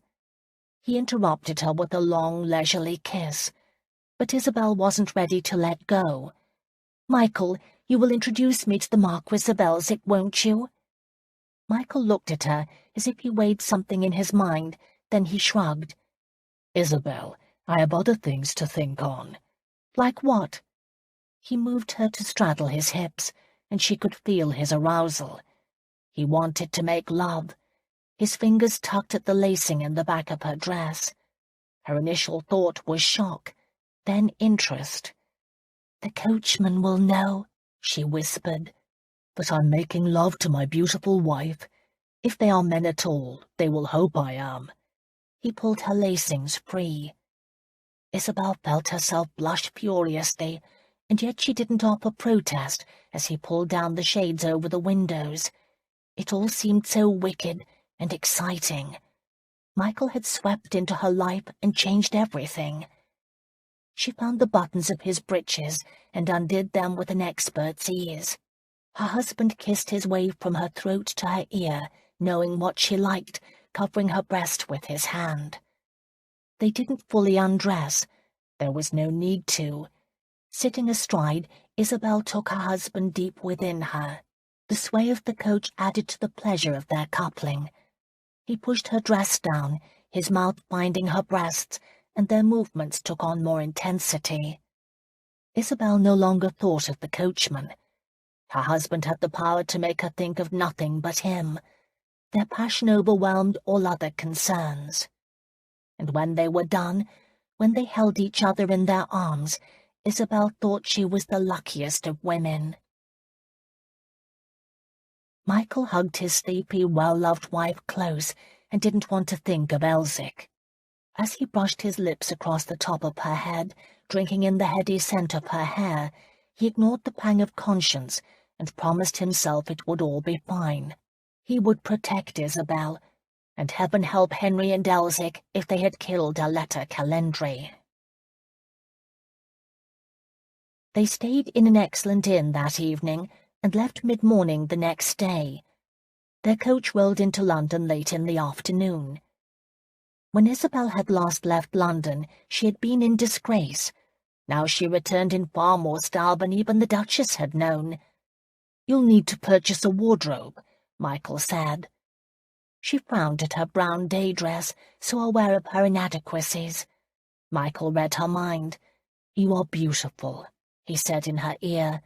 "Besides, I prefer you naked." "That would make it awkward when I went out to do the marketing." He laughed. "You don't have to do any of those tasks," he informed her. "Although my household hasn't been set up for a woman, Bolling, my butler, serves most of my needs. The two of you can talk, and you may do whatever you wish." "Carte blanche?" she asked archly. He caught the double meaning of her words. "Of course," he murmured indulgently. The coach then turned on to one of Mayfair's most fashionable streets.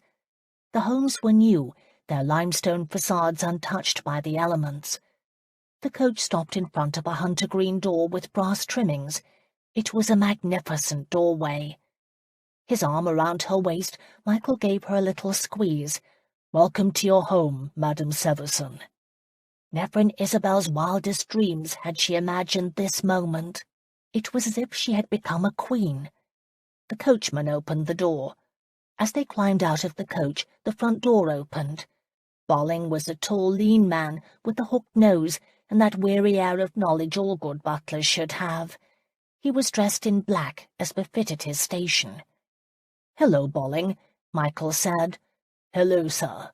Welcome home." "It's good to be here," Michael said, escorting her into the house. The hallway was a round room with a huge bronze chandelier covered in prisms hanging from the ceiling. The white marble floor didn't have a rug to protect it, and the wall alcoves were empty. The only furniture was a chair by the door and a table for hats and candles. "This is my wife," Michael said, introducing her. Bolling made a bow. "Mr. Haddon informed us you would not be returning alone. It is a pleasure to welcome you, Mrs. Severson." Isabel nodded, very conscious of her new responsibilities and anxious to explore her new home. However, Bolling was not finished. "You have a visitor, sir. Someone you particularly wished to see." Michael frowned. "Who knew I was coming?" At that moment the doors opened. A man stood there. He was of average height, and yet there was an air about him that made him seem larger than life. The man's sharp gaze flicked over Isabel with a rudeness that stole her breath. Her husband's whole manner changed. He stepped between Isabel and the visitor, his manner definitely combative. The two men took each other's measure. Then the visitor demanded, "What in the bloody hell do you think you are doing?" "Gaining your attention." "You've done it. Let's talk." Their visitor turned on his heel and went back into the sitting room. Michael didn't hesitate. "Bolling, take Mrs. Severson upstairs to my bedroom. I'll be there momentarily." But she knew he'd already dismissed her from his mind. He entered the sitting room and shut the doors behind him. All of Isabel's earlier contentment vanished. "This way, Mom," Bolling said, starting up the stairs. She didn't move. "Who is that gentleman?" she asked. Bolling hesitated. He glanced at the door. Isabel could put authority in her voice. "Who is he?" she repeated. "The Marquis of Elsick." If the hand of God had come down from the sky, Isabel could not have been more stunned. That rude man was her father. What astonished her even more was that she had not recognized him.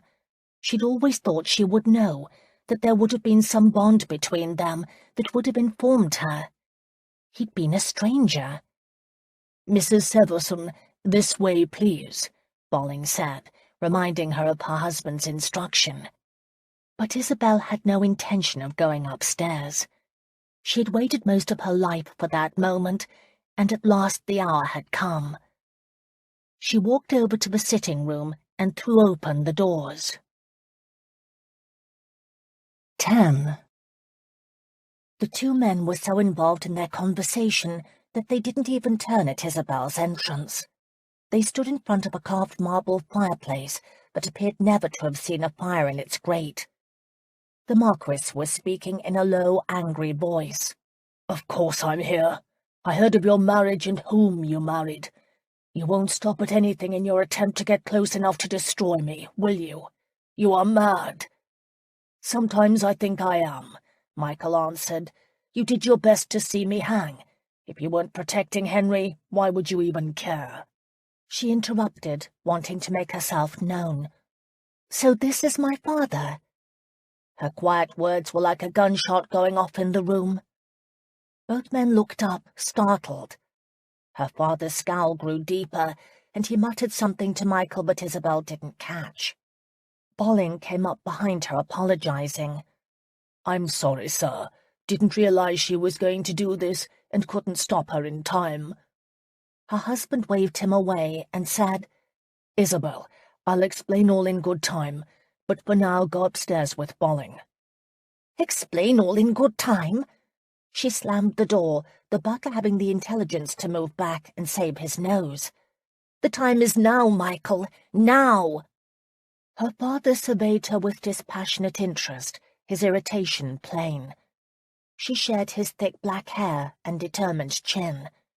He too had flecks of gold in his eyes, but there was a harshness to his expression, an overall sense of disappointment with the world that she prayed would never imprint itself upon her. "What did my mother see in you?" She'd not meant to speak the words aloud, but they came out all the same. His brows rose. "I can't even remember what your mother looked like." His words sucked the air out of the room. Isabel struggled for breath. In her temper, she found it. She wanted to rip his tongue out of his head. She charged forward, but Michael stepped into her path, catching her by the arms. She whipped around to glare at him, seeing not her husband but a stranger. She jerked away from him. She didn't fully grasp the depth of his betrayal. It was too new, but she knew she had to put distance between them. And then the Marquis made a mistake. He smiled, the expression self-satisfied and grim. Isabel raised her chin. "Go on with your questions, Michael. Ask him if he was the one who attempted to have you murdered." The Marquis's astonishment to her charge appeared genuine. "Murdered?" He held out his hands. "I know nothing of that. Just as you know your son wasn't with Aletta Calendry the night she died," Michael returned. This was obviously an old score between them. "Aletta Calendry was a whore," the Marquis answered. "She was with many men every night. You know that. You were there yourself. And so was Henry. We fought over her that evening," Michael said. "He was eaten up by jealousy." "Aye, because his friend was sleeping with the woman he loved," the Marquis said. "His friend, Severson. That's what my son considered you, and you took his confidence and crushed it. Remember, you were all about conquest in those days, too full of yourself to see the people you walked over. You had charm, looks, and Henry wanted to emulate you. He'd not listen to his father or anyone reasonable. Learning that you went to Aletta each night after he left was a knife in his back." He looked to Isabel. "See what sort of man you have married. My condolences." Michael held his hands up, palms out, as if asking for quarter. "I have no justification," he admitted. "I did think only of myself in those days." "And you've changed," the Marquis drawled. His pointed look in Isabel's direction spoke volumes. "Yes," Michael said bleakly, "I have." "Only time will tell, won't it?" his lordship said. He shook his head. "Henry was angry that night, but he's not a killer. He didn't murder that girl." "Then why did you try to pin the blame of her death on me?" Michael asked, and Isabel heard how much he needed to know the answer to this question. "Did you not consider that the judge could find out that you bribed witnesses against me, or that you financed the printing of all those pamphlets accusing me? Why," he asked, "did you not grant me a moment of your time when I returned and was no longer a danger to you or Henry?" "When was the time you weren't a threat?" the Marquis countered. "Henry followed you like a dim-minded lamb. Once your influence was removed, he turned into a fine man. Castlereagh has him on his staff. He tells me that Henry shows a true talent for diplomacy. There is no telling how high his star could ascend. Then you return, asking questions and protesting your innocence on a matter that has long been forgotten. Not by me. "No, I suppose you couldn't," the Marquis said. "But now you have returned, and people are linking Henry's name to yours, and stirring up an old scandal that is best left forgotten." "I can't forget it," Michael said. "I value my name as dearly as you do yours." "Your name?" The Marquis threw his hands up in exasperation. "You are the only one in your family who has appeared to have made something of yourself. Certainly you are proving to be more useful to society than the rest of your rackety family. That brother of yours pretends to be a high flyer without the blunt to pay even his grocer. Sold off everything that wasn't entailed. Fancies himself part of the Carlton set. Can you believe it?" He sniffed his disgust. "And the ironic thing is, you wouldn't have accomplished half of what you have if you'd continued pursuing the path you were following before the murder. You'd probably be in debtor's prison or worse." Michael fell silent, and Isabel knew he agreed. The bluster left the Marquis. He attempted a more conciliatory tone. "I mean no insult. I'm only protecting my son. There is no crime in that." "No," Michael agreed, his voice heavy with disappointment. "But if I didn't kill Aletta, and Henry didn't, who else could have?" "You really didn't do it?" the Marquis asked, as if still uncertain.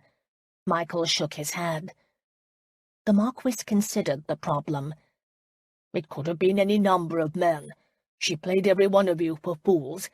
Henry squandered every shilling on her, and I doubt if you were much better. I didn't have money. She took nothing from me." "Well then," his lordship said, "if she was manipulative enough to exploit one man's affections after another for money, then offering her favours to you freely, I can see a temper unleashed. And what a perfect plan it turned out to be, because not only did the killer make her pay for her deceitfulness, but he also exacted revenge on you. Brilliant." "Do you mind if I don't agree with you?" Michael asked dryly. "Not at all," the Marquis answered. "I'd feel the same in your shoes. Unfortunately, there may be no way of ever learning who did it. Too much time has passed." "Except that someone is trying to kill him now," Isabel said. "Possibly the same person." The two men looked up as if they had forgotten she was in the room. "Of course, that is assuming," she continued, "someone doesn't have another motive for wanting to murder you." She could think of a few good reasons herself just then. "Yes," the Marquis agreed. "Of course, if these attempts on your life were connected with Aletta, all you have to do is wait. The killer will come after you." He started toward the door. "Either way, I'm out of it. I wish you well, Severson. I shall be interested in learning the outcome." "One last question, my lord," Michael said. His lordship paused. "How did you know when to be waiting for me to return home?" Michael asked. "My spies are everywhere," the Marquis said arrogantly. "There was little you could do in this city and I not know. I always protect my interests." For the briefest moment his gaze flicked over Isabel. He turned away. "Goodbye." He opened the door and left. They could hear him asking after his hat. From her vantage point in the room, she could see him go out the door. It slammed behind him. And she and Michael were left alone. Only minutes ago her life had centered around him. Now she wondered how she could have been so blind. Self-consciously she untied the ribbons of the bonnet. Taking it off, she recognized it for what it was, a faded, out-of-fashion, silly memento to a woman who had not been wise. "You knew who my father was all along?" "Isabel." "Didn't you?" she demanded, her voice sharp. "Yes, Riggs told me." "So you decided to meet my price," she said, reminding him of their first conversation. He didn't answer. Better to stare at the yellowing lace ruching under the hat's brim than her husband. Everything inside her had gone hollow, even her mind. Her body had been one with his. She trusted him. She couldn't believe she had been gulled so easily. Not even her father's abandonment hurt as deeply as Michael's duplicity. Bolling appeared in the doorway. "Is there anything you need, sir?" he asked Michael. No, Bolling. Shut the door. Yes, sir, the butler said, starting to withdraw, but Isabel suddenly needed to escape. She pushed her way out past Bolling, and realized out in the hall she had nowhere to go. She had nothing. "I want to go to my room," she informed Bolling. She had to get away from Michael, then she'd be able to think. She had a hard decision to make. "Isabel, we must talk," Michael said from the doorway, but she was already going up the stairs, not even waiting for Bolling. There was no carpet to muffle sound, and she heard Michael's heavier footsteps behind her. Glancing over her shoulder, she saw he was almost upon her. She threw the bonnet in his face, picked up her skirts, and reaching the top of the stairs, ran for the first door, shutting herself behind it. There was no lock. She had no choice but to try and bar it with her body. She was angry enough to believe she might make it work. Her back against the door, she found herself in an ivory-coloured room, but had no furniture other than the bed and a chair. Everything appeared new. The spread and draperies were a sky-blue watered silk, the carpet the same ivory tones as the wall. It was a restful room that suited her tastes perfectly. The door handle turned. Isabel dug in her heels. He stopped when he felt her body weight against the door. "We must talk," he said through the crack. Isabel stared up at the ceiling, noting the plaster medallions. She didn't have to say anything. Then again, she did have one burning question. "Tell me, Michael." Her voice sounded incredibly calm in spite of the burn of tears in her throat. "Now that you've discovered the Marquis didn't have a hand in the murder, what are you going to do? You've taken the drastic measure of marrying me to no avail." There was a beat of silence. She caught the scent of his shaving soap and leaned her cheek against the wood. Her heart hurt. "It's not like that," he vowed quietly. "Isabel, let me in. Let us talk." "Did you know he would be here when we arrived?" "No." He lowered his voice so she had to listen closely. "I had no idea. He surprised me." "But you expected to let him know about our marriage?" she gasped. "Sooner or later I would have been your trump card, even though I'd told you he didn't give a care." Dear God, those words hurt. She had to grit her teeth, to be strong. "I'm coming in. Let us speak face to face." "I'm not ready for that." "It doesn't matter. I must talk to you." He pressed the door.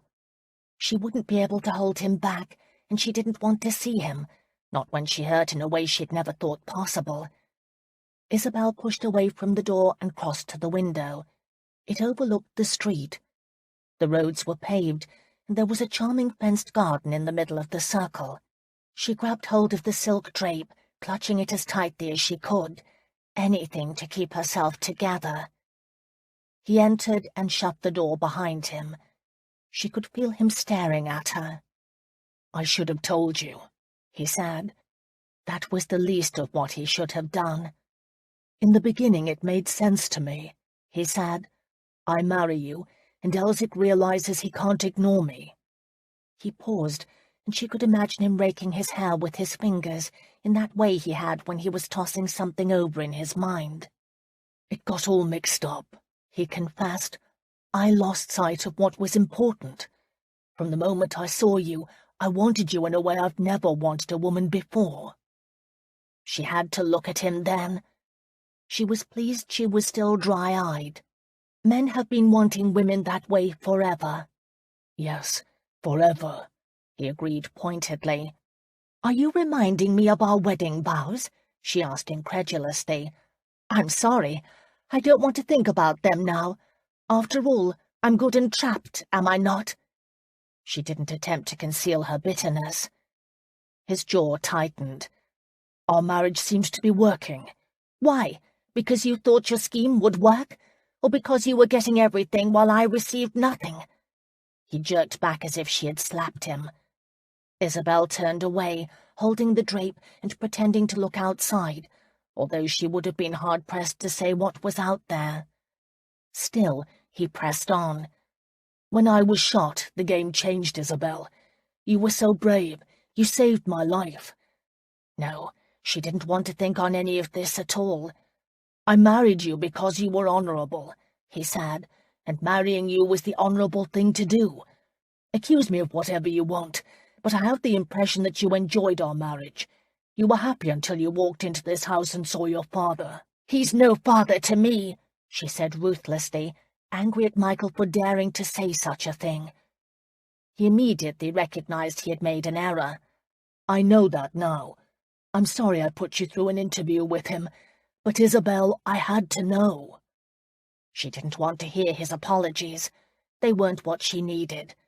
Slowly she faced Michael. I trusted you, she whispered, and it was all a sham. None of it was a sham, he said, his voice cutting through the quiet. He dared to take a step closer. Be angry with me, Isabel. Rant and rave, throw things. Be as bloody savage as you wish. But don't think for a second I don't respect and admire you. What we've had is rare. He broke off, as if just realizing the truth of those words. You can't just toss it aside in a fit of anger. I'm not the one who tossed it aside, she said evenly. You made me believe in those things when I didn't want to, and now I can't believe in anything. Certainly not you. His hands fell to his sides. He looked completely miserable, as if he accepted all blame. In another minute she would break down completely, and her pride wouldn't let her do that. Pride was the only thing she had left. I don't love you, she said, her throat tight. I sold myself into marriage to you. You didn't sell yourself. Yes, I did, she said, cutting him off. I was afraid to be on my own. Nothing I attempted to do on my own worked out. Then, when I was at the lowest point and afraid, you made your offer, and I took it. I will say this, Aletta Calendry was wiser than I was. She didn't let herself be trapped. You were not trapped, he came back, his temper rising. Obviously he didn't like the idea of being treated callously any more than she did. You came to me of your own free will. And how I regret it, she answered. His own temper caught fire. Do you want out? Is that it? Was that it? Isabel didn't know. She felt as if she'd been ripped open, that her pain was there for him to see if he would only look. But of course that would mean he must consider someone beyond himself. In truth, it really wasn't his fault. He'd been honest from the beginning. His sole purpose was to clear his name. She was a detail. She should have known. Stupid, stupid, stupid. Isabel, I don't want matters to be like this between us. His voice sounded tight, as if he truly had regrets. No, she agreed. That's not the way men want it, is it? You believe all there is to marriage is what happens between us in bed. She walked over to that piece of furniture and lay down on the mattress, her fists clenched, her body stiff. I'm ready, Michael. Whenever you want me, I'm here, waiting. Don't do this, Isabel, he warned. You don't want to make love here? She asked, unable to look at him, fearing she would break. Should I go down to the coach? Don't make fun of what we had, he answered through clenched teeth. We had nothing. She looked at him, wanting him to see how deeply he had hurt her. This was all there was between us. She placed her hand on the mattress. Don't you understand? There's nothing else. Michael took a step back. His dark eyes snapped with anger. She braced herself, uncertain of what to expect. He turned on his heel and walked out the door, shutting it firmly behind him. Of all the possible outcomes, she hadn't anticipated that reaction. Isabel sat up. A moment later, the front door slammed. As if in a trance, she rose from the bed and walked to the window, in time to see his tall frame stride down the street and around the corner. He was gone. And the house felt like nothing but an empty shell.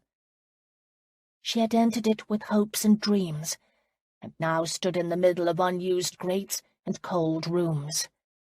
Sinking to the floor, Isabel bowed her head, and at last, let the tears come.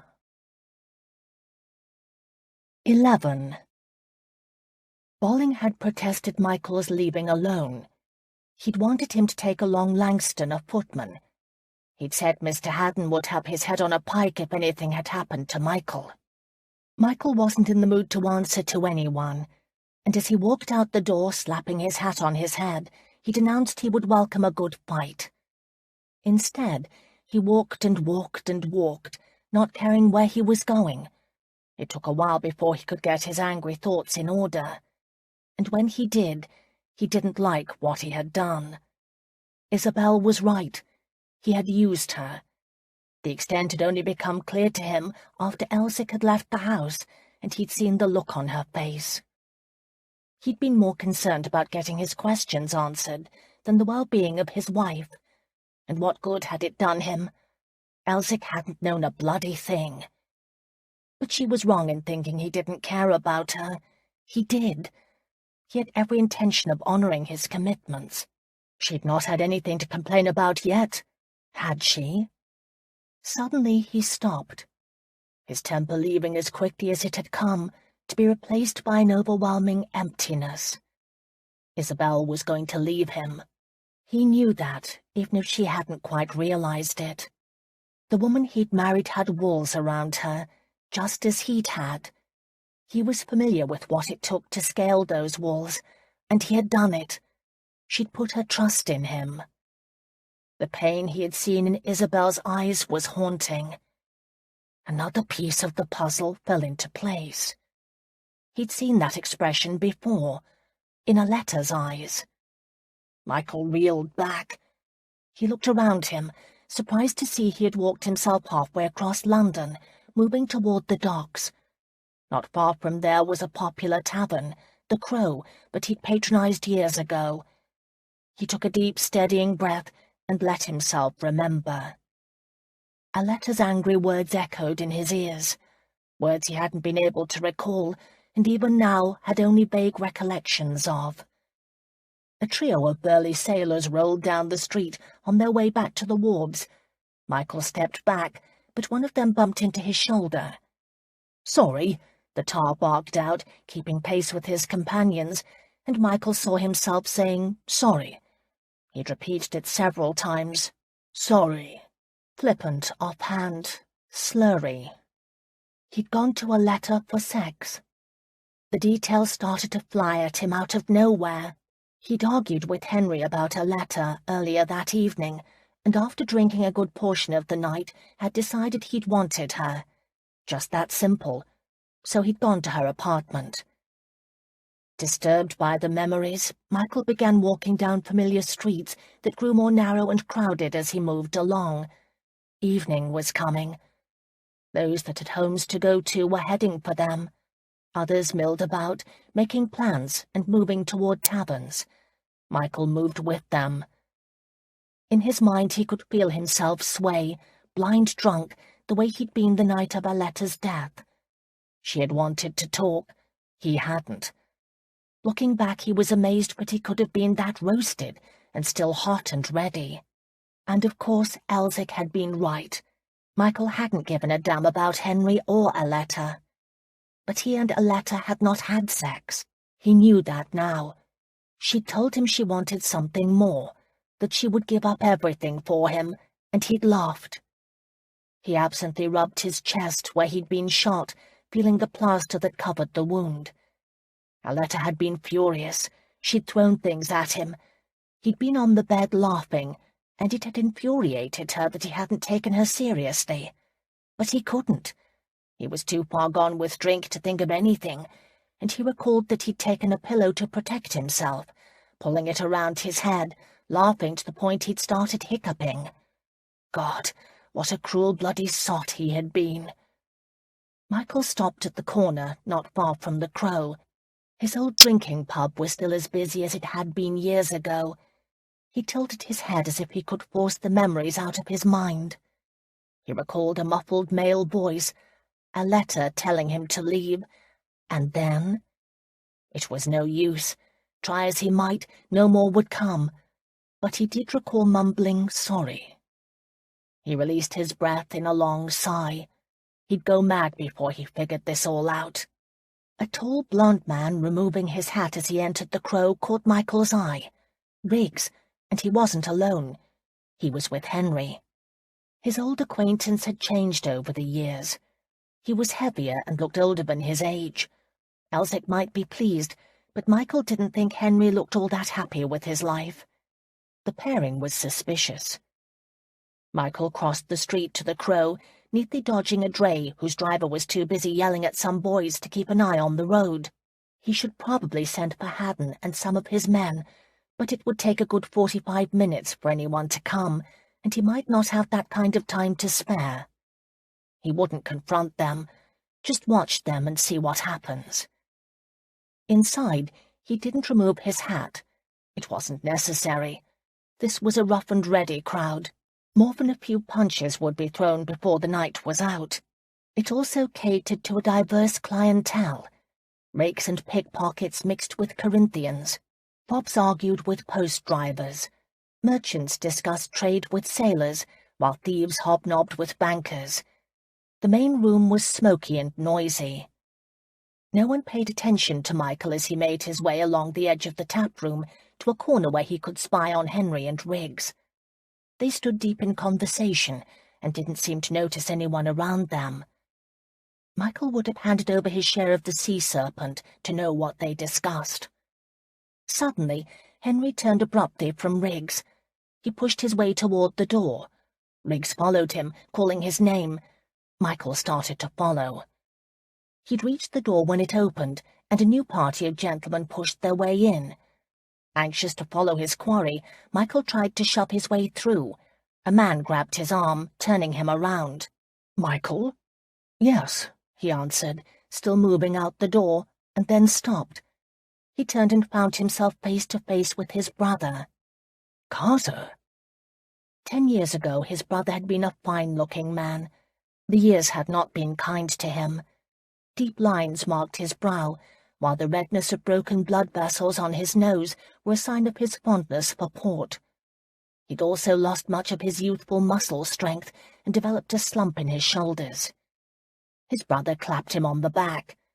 "Good God, yes, it's me. I've been looking everywhere for you. Come have a drink." He didn't wait for Michael's reply, but swept him back inside. Riggs and Henry were forgotten, as Michael allowed himself to be presented to Carter's friends. "This is my brother," he said to the other gentlemen. They all wore the indolent, careless style of the Corinthian set, but their paunches belied their dress. Michael surmised they were more interested in wetting their throats than horse racing or fencing. Certainly interested in him. When the tankards were passed around, Carter snagged one for himself and Michael. "Cheers," he said, and drank his down. He held up his tankard to be refilled before steering Michael back to the corner where he had spied on Riggs. Carter took a drink before saying, "So, what have you been doing with yourself?" It was an odd question, considering the circumstances. His overt friendliness was a definite contrast to his past behavior. Michael said, "I called upon you. You refused to see me." "Nonsense. I would have seen you if I had been in. I'm not home often." Michael frowned. He was certain his brother or his wife had been in residence. "Then again," Carter said, "I don't remember receiving a card from you." "I didn't leave one." Carter shrugged. "Well, there you have it. You can't expect me to return a call if there is no card." "We're brothers," Michael reminded him. "I know that." Carter took a swig and looked across the crowd as if ensuring his friends were still there. Not once had Carter met his eye. He was always looking somewhere else. "I hear you are married." Carter's statement caught Michael off guard. "Who told you?" At last Carter met his gaze. He smiled, his expression confident. "The bishop is a friend of mine. He couldn't help but notice the name on the petition for a special license. Am I too late to wish you happy?" "We were married less than a week ago." "Ah, the prime of a marriage. After that, it is all a bore." Carter smiled at Michael, the expression not reaching his eyes. "We shall have to meet your new bride. In fact, I'm surprised you are here tonight. The mattress has hardly been broken in on the wedding bed." Michael didn't need love advice from his brother, especially on a currently sore subject. "How is your family?" "Good, thank you." He contradicted himself with an exasperated sound. "The estates take up time. This bloody title is a nuisance. My eldest boy was just tossed out of Eton. We got them to take him back. Sounds like the two of us, eh? Of course I hear you've done well for yourself." "I've managed." Growing up, he'd idolized Carter. How could he not? Carter was the heir. He could do no wrong. Michael had striven to be like him in all things, including drinking, he realized, as his brother frowned into his now empty tankard. "Here," Michael said, pouring his into Carter's. "Is it really as dangerous over there as I've heard?" Carter asked. Michael shrugged. "The world is a dangerous place anywhere you go." "So true," his brother agreed disinterestedly. "Ah, Mullins is leaving." He clapped Michael on the back again. "We'll have dinner together, soon. Wallace will arrange everything." His sister-in-law had never really liked Michael. She'd thought him spoiled. She'd been right. "Must go." Carter threw over his shoulder at him, already moving toward the door. Michael didn't follow. He watched his brother elbow his way through the throng of drinkers toward his waiting companions. He didn't recognize any of them, although he was certain he'd met Mullins before. The name sounded familiar. It came to him. Mullins and Carter had been drinking mates since before Michael left England, and it struck him that while his life had been changing, theirs had stayed the same, and not for the better. He moved to the door. He doubted there was any sense in searching for Riggs or Henry. There was no telling where they could be. Instead, his mind turned to Isabel, and without really being conscious of making a decision, he started heading home. Fresh air felt good. The streets were not as crowded, so there was room for a hack to roll up beside him. The door opened. Michael braced himself, ready for anything. Haddon stuck his head out. "Did you find your good fight?" he asked, quoting what Michael had told Bolling. "Are you offering one?" His friend gave a resigned sigh. "Get in." Michael obliged, taking off his hat to fold his tall frame into the coach. "Did you have me followed?" "Yes. Bolling was smart enough to send a man after you. Michael, what are you thinking? Someone is trying to kill you. And don't give me that nonsense about not needing a nursemaid." "I don't need to. I already have one. Bolling. He's a good man." Michael shrugged, not willing to give an inch. Haddon said in Shawnee, "I am worried for you, my brother. You are taking risks you should not." "Only the bold discover the truth," Michael answered, also in Shawnee. "Or the foolish." He switched to English. "Your wife knows why you married her. Did Bolling share that with you too?" "He overheard a few things." "It's a private matter, Alex. Your Isabel has a temper. That's good. You need someone who will stand up to you. Like you do." Haddon's teeth flashed white in his smile. "Perhaps." And Michael had to admit it was true. He did admire Isabel's spirit.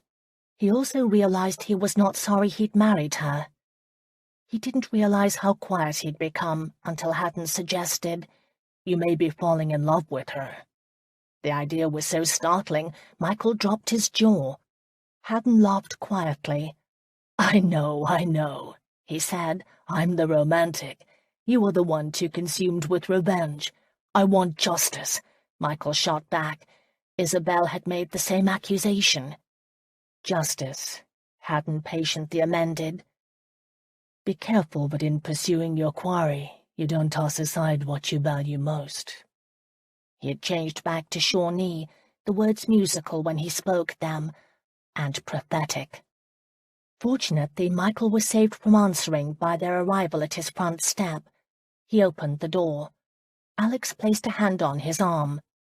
"I say these things in honor of our friendship," he said. Michael answered in English, "I know." He hesitated. His feelings where Isabel was concerned were too new, too raw. He changed the subject. I saw my brother this evening. Did he turn away or walk off? Haddon knew of the calls Michael had made. He acted as if we were the closest of family. He'd heard of my marriage.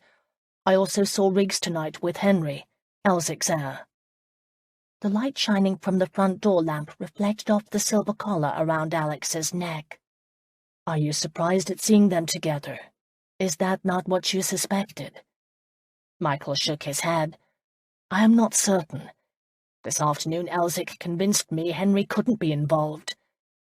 Fathers rarely know what their sons are doing, Haddon reminded him. Mine certainly doesn't. Keep your guard up. I will. Michael got out of the coach. You leave on the evening tide tomorrow. That's the plan.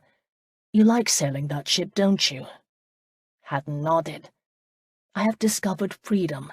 No one can argue with me, unless I take you on board. He leaned forward. Michael, we made more money than any two men should this last trip. I leave for Egypt on the morrow. I've been holding documents for you to sign. I understand if you are.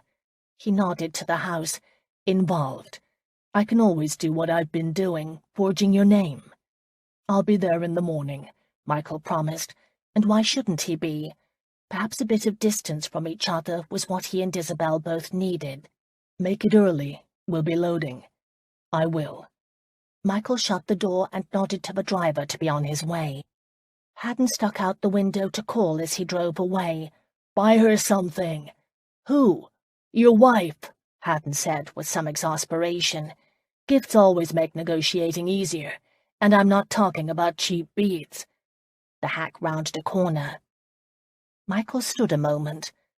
Alex was the one man he could trust. He valued his opinion, and perhaps he was right about taking a guard with him. Unfortunately, he was wrong about Isabel.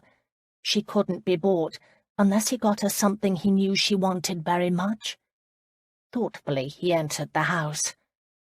Bolling was sitting up waiting for him. Glad to see you home, sir. I imagine you are, Michael said. You aren't unhappy with me for sending for Mr. Haddon, are you, sir? Would it make a difference? No, sir. Michael sighed. Go to bed. He didn't wait to see if Bolling obeyed, but went upstairs, not even bothering with a candle. The room he had been using was the largest one, and located at the end of the hall. He knew Isabel wouldn't be there. For a moment he stood in front of the door of the room she had chosen out of anger, and debated going in. His pride whispered to leave her be. He tested the door. It was not locked or barricaded against him. He opened it. The room was dark, the shades drawn against even what little moonlight there was. His eyes adjusted quickly, and he could see her form on the bed. The even sound of her breathing drew him. Without rationalizing what he was doing, he closed the door, undressed, and slipped into the bed beside her. It felt right to be there with Isabel. He'd grown accustomed to her presence, to the sound of her breathing and her soft warmth. Almost as if she felt the same, she rolled over to curl next to him. Her breath escaped in a soft sigh of contentment. He'd never heard a more welcoming sound. Slowly, he lowered his arms to place them around her. She was still dressed. The worn material of the gown she had been wearing didn't inhibit her sleep. Her toes were bare, so she'd at least made herself that comfortable. Her sleepy warmth and the spicy rose scent of her hair aroused him. This would be the first night since their wedding they hadn't made love. The first time he would sleep with any woman without sex. He was tempted. He could slide into her and wake her with kisses. He knew Isabel.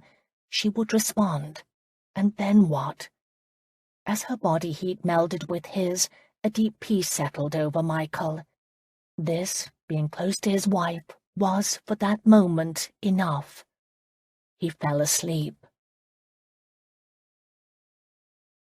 Isabel woke the next morning to someone pounding on the door. She pushed her hair back and looked around, not immediately recognizing her surroundings. Then she remembered. She was surprised she'd slept as well as she had. Her eyes had been swollen shut from crying when she went to bed, and she tossed and turned fitfully at first. Sometime in the middle of the night, she must have finally relaxed. And then she glanced over at the pillow on the other side of the bed. There was an indentation, as if someone had slept there. Tentatively, she snuggled next to it and caught the clean scent of her husband. Her senses went on the alert. She sat up, searching the bare room for more signs of him. There were none. Isabel ran her hand over the sheets. They weren't warm, as if someone had just vacated that side of the bed. Perhaps her imagination played tricks. There was another knock at the door. "Mrs. Severson?" She recognized the butler's voice. "Yes, Bolling. I hate to disturb your rest, but you have visitors." "I do." Other than the Marquis and the Oxleys, who knew she was there, or cared. "What time is it?" she asked Bolling. "Close to noon," a woman's melodic, cultured voice said, a beat before the door started to swing open. Isabel pulled the covers up just as a magnificent creature with the blondest hair and bluest eyes presented herself in the doorway. She had on the most wonderful confection of an emerald velvet cap. White and yellow ostrich feathers were pinned into place with a jeweled pin. Her dress was a lighter green, with a lace jacket and matching gloves. Her shoes were the finest kidskin and dyed to match the hat. She had finished off the ensemble with a red walking stick as tall as she was and trimmed in white, yellow, and green ribbons. The woman tapped the floor with the walking stick. "You are a sleepyhead," the woman said. Her gaze filled the appraising Isabel. "I too could sleep the day away, but not when the finest dressmaker in all of England waits upon my pleasure." "Excuse me," Isabel said. "Madame Beaumont is waiting in your salon," the woman said. "She has an appointment to furnish you with a complete new wardrobe." Bolling sought to interject himself. "The master ordered the dressmaker to come.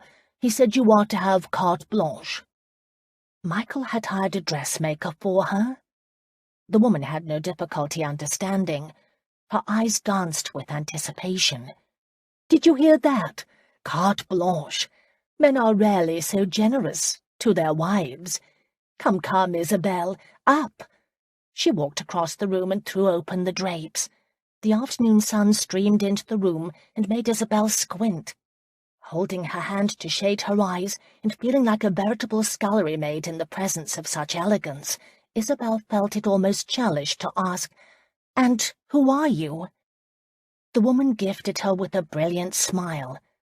"I am your sister-in-law, Wallis, Countess of Jemison." 12. Isabel spent the most amazing day, and it wouldn't have been half as enjoyable if not for Wallis. She was indeed Michael's sister-in-law. Isabel was more than a bit embarrassed that she didn't know very much about the family, a situation Wallis excused with a breezy, "Men never pay attention to the details." "Now hurry and dress. One doesn't keep Madame Beaumont waiting," her sister-in-law said. "And please call me Wallis. We are sisters now." She gifted Isabel with a brilliant smile before leaving the room. A sister. Isabel wanted a sister, or even a close female friend who was her age. Wallis was older, but she had a youthful spirit, and just then, when her marriage appeared to be a mess, Isabel appreciated the woman's diversion. She also remembered, while she was washing her face, she'd heard of Madame Beaumont before. The Duchess had used her, and had once been in the foulest of moods because Madame had refused to make a costume for her to wear to a special ball. The Duchess had made an offhand comment that had insulted Madame. It had taken weeks of gift-buying and wheedling for the Duchess to get back into Madame's good graces. As Isabel pulled her forest green wool over her head, the dress she had married in, she knew she would not meet Madame's exacting standards. Downstairs, Bolling hovered in the hallway with a worried expression on his face, while a line of dressmaker assistants paraded in and out through the door carrying bolts of silks and muslins. Madame stood in the door between the hall and the sitting-room. She was a thin woman dressed in dark blue, with her hair in a tight bun and a mouth perpetually pinched as if she sucked lemons all the time. She watched Isabel come down the stairs, her disapproval plain. "Hello," Isabel said. "Thank you for coming." She was so nervous she almost offered her hand. "I don't know if it is worthy of my time," Madame said bluntly. Her nasal voice gave her words a nasty tone. Isabel was too shocked to comment. Fortunately, Wallace was not intimidated. She sat on the settee in the sitting-room, surrounded by pattern books and stacks of material, and looking completely at ease. Looking up from the French fashion gazette she'd been perusing, she asked, "Hasn't Mr. Severson paid you in advance?" Madame stiffened. "You know this?" "I know," Wallace said, meeting Madame's gaze with a guileless one of her own. "He has paid a fortune for your time, Madame. Knowing your reputation, you've probably charged him 3 times your costs to come to the house." "I would do no such thing." "Of course not," Wallace drawled with patent disbelief. She wore emerald earrings the size of Isabel's small finger.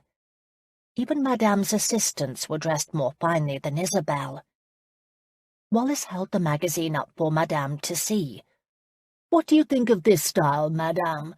Beneath those dowdy clothes, my sister-in-law is a true beauty. She will do justice to your creations, unlike the others. Women who can afford your prices are usually old and plump. Some of them look positively like cows in your creations. My sister-in-law will do you justice. I may even take her with me to Countess Wawrinski's rout next week. I promise if I do, and she is in one of your dresses, everyone will be in your shop the next day." "Including the Countess Wawrinski?" Madame's beady gaze gleamed with avarice. She motioned for Isabel to enter the room. "Stop there, in the light." She walked around Isabel, looking her over from head to toe. "I could do wonders with her." "Only you could make her what she could be," Wallace agreed. There was a moment of suspense. Then, with a sharp clap of her hands, Madame said, "Tiens, it will be done. Undress her. We must see her form." 2 of Madame's 3 assistants scurried to bring her will to fruition. "Please shut the door," Isabel begged, fearing they would strip her down in front of Bolling. Wallace stopped them before they closed the door. "Wait, Mrs. Severson has not broken her fast, and I admit I could eat a bit of something. What of you, Madame?" "I could eat," the Frenchwoman said. "Good," Wallace said. "Bolling, is it?" Bolling nodded. He appeared as bedazzled by Wallace as Isabel was, especially when her ladyship bestowed upon him her radiant smile. "We will need some mulled wine, tepid, not hot. It's good for the digestion," she informed Isabel and Madame before continuing with her order. "Tea, and perhaps some biscuits. I always prefer to eat light in the morning." Isabel and Madame murmured that they did too. "However, for luncheon," Wallace said, "there is that stylish little shop no more than 2 blocks from here, Berry's."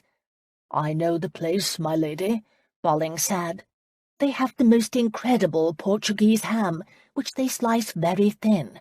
I'm quite partial to it, and their peaches they jar in syrup and cloves. Let us have that. Oh, yes, and next door is a marvellous bakery." "I know that bakery," Madame said approvingly. "I want some of their buns. Tell Emma the shop girl you are shopping for me, and she will know exactly what I wish. But they must be hot. Whoever you send to fetch these things should know not to return without fresh hot buns." "Yes, my lady." "Doesn't my husband have a cook?" Isabel dared to ask. "Yes, ma'am," Bolling said, but Wallace overrode him. "Cooks are passé. Is that not true, Madame?" "C'est vrai." "And today is a special day," Wallace said, leaning back on the settee. "We should all treat ourselves. I am certain my brother-in-law would not mind." "I don't think he would," Isabel agreed, and even if he did, she was still very angry with him. A decent lunch was the least he could do. "Then it is decided," Wallace said happily. Bolling started from the room, but her voice called, "Wait a moment. Isabel, do you have a maid?" As an aside to Madame, Wallace explained, "She's just arrived from the country. You know how difficult it is for country servants to make the change to city ways." "Impossible," Madame answered with a world-weary shrug. "Isabel must have a maid," Wallace declared. "Bolling, send someone to my address and tell Becky to come. I told her there might be a possibility we will need her here.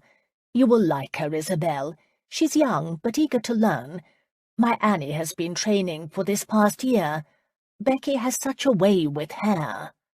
"Thank you," Isabel said. "What are sisters for?" Wallace said. What indeed? Wallace must have sensed her feelings, because she held out her hand for Isabel to take. "Now," she said, turning her attention back to the pattern books, "I believe Isabel must have something made in that soft ivory muslin over there, and she definitely needs a dress for this evening." "What is this evening?" Isabel asked. "You are dining with us, a small family occasion. Didn't Michael tell you?" Isabel didn't want to share that she and Michael had had a fight, and she felt slightly foolish not knowing his plans at all. "He left early this morning," she said. "And you are newly wed," Wallace said. "Thoughts of family dinners are second place in a new marriage. Is that not so true, Madame?" "Vrai, vrai," the Frenchwoman agreed. "So, do you like this ivory muslin?" Wallace asked Isabel. "I do. And don't you think this green and lavender tissue shot through with gold threads would make a lovely foil?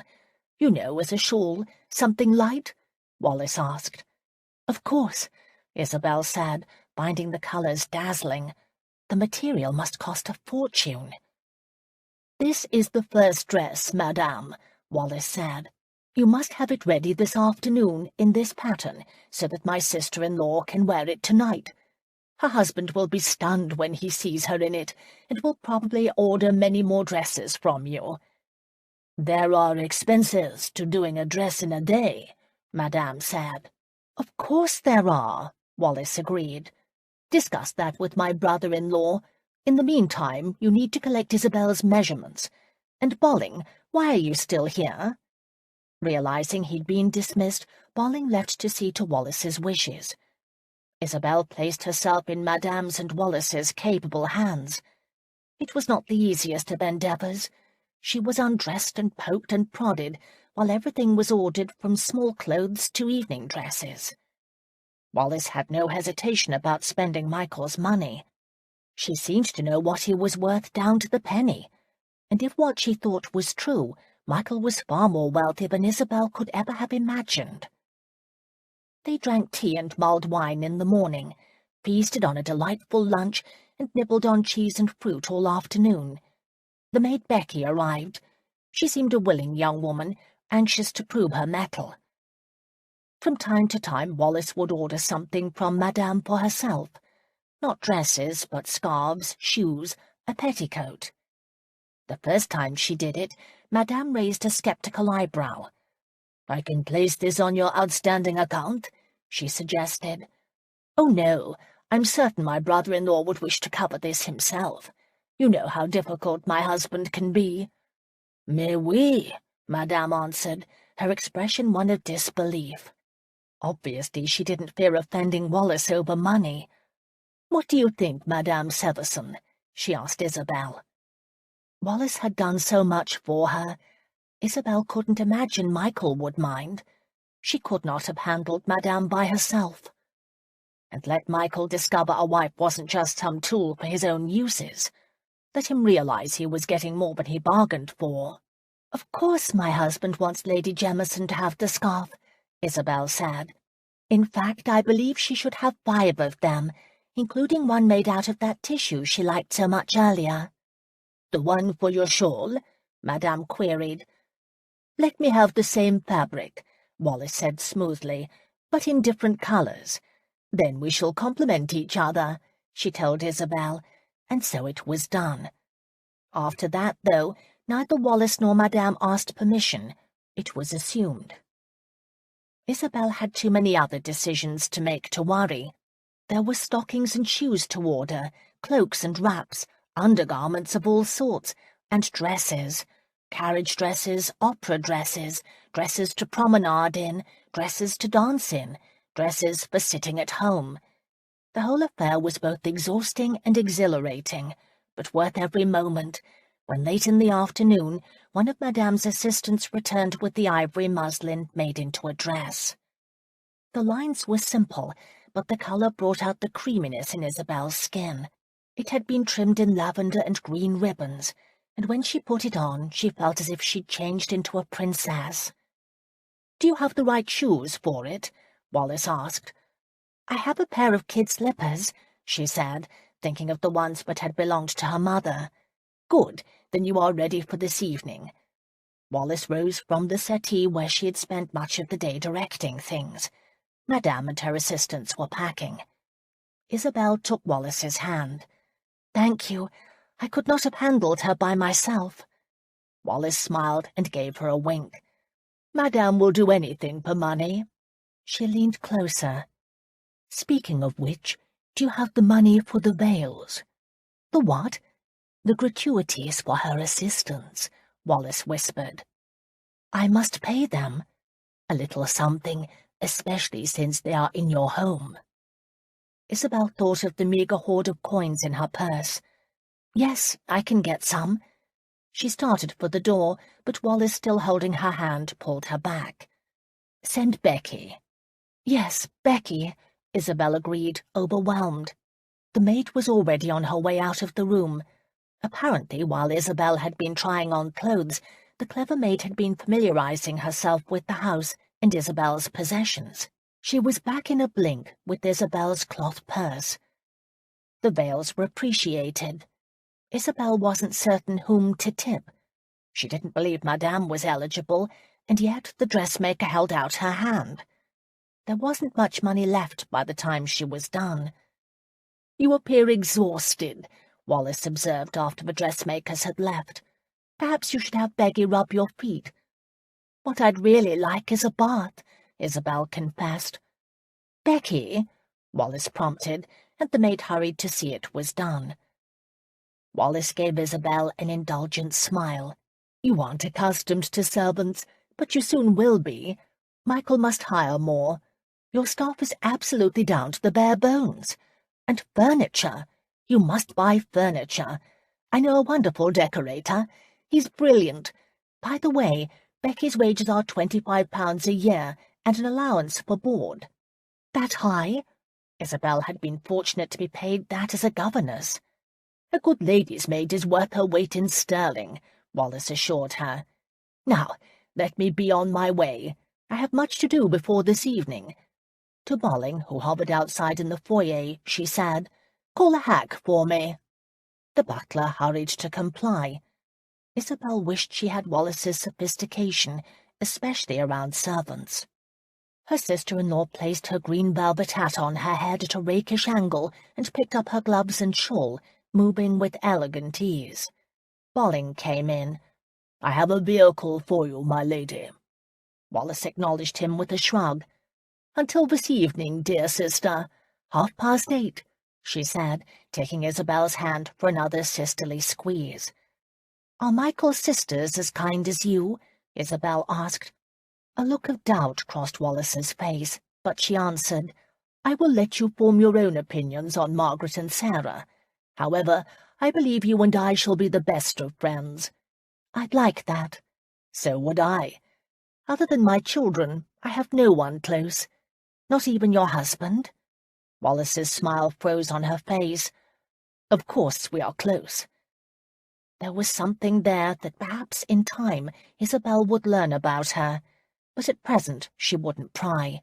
"What are your children's names?" "I have 2 sons," she said proudly, "Jeremy and Wallace. That last is a bit of vanity," she said, referring to her second child's name. "I was named after my father Wallace, and it seemed right to carry his name forward." "I'm certain your son is proud to bear it," Isabel said, walking with Wallace to the door. "It's an honor to be able to claim your lineage." "I like you, Isabel," Wallace said. She gave her a kiss on the cheek. Until this evening." "Yes," Isabel said. Wallace took a step toward the door and stopped. "By the by, do you have a bit of coin for the hack? I left my funds at home." "Well, yes, I do." Isabel handed over to Wallace the last of her savings.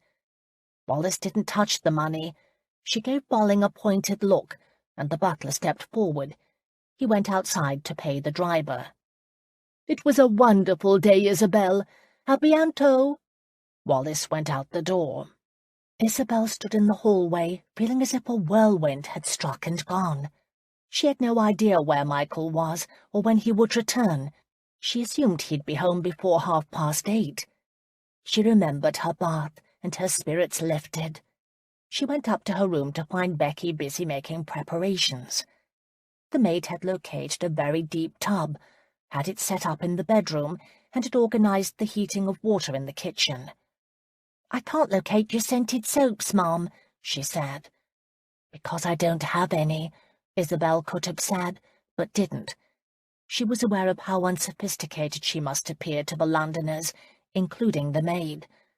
Tactfully, Becky suggested, "There is a shop around the corner that sells Lady Jemison's favourite scents. Do you wish me to run out and purchase some for your bath?" "It's that close?" "Mom," Becky said, "in this section of the city everything is close. The shopkeepers want to cater to the people who own houses in Mayfair." That made sense. Still, Isabel had another problem. "I don't have any money," she admitted. "You don't need any. I'm certain the perfumer will extend credit. Lady Jemison never uses money. She says it's de trop." Isabel doubted if Becky knew what de trop meant, and her country common sense warned her that money was a commodity that would never go out of style. Still, the idea of scented soaps was very appealing. "See what you can do," she told Becky, with a fair imitation of Wallace's breezy air. The maid didn't have to be told twice. An hour later, Isabel found herself luxuriating in a warm bath scented with the attar of rose petals and Mediterranean peach kernels. She'd never thought of such a combination, but it made for a heady fragrance that soothed away all the pressures building in her mind. Her intention had been to bathe quickly. She'd posted Becky at the top of the stairs, with instructions to inform her as soon as Michael stepped into the house. They had to talk. She wasn't certain what she would say. The marriage could not be annulled, not with the activity they had been practicing over the past week. Perhaps if she discovered she wasn't with child, they could manage something. The thought made her sad. Her poor marriage, over before it had even begun. She sank into the fragrant water, wishing she could disappear. Becky gave a knock on the door before entering. "Mom, your husband is home." Michael was most anxious to see his wife. It had been a frustrating day. The paperwork and accounting had been endless. Their man of business, Fitzhugh, had cornered him with numerous questions that begged only Michael's attention. But he was home at last, and he had a problem that would take the wisdom of Solomon to resolve. Bolling met him at the door. "Did you have a good day, sir?" "Fine. What of Mrs. Severson?" The butler's raised eyebrows was a clue things had not gone well. "What is it?" Michael asked. "Was she not pleased with the dressmaker?" "Yes, sir." "Did she not order a dress or two to wear?" "Oh, yes, sir." His tone spoke volumes. "She spend a pretty penny?" Michael asked, pleased. "Yes, sir, and more than a few 100 guineas." Michael frowned, then decided the money was worth it. Isabel needed a wardrobe, but Bolling didn't act as if he were finished. "What is it, man?" he asked with a touch of irritation. "Lady Jemison was here today with her." "My sister-in-law?" The last time he had seen Wallace, she had publicly given him the cut direct, snubbed him in front of everyone. Why?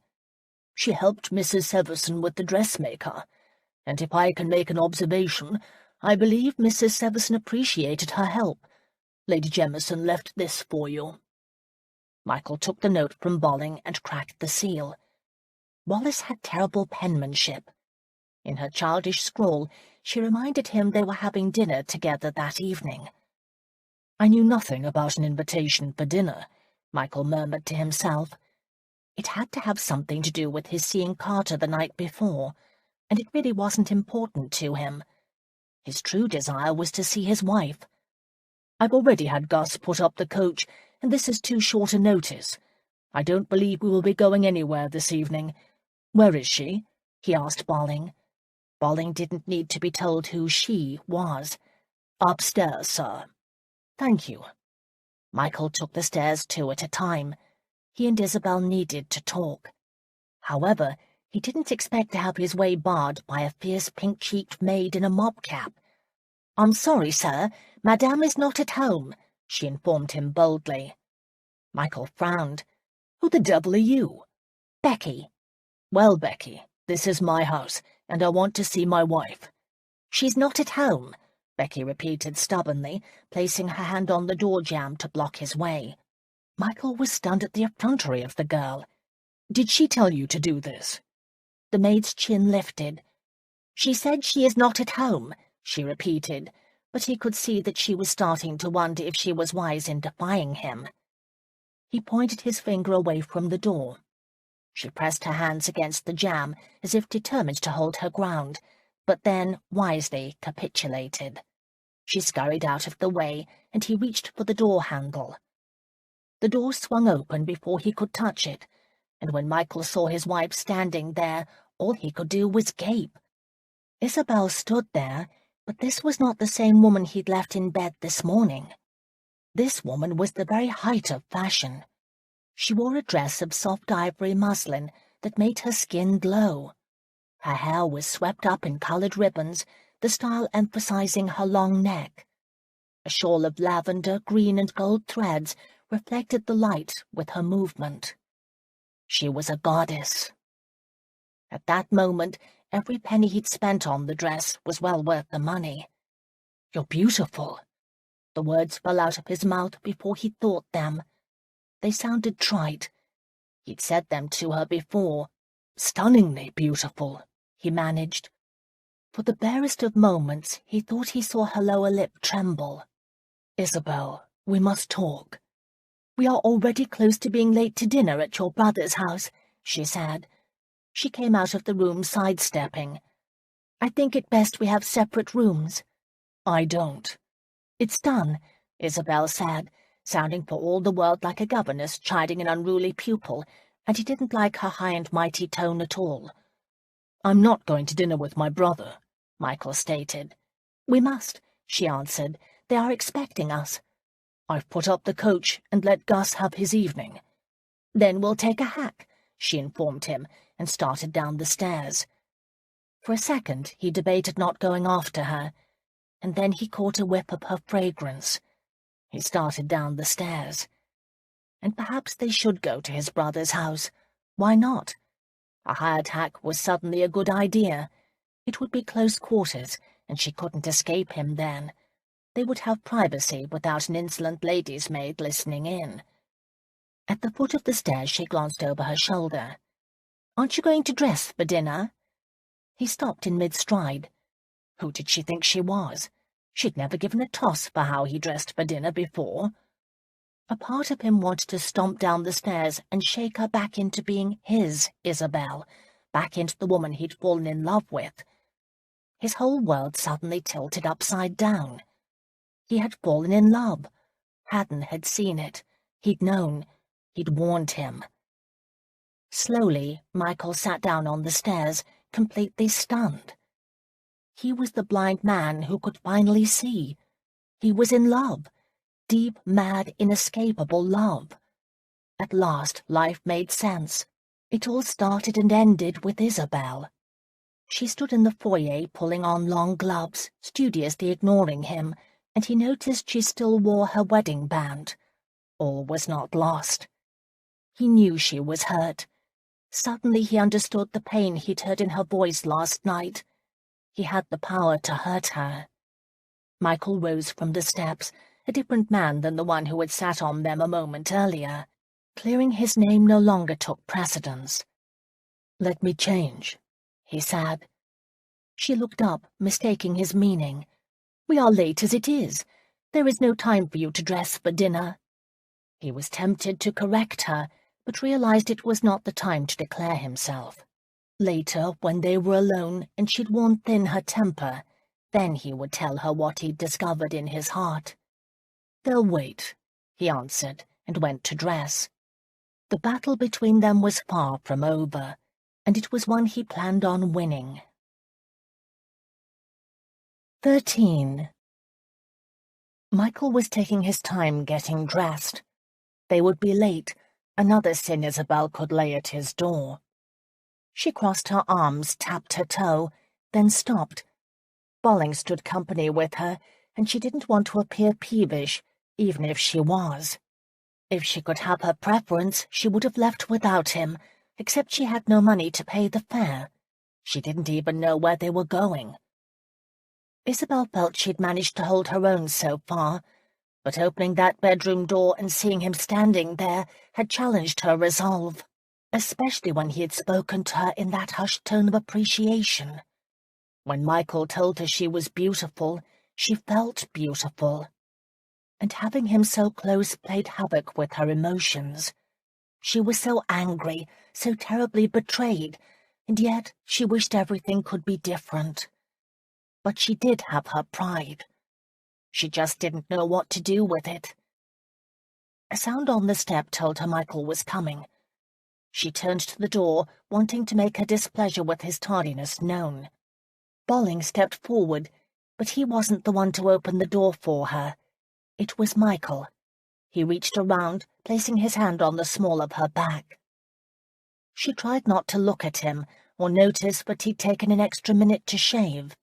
Something about the scent of the soap he used always made her heart skip a beat faster. She would have to change that. She would have to force herself not to notice him at all. But Michael wasn't a man a woman could ignore. Isabel couldn't help stealing a glance, and was stunned by how tall and handsome he appeared in black evening wear. The formal, elegant cut of his coat suited him, and the snowy folds of his neckcloth were a good foil for his dark hair and eyes. How easy it would be to lean back into his arms, to pretend he hadn't hurt her. Instead, she ran down the step to the waiting hack. The driver helped her into the narrow confines of the hired vehicle. Isabel attempted to fit herself into a corner so that she wouldn't have to touch her husband. It was impossible. His large frame filled the space. He placed his hat in his lap and knocked on the roof for the driver to go. The cab swayed on bad springs, drawing them closer together, if such a thing were possible. Isabel leaned back, too aware of her husband's thigh against hers. "Do you remember the last time we were in a coach together?" he asked. She gave him her back, preferring to stare out at the passing scenery. He wasn't about to be ignored. "Say what is on your mind," he urged her quietly. "I said it all last night," she responded briskly. She crossed her arms, finding it difficult to be this close to him. "When you get your temper up, you remind me that you were a governess." A flash of anger shot through her. She stared out the window, refusing to look at him. "I'm sorry," he said. Isabel didn't answer. "I shouldn't have used you," he continued, his voice measured as if he were feeling his way carefully. "Apologies have never been easy for me. If I could do it over, Isabel—" He hesitated. "If I could do it over, I would do exactly the same thing, because otherwise you would not be with me now. You would have marched off that morning to wherever, and I would be alone. We'd both be alone." He was right. And did she truly regret meeting him? Before, her life had been boring. Now? "Years ago, Isabel, in a court of law, I was given a second chance. I tried to make the most of it. I pray you give me a second chance now. I will never hurt you again." She closed her eyes, fearing she would cry. Kid gloves made it awkward to dry tears, but that wasn't the real reason she wanted to shut him off. Isabel didn't know if she could take another risk with him. It hurt too much. And yet, She loved him. "I'm so pathetic," she said, not meaning to have spoken aloud. "No, you aren't," he corrected. "You are right to be angry. You used me." Her words revealed her pain. She could not help herself. "I did." "Are you using me now?" She dared not look at him. He appeared to feel as miserable about the state of affairs between them as she did. She had to maintain control. "No," he answered. "But there are no guarantees, are there? You could change your mind." "I won't. I want you to believe in me," he said. "That's all I ask." "You ask too much," she said, yearning to forgive him. It was a weakness. She should be stronger. "Don't say that, Isabel. Please don't say that." Before she could respond, the hack rolled to a stop. The cab rocked as the driver jumped down. "We're here," Michael said, stating the obvious. She could tell he was frustrated. "We're not finished with this, Isabel," he warned. "Not at all." The door opened and he had to get out.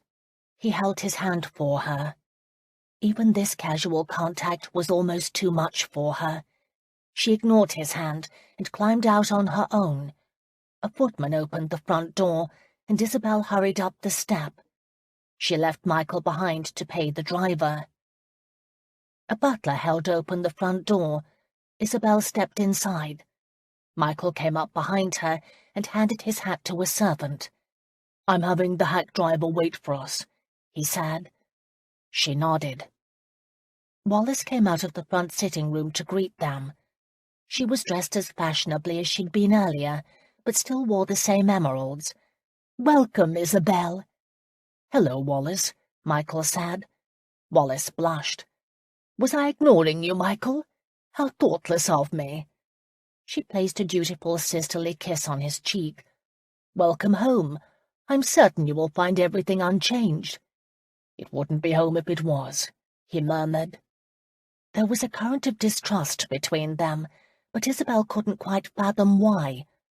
Wallace linked her arms in both of theirs and steered them into the sitting room, where a man who must be Michael's brother waited. He stood by the fire as if posing for a picture titled "The Earl at Home." Carter Severson, Lord Jemison, must have once been almost as handsome as Michael, but drink had destroyed those looks. The grey at his temples gave him a distinguished look, but there was a heaviness about his face, and the slump of his shoulders aged him beyond his 40-plus years. And yet she sensed Carter's mind was working like the gears of a clock. He missed nothing.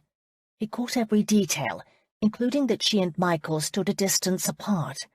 "Here he is," Wallace said grandly, announcing Michael. "Our family black sheep returned to the fold."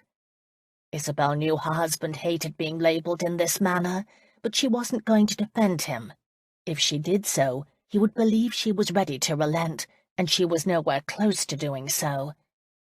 Instead, she concentrated on her surroundings, and was surprised to note that for a woman who boasted her association with a decorator, Wallace's sitting room was in great need of restoration.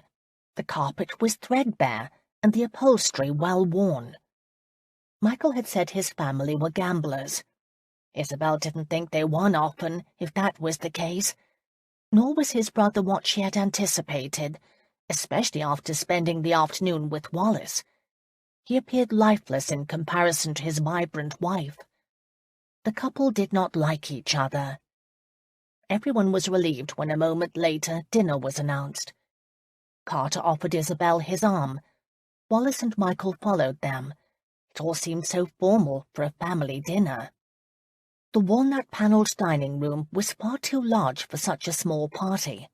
The table leaves had been removed, and the setting for four seemed adrift in the space. Footmen stood at the four corners, ready to see to their every need. Lamb was served along with bottle after bottle of wine. Remembering her wedding dinner, Isabel didn't over-imbibe. Michael didn't drink at all. Wallace and Carter made up for the two of them. "I say, Michael, how did you earn all your lovely money?" Wallace asked. "I worked." His sister-in-law laughed as if he'd made a great jest. "He did, Wallace," Carter said flatly. Her laughter died. "What sort of work?" "Trading. I sold furs, land, and anything else I could get my hands on," Michael answered. "You are a merchant?" Wallace asked faintly. Isabel could almost hear her wonder what she would say to her friends. "Our new venture is in shipping," Michael said. "Is that better?" "Our?" Carter asked. "I have a partner," Michael said. His brother frowned. "You do?" "Yes, Alex Haddon." "I've never heard of him." Isabel sensed Carter didn't accept anyone if he hadn't heard of him or knew his family. "Haddon is half Shawnee," Michael said. "What is that?" Wallace wondered. "He's Indian," Michael answered, and seemed to take enjoyment at his brother's and sister-in-law's raised eyebrows. "Interesting," Carter murmured. "Where is this Haddon now?" "On his way to Egypt. We are trading British copper for cotton." "My, you really are a tradesman," Wallace wondered aloud, slightly dismayed. "A very successful one." Isabel couldn't stop herself from interjecting. "And you approve?" Carter asked. As he drank, he grew more sardonic, a quality Isabel did not admire. "Yes, I do. In fact, I've never understood the genteel class's acceptance of position in government, law, or the church, and yet they sniff at the actually doing of business." "Because money trading hands is so common," Wallace said. "Unless it is at a gaming table," Isabel countered pointedly. "I'm sorry, but I've watched many a lord turn up his nose at work, and yet throw away the wages of a small village on the turn of the cards." It was only after she'd spoken her mind that she realized she could be considered critical of her hosts, who looked at her as if they had let a leper loose in their midst. They were right. She had been too outspoken. Her cheeks turned hot. She should apologize, but then Michael came to her rescue. "I married a free thinker," he said. "I don't believe it is wise for women to have such strong ideas," Wallace said stiffly. "I do," Michael answered. "Isabel possesses intelligence and conviction, qualities I admire." "She's also beautiful," his brother added. "Quite right," Michael said. "As are you, Wallace." He'd said the last as if an afterthought. Carter didn't say a word, but continued to stare at Isabel, making her feel uncomfortable. A tightness appeared around Wallace's mouth. Here was a woman with regrets. Isabel had seen the same expression on her mother's face. But instead of sympathizing with her mother, she felt a flash of annoyance. Her mother had had so much in her husband and her children, and yet she'd longed for a man like the Marquis. "Tell me about the children," Michael said to Wallace. The transformation in his sister-in-law was immediate. Her two sons, Jeremy and Wallace, were her pride. Had Michael known this? That he would flesh out her personality was something Isabel could admire. It was kind, a trait she didn't associate with most men, and some of the distrust she had felt for him eased a bit. He was trying. Perhaps he did mean the words he spoke in the coach. Wallace talked enthusiastically about the children, while her husband kept making small, disparaging asides. Isabel decided she didn't like Carter very much, especially when he finally said, "Enough, Wallace. If you aren't boring Michael and Isabel, you are boring me." "You don't like to hear anyone talk but yourself," she countered. "Quite right, my dear, quite right." Carter turned to Isabel. "Let me give you a tour of the house. Michael, you don't mind if I monopolize your wife?" "I wouldn't mind going with you," Michael said. "But then who would stay with Wallace?" Carter replied smoothly. Michael's gaze met Isabel's. She couldn't read what he was thinking.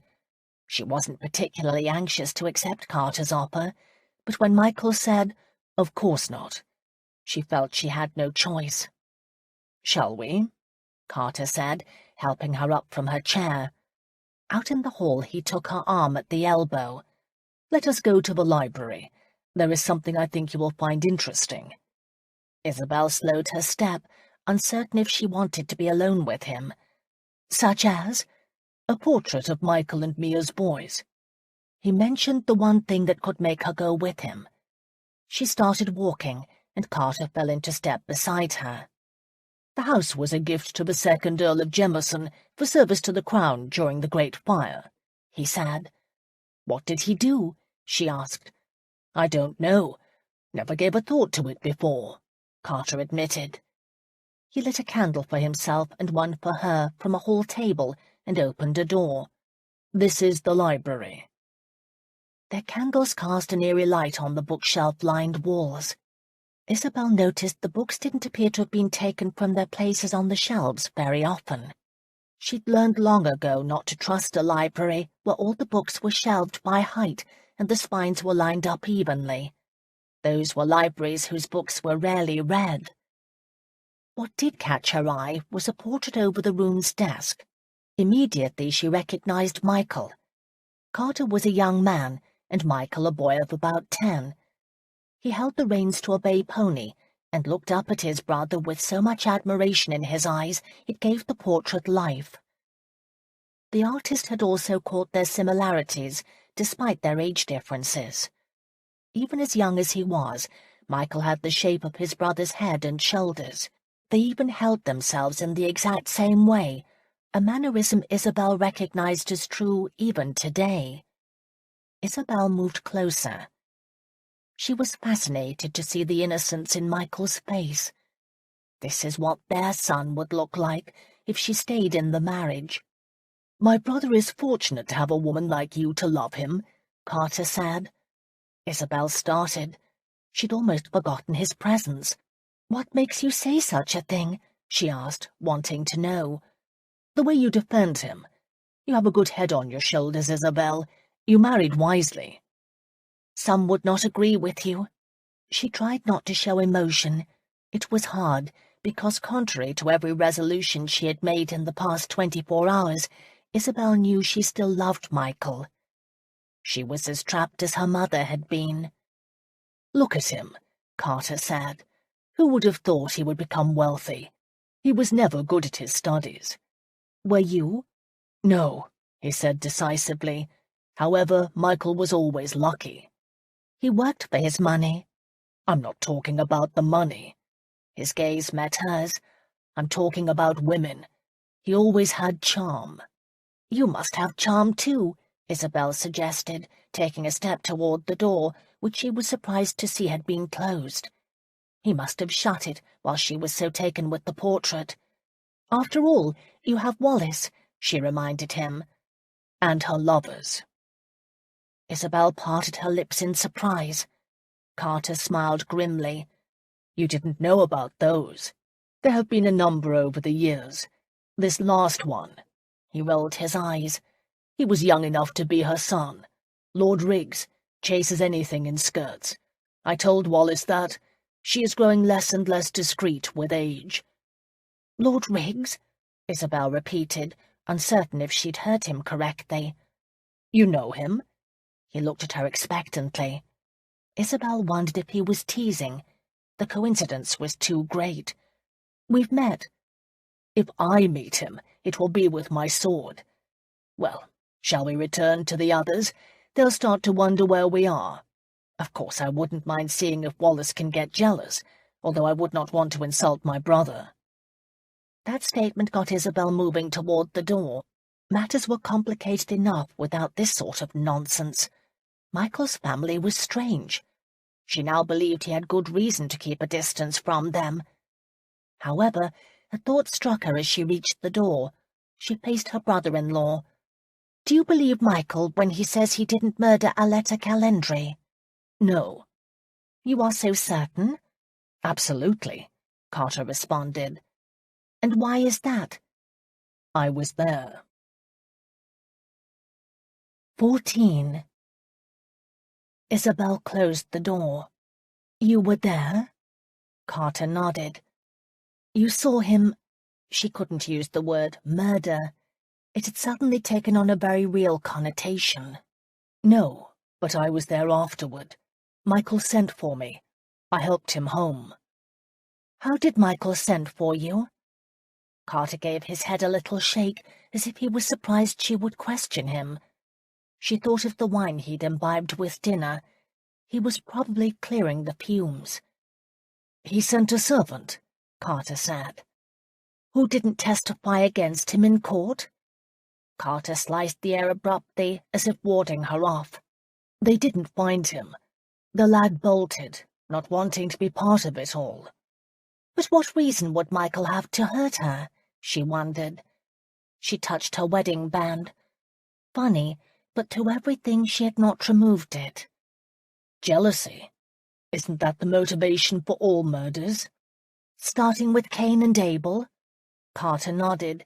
Exactly so. Isabel searched her mind to remember the story she'd read years ago during the murder trial, and was frustrated she didn't know more details. What of Lord Elsick's son? Michael believes he may have done it. Henry and Aletta were lovers. Henry wanted to keep her. She watched Carter's expression in the candlelight closely, searching for any sign that his memory could be wrong. Almost as if in response to her scrutiny, he drew back slightly into the shadows. "I don't know," he said stonily. "Aletta was a victim of her own indiscretions. She played many men against each other." "So there could have been many men who could have killed her?" Carter's expression turned shuttered. "Possibly." "Probably," Isabel corrected him. "Isn't that what the judge decided? There was almost no evidence against Michael, but couldn't have been levelled against others." "A gentleman in the building saw him." Isabel shook her head. If that was true, the judge would have convicted him. Her brother-in-law was obviously not accustomed to being challenged. "My brother is fortunate to have such a passionate advocate for his defense." He sounded angry. "I'm only stating what is true," Isabel answered. "And if you know differently, why did you not testify at his trial?" "He's my brother." Carter nodded to the portrait on the wall. "I am head of the family. I must think of our name." "But according to Sarah, your name was dragged through the trial as it was." "You have a very sharp memory, Isabel." He wasn't paying her a compliment. "I was a governess, my lord," she informed him.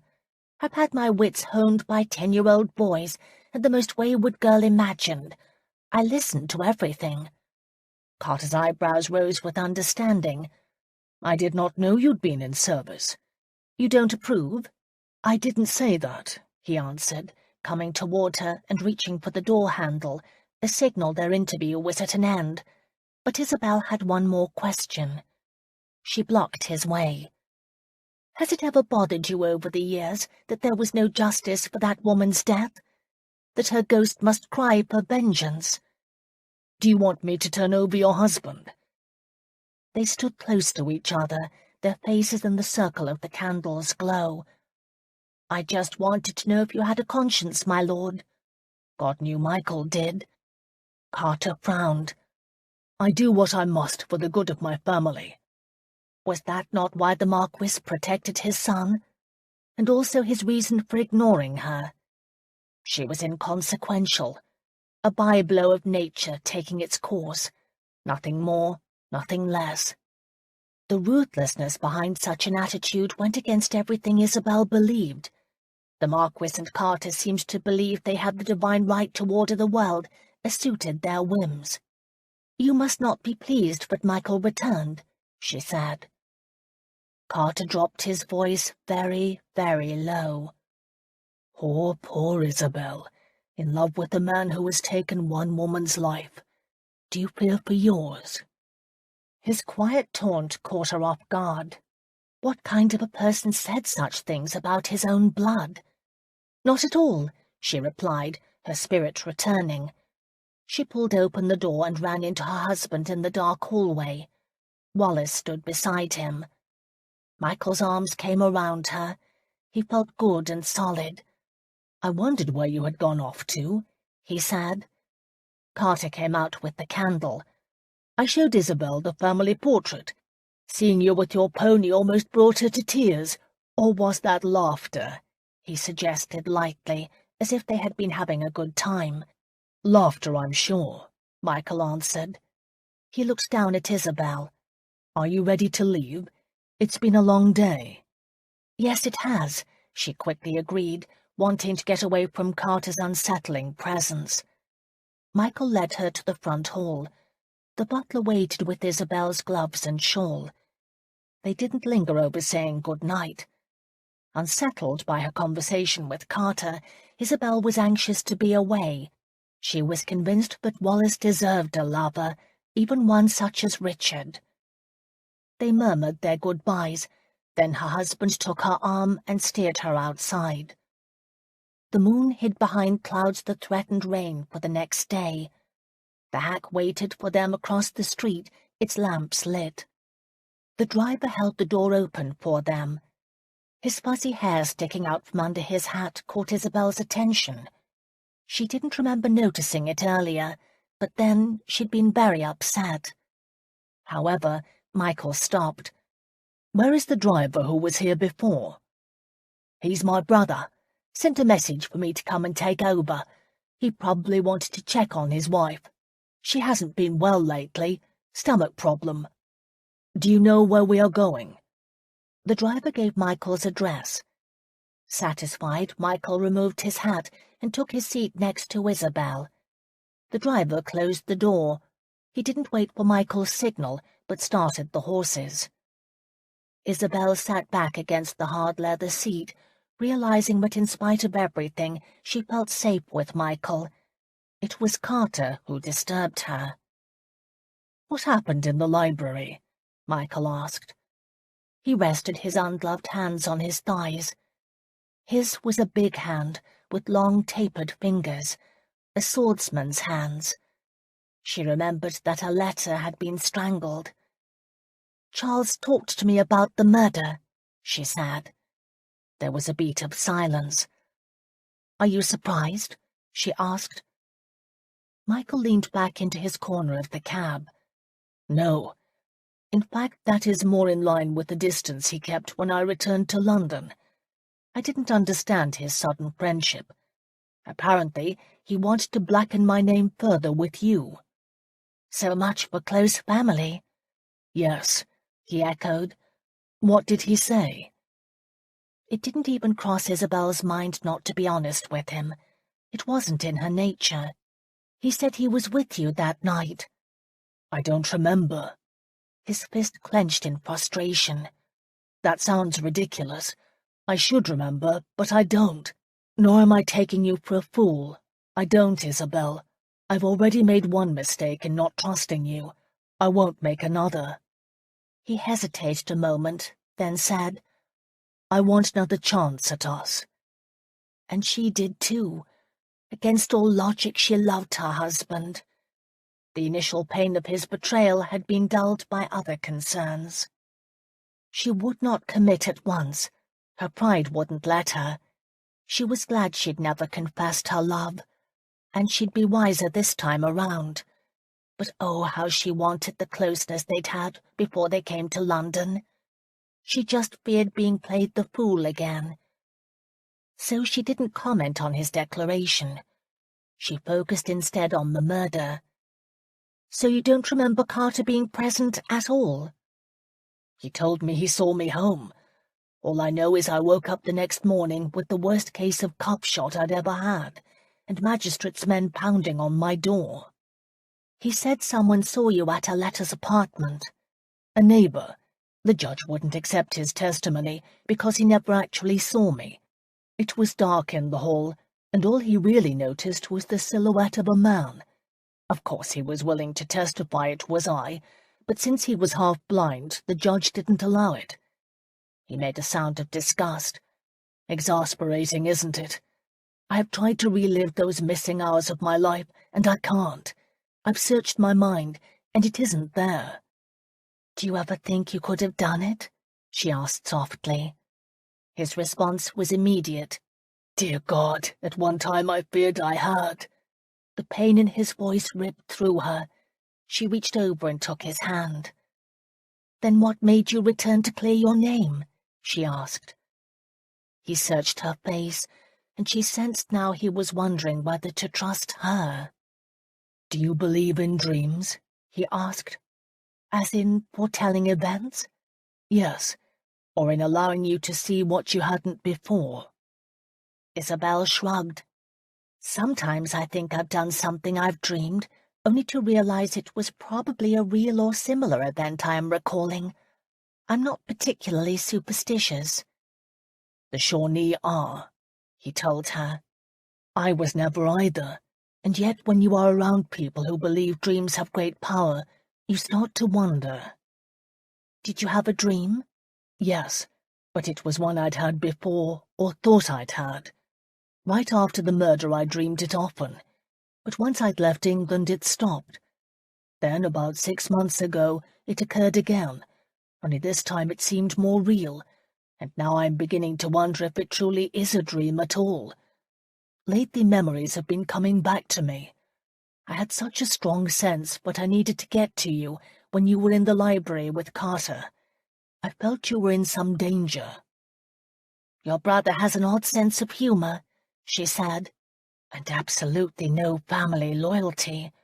But I didn't feel I could come to harm, although she had felt uneasy.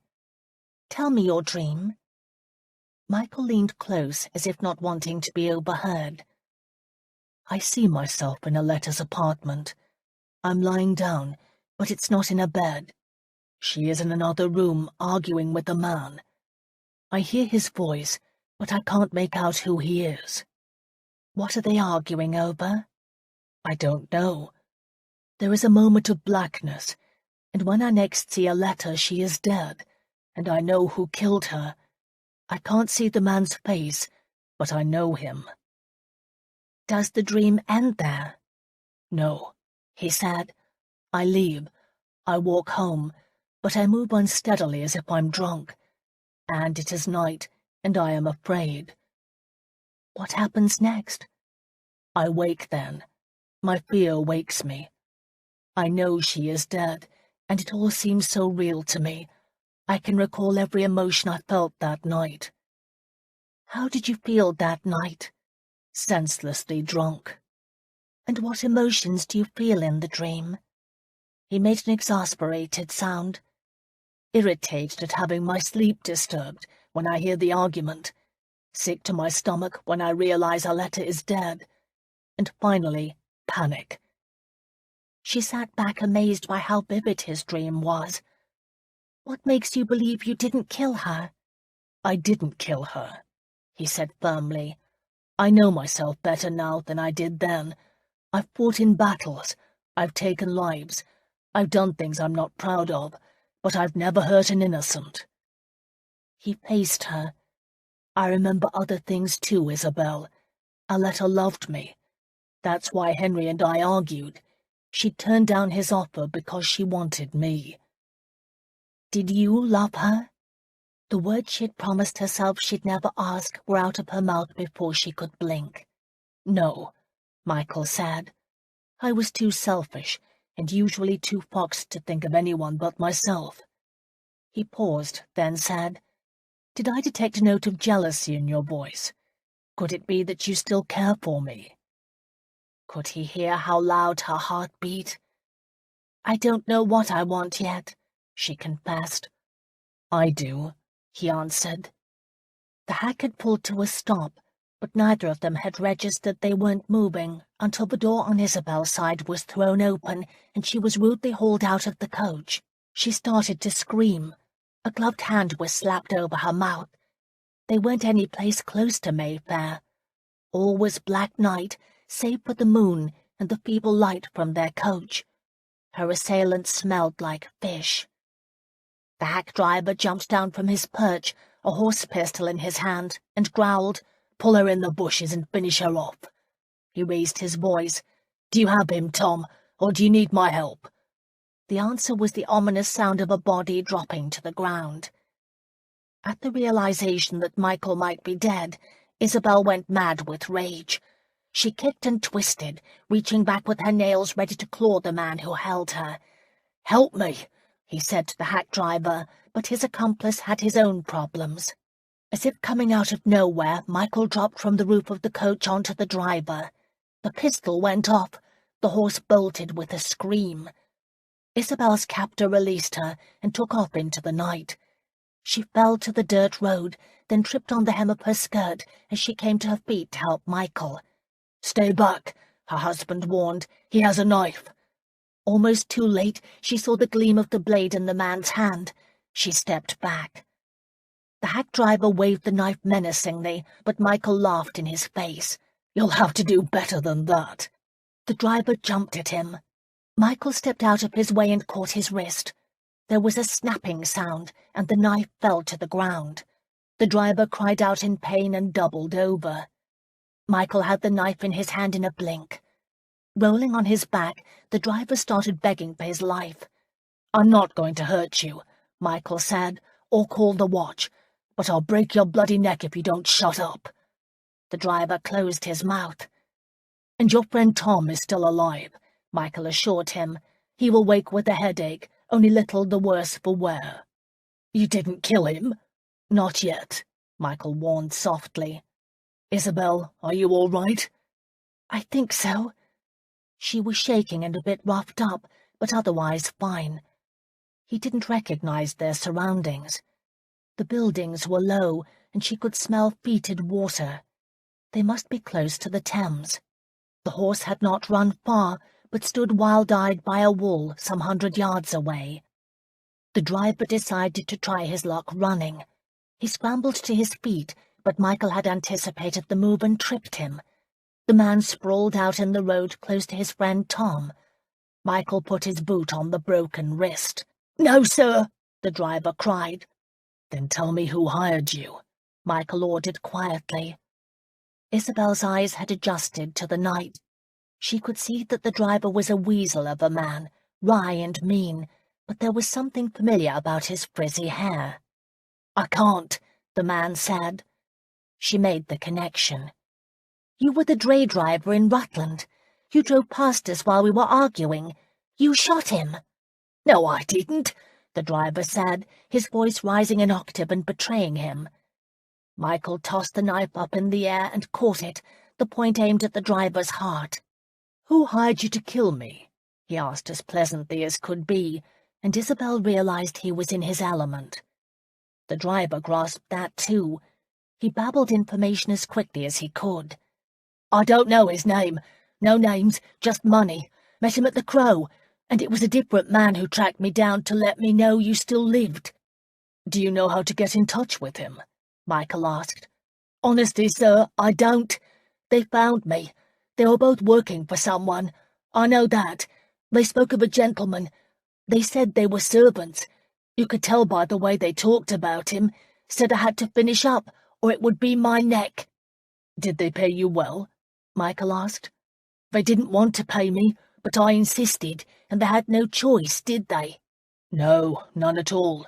And as much as I admire a man who sees a job done," Michael said dryly, "this is one you won't be finishing up." A groan from Tom as he started to regain consciousness punctuated his words. Tom tried to lift his head, but fell back down again. The driver saw this and answered, "No, sir, you're a bit quicker than I am." Michael moved his foot. "Go, and take your friend with you. If anyone contacts you again, because I am still alive, come to me. I pay better. If you don't, I'll make a trophy of your scalp." "Yes, sir. Thank you, sir." The driver said this as he rose to his feet, favoring his wrist. He reached for his pistol on the ground. "No," Michael said, and the driver swerved away from it and went to help his friend Tom up. "By the by, where is the hack driver?" Michael asked. "Paid him off, sir. Paid him off." "You made a great deal of money for a bungled job," Michael said.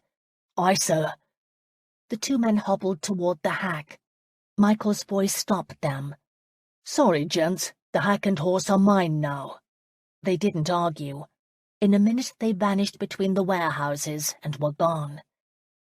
Growing more aware of exactly how grim their surroundings were, Isabel sidled closer to her husband.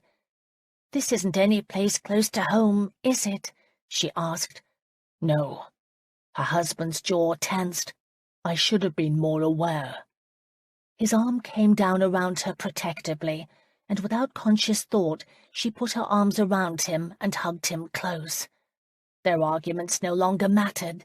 She was so thankful neither had been hurt. "Are you all right?" he asked. "It all happened so fast."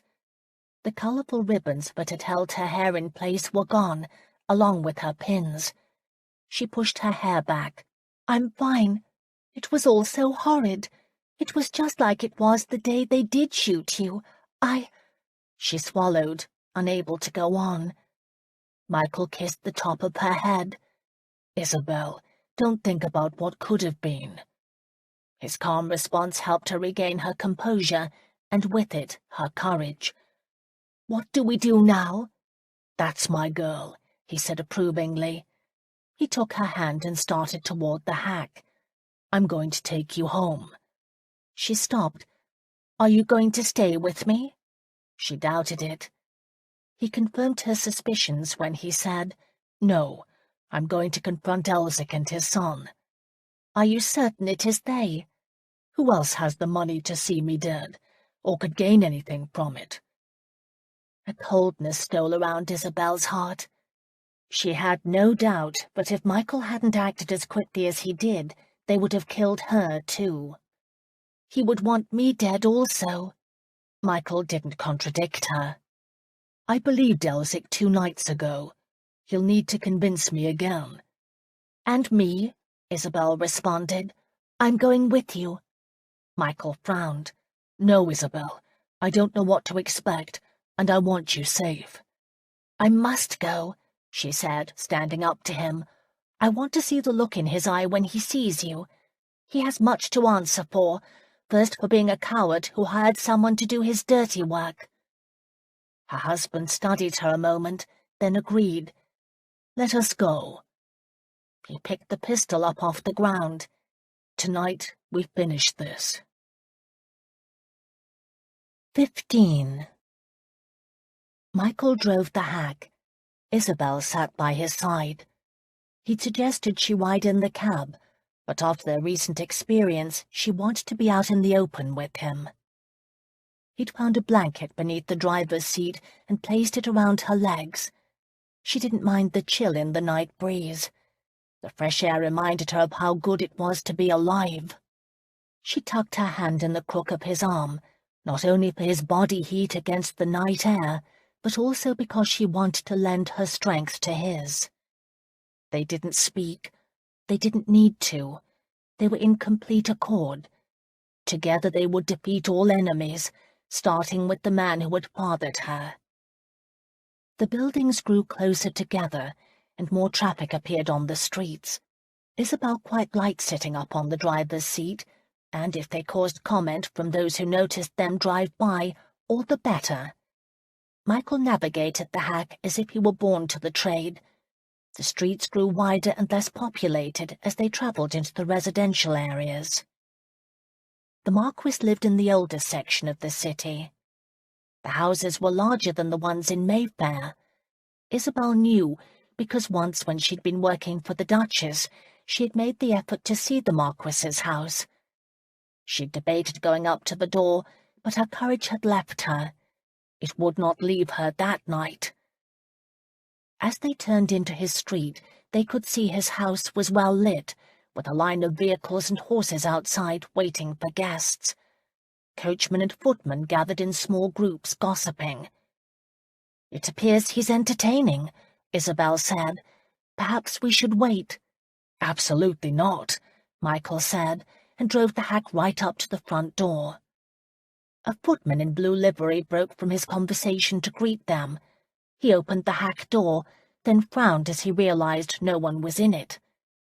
"We're up here," Michael said, jumping down from his seat. He came around to Isabel's side and held out a hand to help her down. "Keep the hack right here," he told the wide-eyed footman, setting her down on her feet. He tossed the man a coin. "We'll be out in a moment." As they approached the front door, Isabel raised a self-conscious hand to her hair, wishing she had a moment and pins to style it. "Don't worry," Michael said. "You look beautiful." His saying so was all she needed to relax. The door opened before they could knock. The butler was an imposing man, whose black livery offset his white blonde hair and colourless eyes. "I'm here to see Elsick," Michael said. "I'm sorry, he's not home," the butler said, even as male laughter came from the vicinity of where the dining room must be located. He started to close the door in their faces, but Michael was quicker. Taking Isabel's hand, he shoved the door with his shoulder, hitting it so hard it knocked the butler back. "We'll announce ourselves," Michael said coolly as he passed the stunned servant, moving toward the sound of voices. Isabel was right at his side, her hand in his. The dining room was the second door down the hall and open. They marched right into the room and found themselves in the middle of a dinner party of 20 or so men and women. The Marquis sat at the head of the table. All conversation stopped at their appearance. "My lord," Michael said, "we need to have a private word with you." At that moment the butler ran up behind them, flanked by footmen. He rudely grabbed Isabel. She gave a sharp cry and shoved him away. The butler had not been expecting her to fight, and losing his balance stumbled backward into his companions. He righted himself to meet the fist of a very angry Michael, who dropped him to the ground with one sharp punch. One footman attempted to attack Michael from behind. Michael tossed the fellow over his shoulder onto the dinner table. Plates, silver, glasses, and food went flying. Chairs were knocked over as guests scrambled out of the way, even as Michael sent the second across the table after the first. It all happened so fast, the women forgot to scream. Holding his bloody nose, the butler came to his feet. He doubled his fist, preparing to take an angry swing at Michael, when the Marquis's voice stopped him.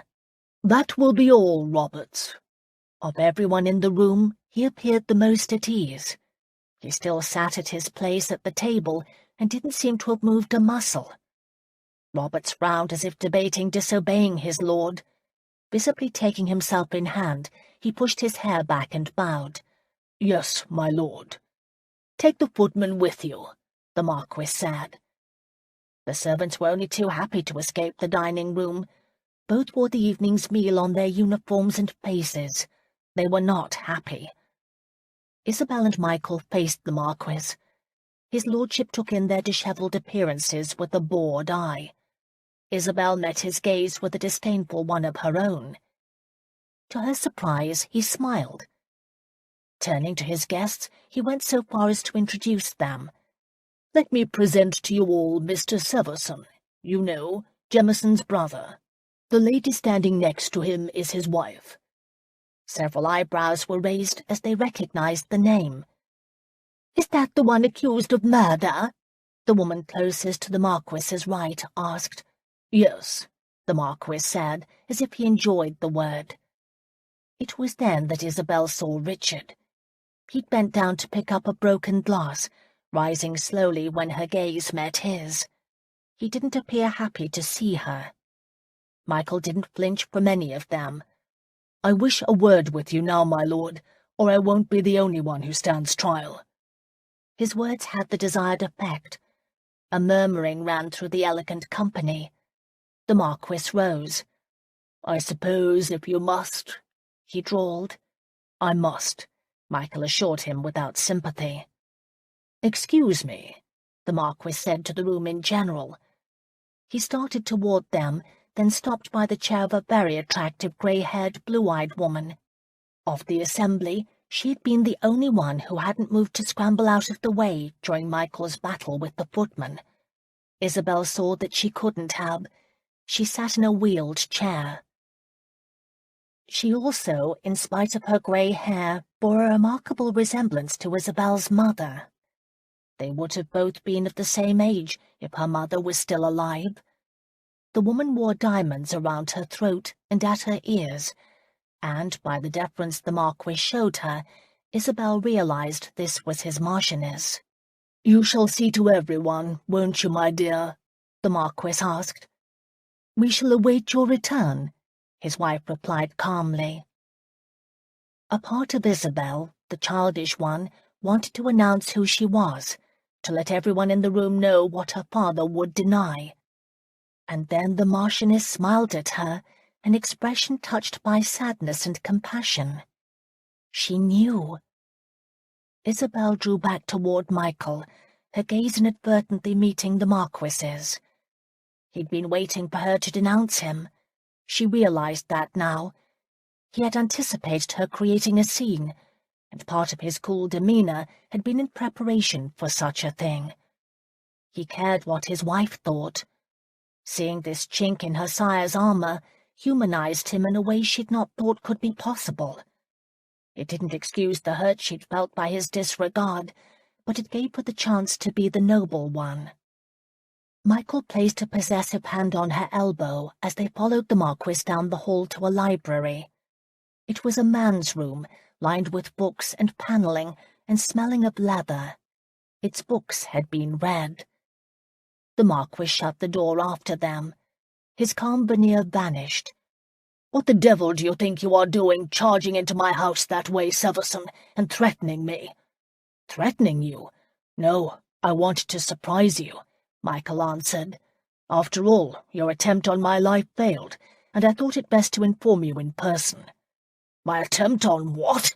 the Marquis said, shocked. "You hired men to attack my wife and me while you sat in the middle of a dinner party," Michael stated. "You were probably entertaining while I was being shot in Rutland, too." "I told you I had nothing to do with that, or this." "I won't accept your word any longer," Michael said. The Marquis straightened. "I should call you out." "I wish you would," Michael said, not backing down. "Pistols or swords, I don't care. You have much to account for, my lord, and the time has come for a reckoning." The door was thrown open. They all turned. A man close to Michael in age stood in the doorway. He had a vague resemblance to the Marquis, and Isabel knew immediately this was her half-brother Henry. He had thick wavy brown hair and grey-green eyes. His features were softer than their father's. His mother's influence, no doubt.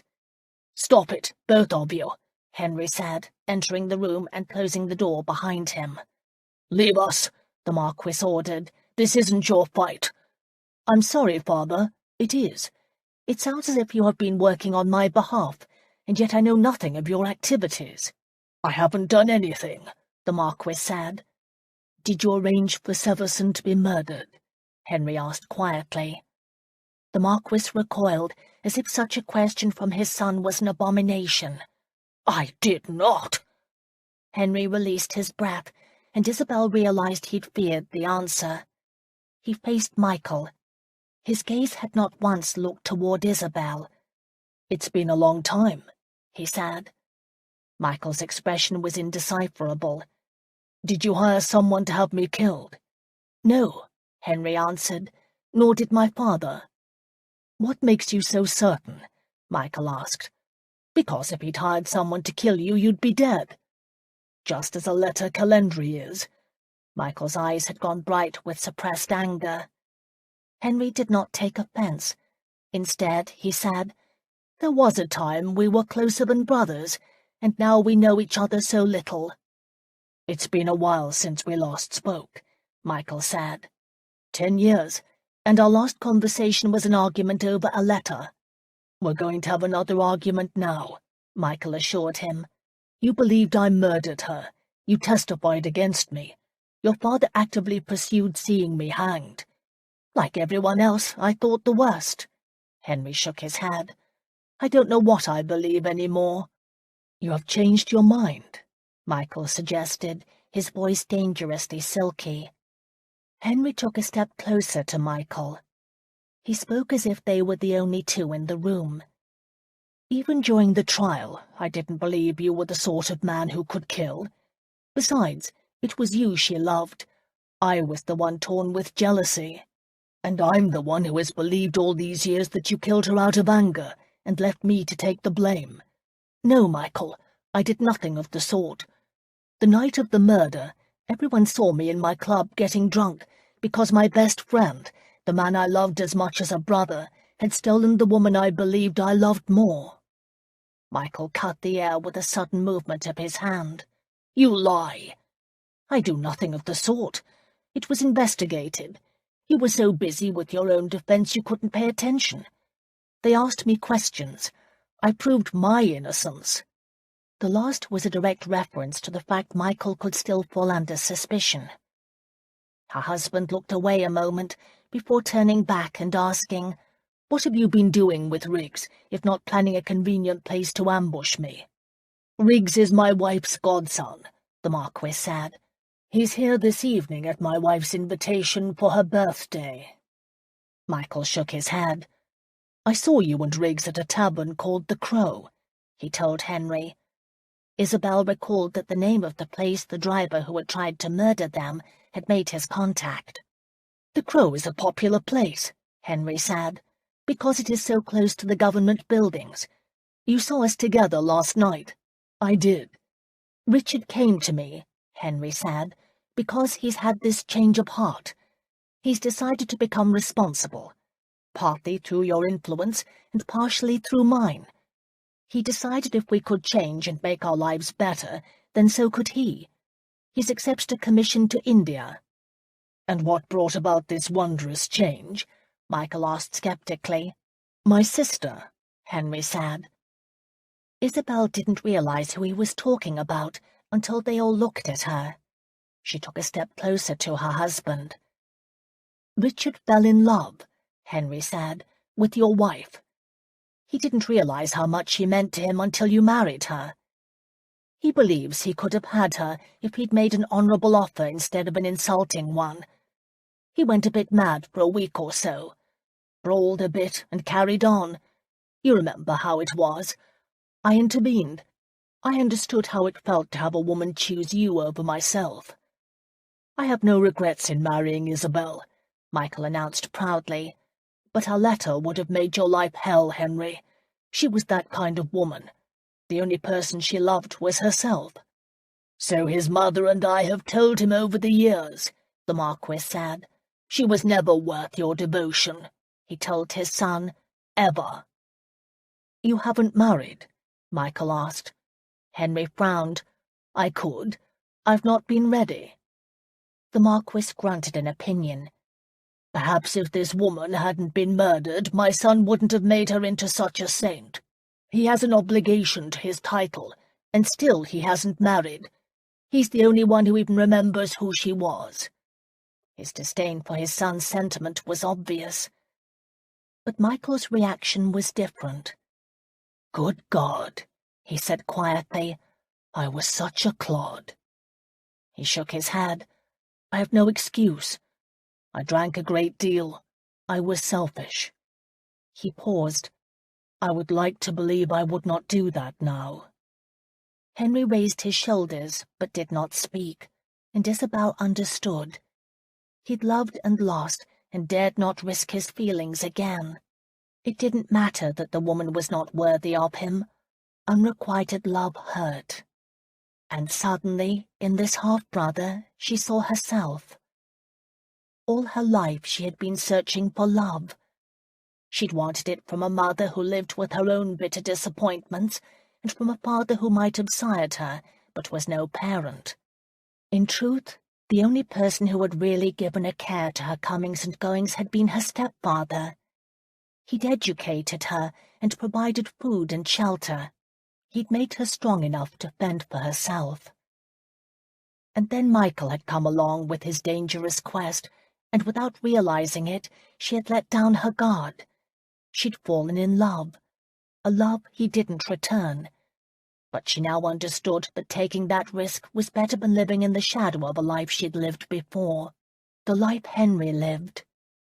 Aletta Calendry sounds like she was interested in only her own desires, she said to her half-brother.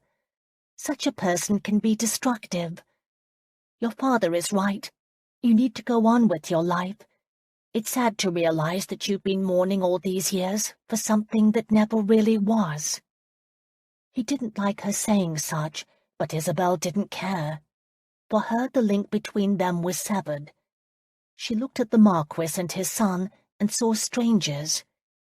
She turned to Michael. There is nothing more to be accomplished here.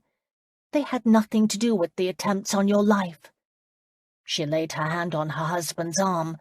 Let's go home." Michael looked down at her hand and into her eyes, and she wondered if he understood that her anger was gone. The circumstances that brought them together were no longer important. What mattered to her was her future, and right or wrong, she wanted it to be with this man. Maybe someday he would return her love, but for the moment it didn't matter. It was enough she loved. Her husband took her hand. "We're sorry to have disturbed your evening." He led her to the door. The Marquis's voice stopped them. "You know, you are quite an interesting woman, Mrs. Severson. Completely different than I expected." There had been a time when to have received even that faint praise would have meant everything to Isabel. Now she thought he sounded rather silly. "Unfortunately, you are not what I had hoped for," she said, and walked out the door Michael held open for her, her head high. Out in the hall by the dining room, many of the Marquis's guests lingered, all agog for whatever tidbits of gossip they could gather. Richard stood back, away from everyone.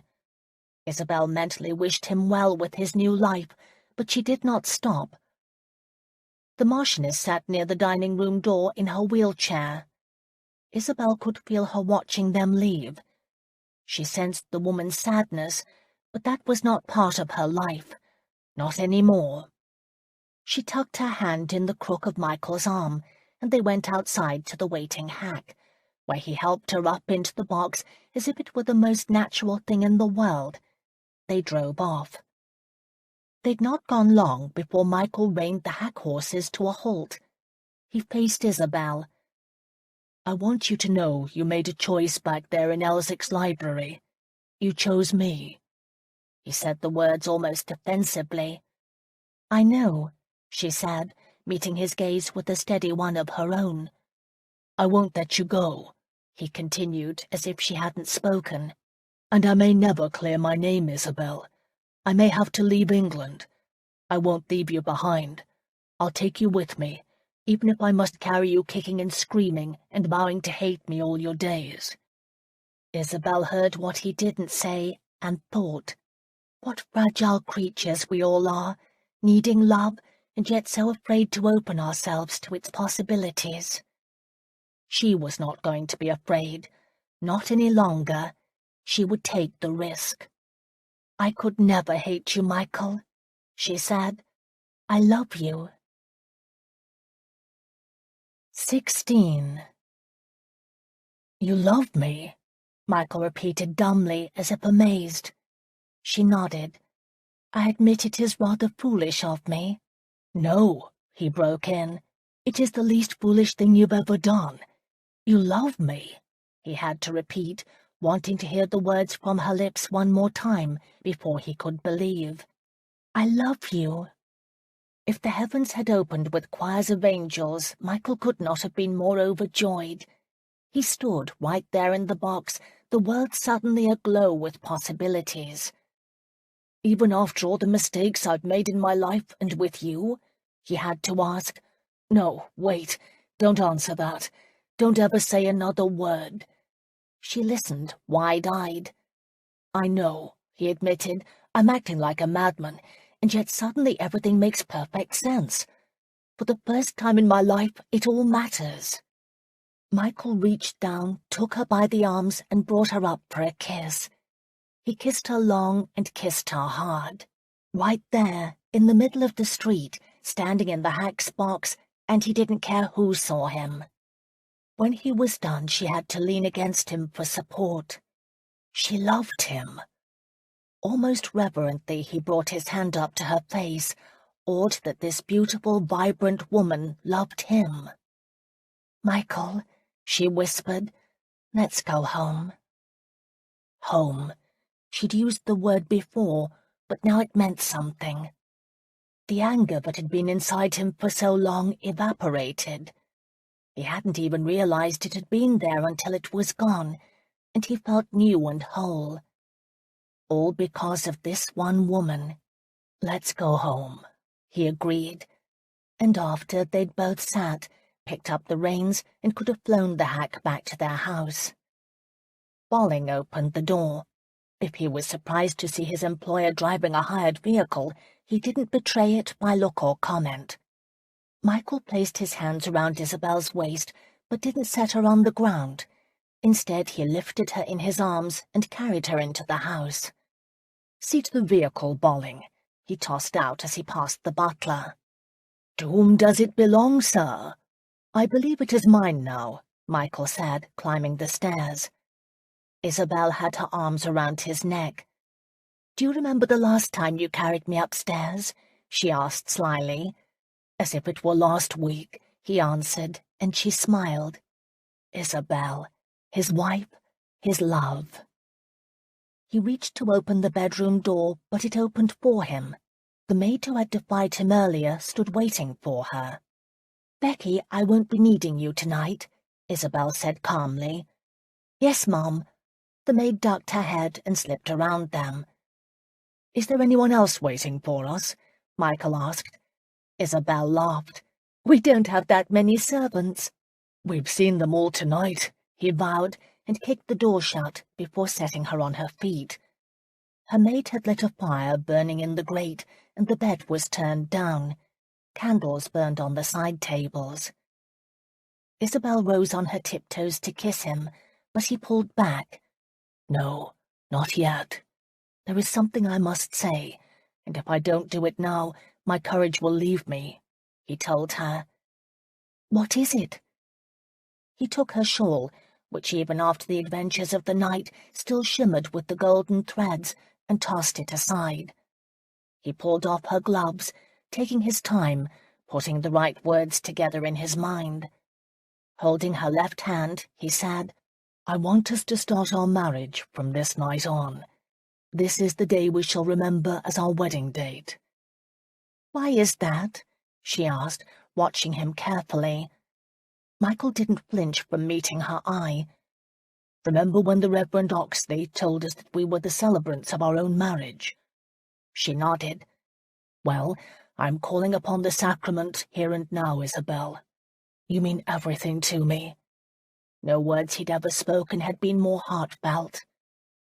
"You are my family," she said simply. "I was hurt when I thought you used me, and yet I love you. I have no pride around you." Michael went to his knees in front of her. He pressed his lips against the gold wedding band before saying, "Isabel, I love you." Her breath caught in surprise. She came down to him. "What did you say?" "Words I never thought I would say to anyone. Words I once thought meaningless. I love you." He repeated them again because the sound of them filled him with such a sense of wonder. "I believe I've loved you from the first moment I saw you." She shook her head. "Oh, no. You may have lusted for me, as I did you, but love—" She laced her fingers with his. "Love came when we weren't looking," she said quietly. "It humbled me to realize I couldn't be angry at you, not when I loved you." "Through you I've learned to forgive. I can let go of the past, Isabel, but I don't ever want to lose you." He lifted her hand and, looking into her eyes, said, "I, Michael Andrew Severson, take you, Isabel Halloran, for my lawfully wedded wife, to love and cherish, to honor all the days of my life." Her eyes shiny with unshed tears, she replied, "And I take you, Michael, to be my husband, to love you and honor you and keep you close to my heart."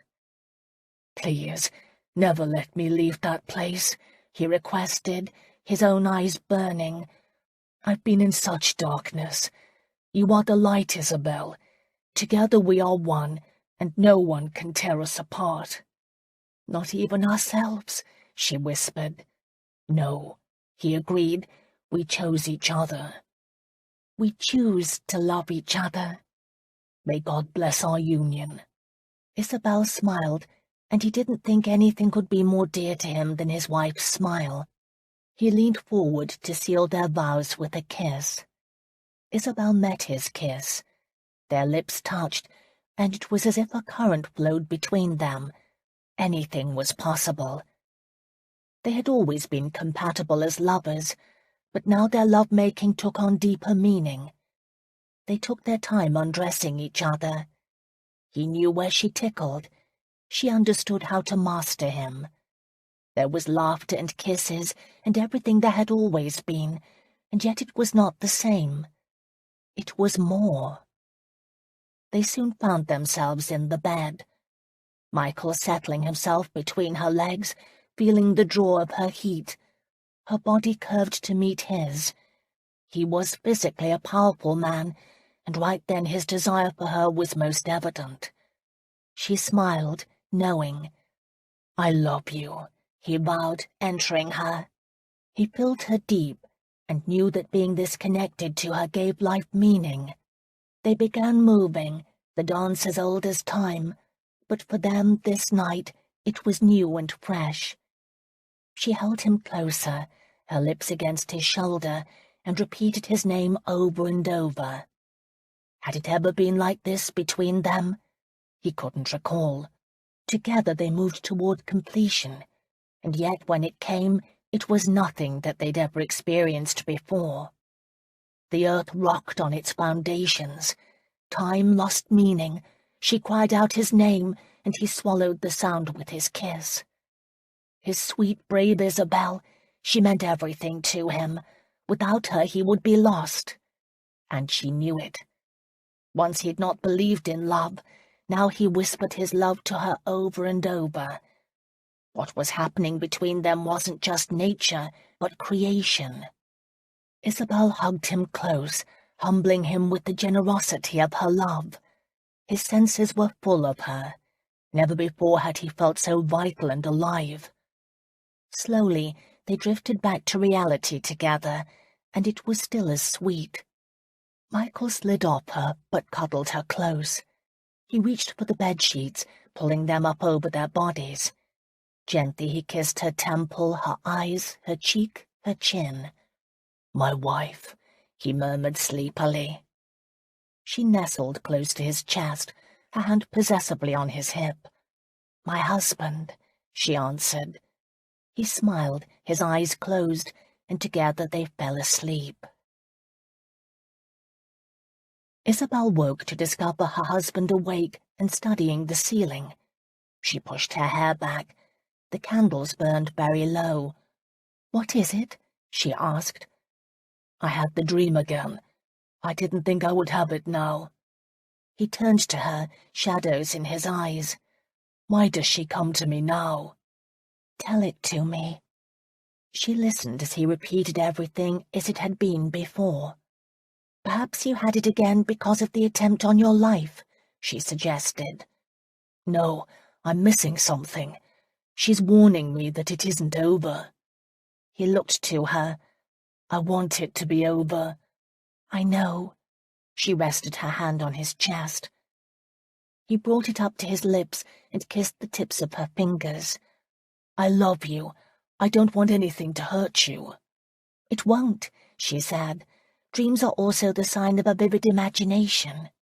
It was a pat response she'd often given to her young charges when they couldn't sleep. "Ask Alex. He will tell you a dream can foretell one's destiny." Isabel raised herself up to look down in her husband's face. "Not this one," she said fiercely. "This one is your past." She brought his hand to her breast, right above her heart. "I am your future. Set your demons to rest, Michael. Let me guard you." Michael held her long and hard before rolling her back on the mattress and making love to her again. However, after he had fallen asleep, she was the one who lay awake studying the ceiling with unseeing eyes. Silently bartered with her letter's ghost. "Let him be. He's mine," she whispered.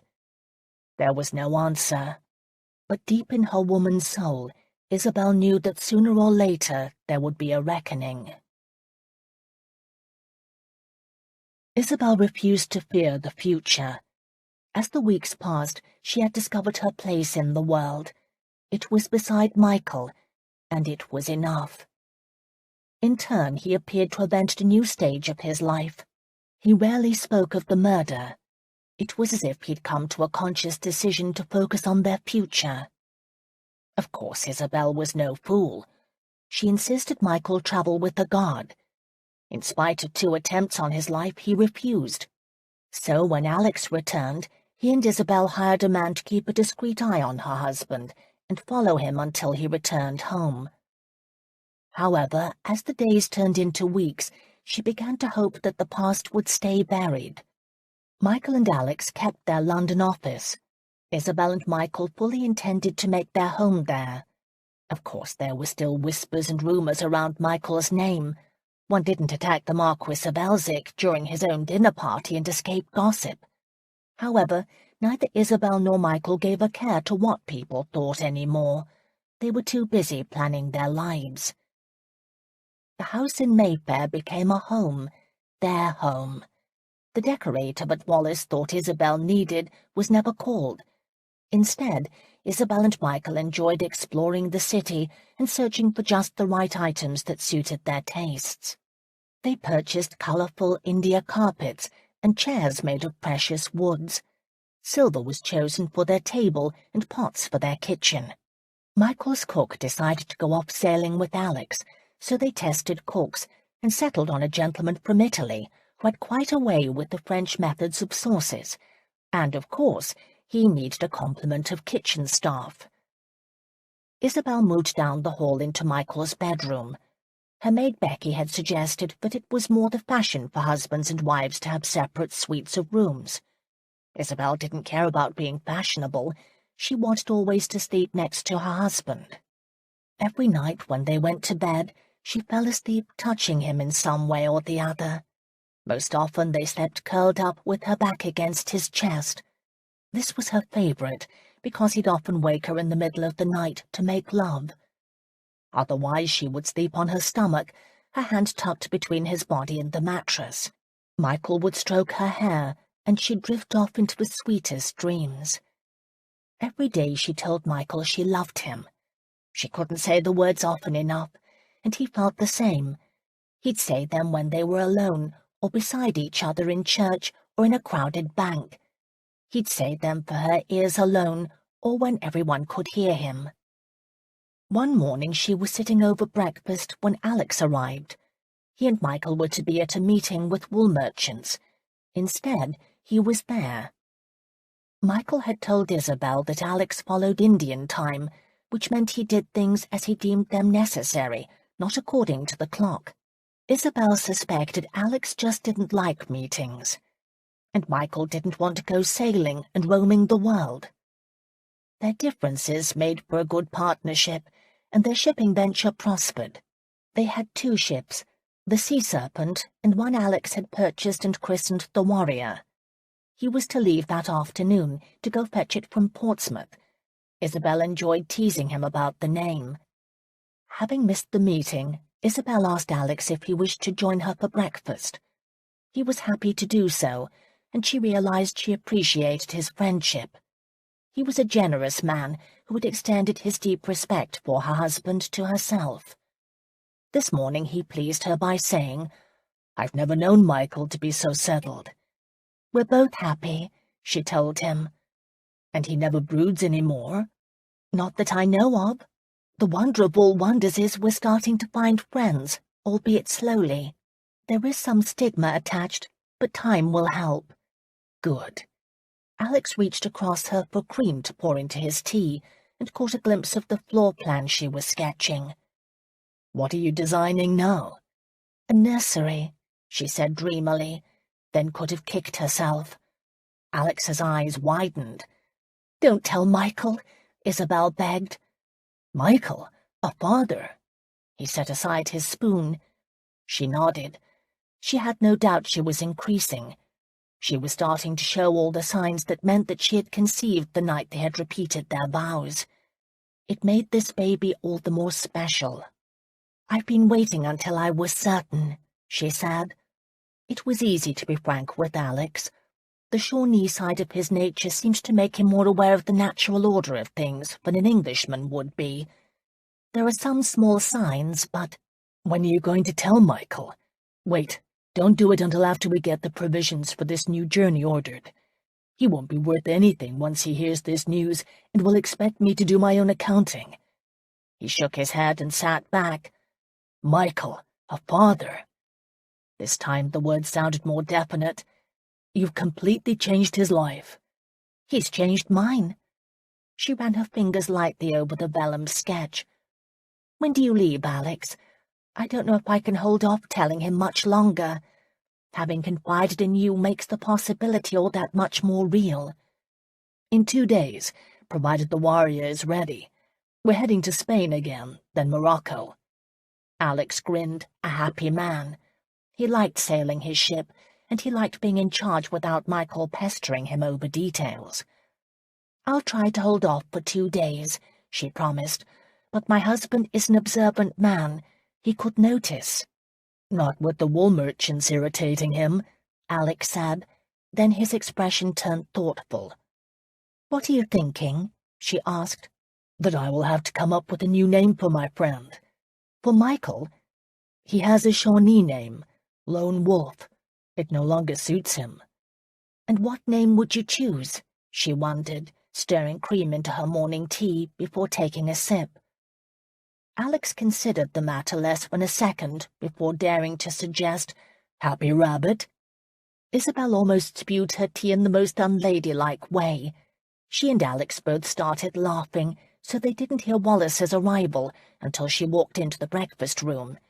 She was dressed entirely in ice blue, the colour a good compliment for her blonde beauty. "It sounds as if you are enjoying yourselves this morning." Bolling, who had just come out from the kitchen with Isabel's toasted bread, didn't hide his frown. The butler did not like Lady Jemison. "My lady, I didn't hear the door." "A maid opened it," Wallace said breezily, pulling off her gloves, but then paused. "This isn't Michael." "No, it is Mr. Haddon, Michael's business partner," Isabel said. "The Indian," Wallace realized. She offered her hand. "The sister-in-law," Alex countered. Isabel wondered if there was a touch of sarcasm in his tone. One could never tell with Alex. He bowed over Wallace's hand with a gallantry Isabel had not known him to possess. "It is a pleasure to meet you, Lady Jemison." "And I you," she said, her voice deepening and her eyes sparkling with interest. He pulled out a chair for her next to his, while Isabel wondered what it was about blondes that made all men a bit balmy. Isabel pushed her drawing away from Wallace, not wanting her sister-in-law to make any connection to the truth the way Alex had. "What brings you here so early this morning?" "Is it early?" Wallace asked. "For you?" Her sister-in-law laughed indulgently, her gaze sliding to Alex. If she worried that his attention had wandered, she needn't have. He was watching her every movement. "I came to invite you and your husband to dinner Friday evening. We haven't seen each other for some time." Isabel didn't want to go, but she could think of no excuse not to. That would be nice. Why would Wallace trek all the way to her house before noon to offer a dinner invitation? "What tribe are you, Mr. Haddon?" Wallace purred. "He's half Shawnee," Isabel interjected. "Which half?" Wallace asked slyly. "The best half," Alex replied without missing a beat. Wallace gave her tinkling laugh, and Isabel wanted to gag. Her exasperated gaze met Bolling's, and she knew the butler shared her opinion. She decided to take action. "Unfortunately, Wallace, as much as I enjoy your visits, I have an appointment I must keep." It was far too direct a hint to be polite, but Isabel didn't care. However, it was not a good ploy for separating Wallace and Alex. The two of them discovered they were going in the same direction, and Wallace offered Alex a ride. Isabel wanted to pull her friend aside before they left and warn him to be careful. She didn't. There wasn't time to do so, and she had to accept that Alex was a grown man, with, apparently, a grown man's taste. But she was disappointed in him, although not in Wallace. After seeing the other side of Carter in the library, the one he didn't show the public, she understood why her sister-in-law would look to other men. The best news was that Alex was leaving that afternoon. Meanwhile, Isabel had tasks around the household she had to finish. Today, Wednesday, was cook's day off after breakfast. Most of the footmen also received the afternoon off as well. Isabel enjoyed having the house quiet and to herself. She used the time for planning the week's activities and catching up on correspondence and household business. There was also another task before her, one that she was having great difficulty accomplishing, but felt she must because Michael had asked it of her. Write her stepfather. Michael had suggested they visit him. Her feelings were ambivalent. Love had tempered her old view of him and given her a clearer perspective upon her own behaviour back then. She now realized how much he had sacrificed for her mother and her.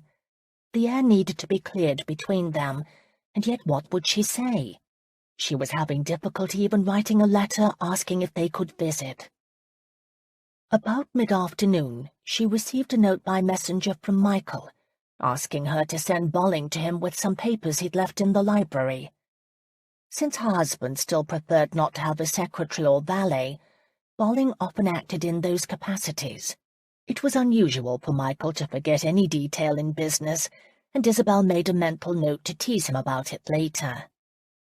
Up in her bedroom, Isabel sat at her desk and took out fresh paper and ink, determined to get the dreaded letter to her stepfather out of the way. The right words were slow in coming. She'd always called him Mr. Williams. Her half-brothers called him Papa.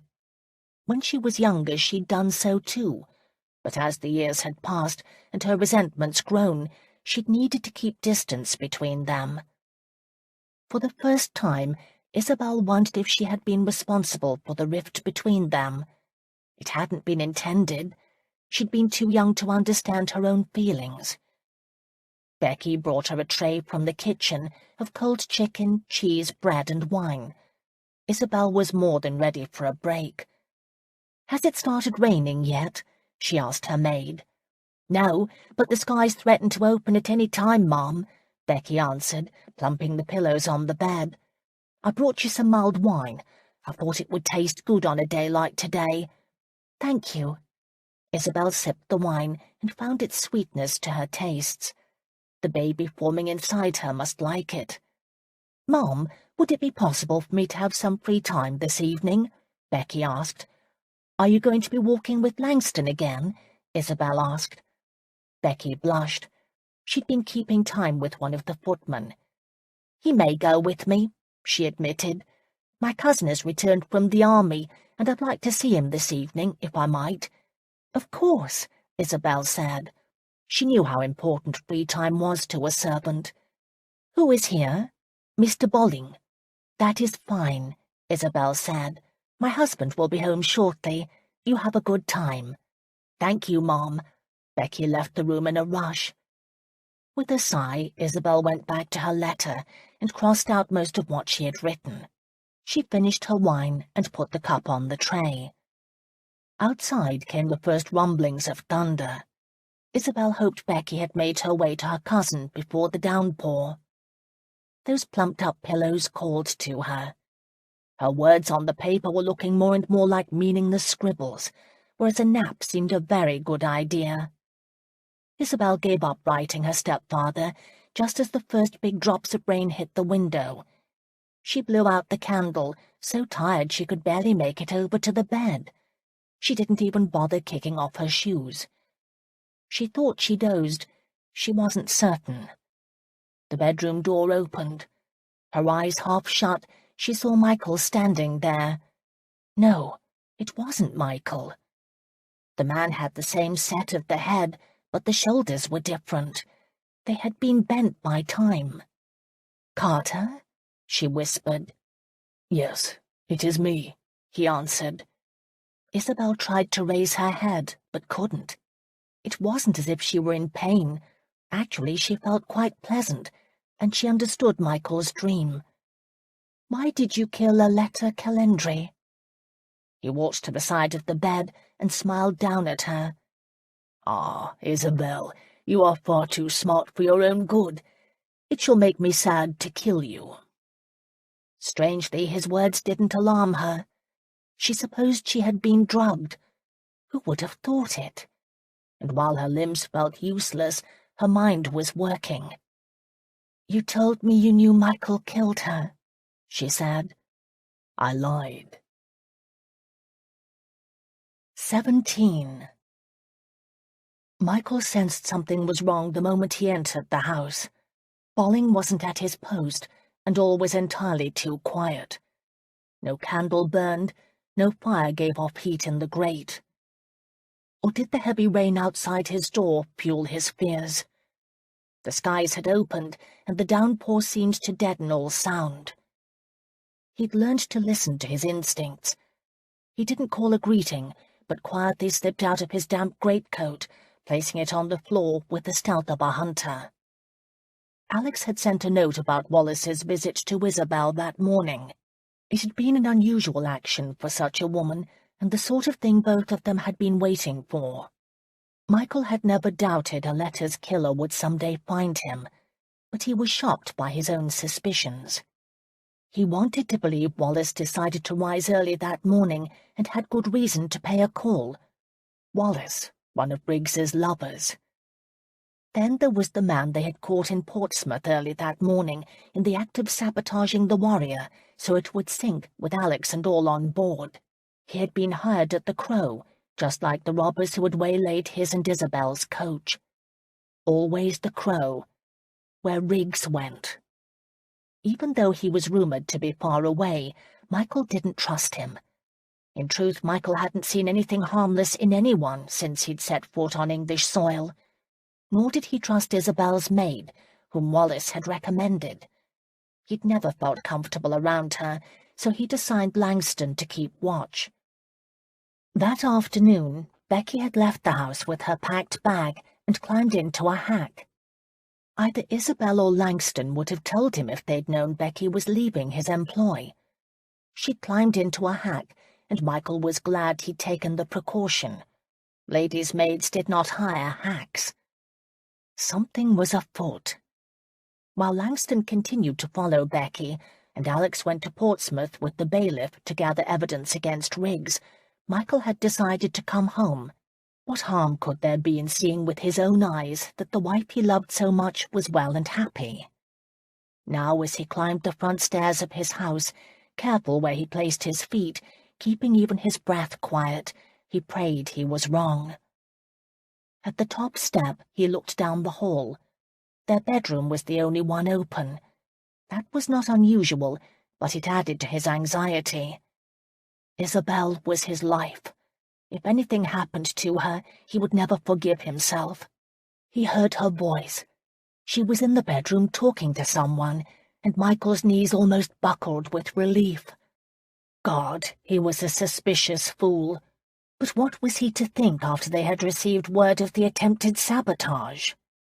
He shook his head, relieving some of the tension in his shoulders, and started for the bedroom, anxious to see his wife. Carter's voice stopped him in the hall. "Why does any man kill someone?" his brother asked rhetorically. "Didn't we discuss this once? Cain and Abel." "Cain and Abel," Isabel murmured. She didn't sound like herself. Michael flattened himself against the wall and began moving toward the bedroom. "Tiresome, but true," Carter said. "I must admit I didn't plan for Michael to become involved. He did that to himself by being where he shouldn't have been." "What do you mean?" Isabel asked. Her voice sounded as if each word was almost too heavy to say. "You didn't know how my brother was in those days. He wasn't like he is now. Back then he was completely arrogant, cocky, too handsome for his own good. Women fell over themselves to get to him. Of course he didn't have money or a title or even a real reason to get up in the morning. He was a shallow wastrel with a pretty face." Michael reached the bedroom. Peering around the corner of the door jamb, he caught sight of Isabel stretched out on the bed, her head on a pillow, her hands neatly folded on her stomach. Carter sat on the edge of the bed beside her. His body faced the door, although his attention was on Isabel. They appeared completely at ease with each other, and for a sizzling moment Michael's mind jumped to the worst conclusion. until Isabel said in that lazy, distant voice, "Michael isn't like that." She had been drugged, and Michael knew what his dream had meant. It was all there, the woman on the bed, and his brother. Betrayal cut through him. He reeled with the realization. The one person he hadn't suspected was Carter, and now he realized he should have. With a faith born of childhood, he trusted his brother. Michael had not even given his father as much credit as he had Carter. "No, he has changed," Carter was agreeing. "More's the pity. I think I preferred the man he was back then. Made me feel better about myself. Now it's as if I'm the failure. People look at the two of us, and I come up lacking." "Jealous," Isabel mumbled. "Yes, I'm jealous." Carter shook his head. "It would have been better for me all the way around if they had hanged him." On the other side of the door, Michael replaced bitter disillusionment with steel resolve. He clenched his fists, ready to strike hard, when his wife's next question held him in check. "Why did you kill her?" Isabel asked. "It was an accident. I hadn't planned to. It just happened." "You were at her apartment," Isabel said, a sign that even with her senses dulled, her sharp, disciplined mind was still working. "We both were," Carter said.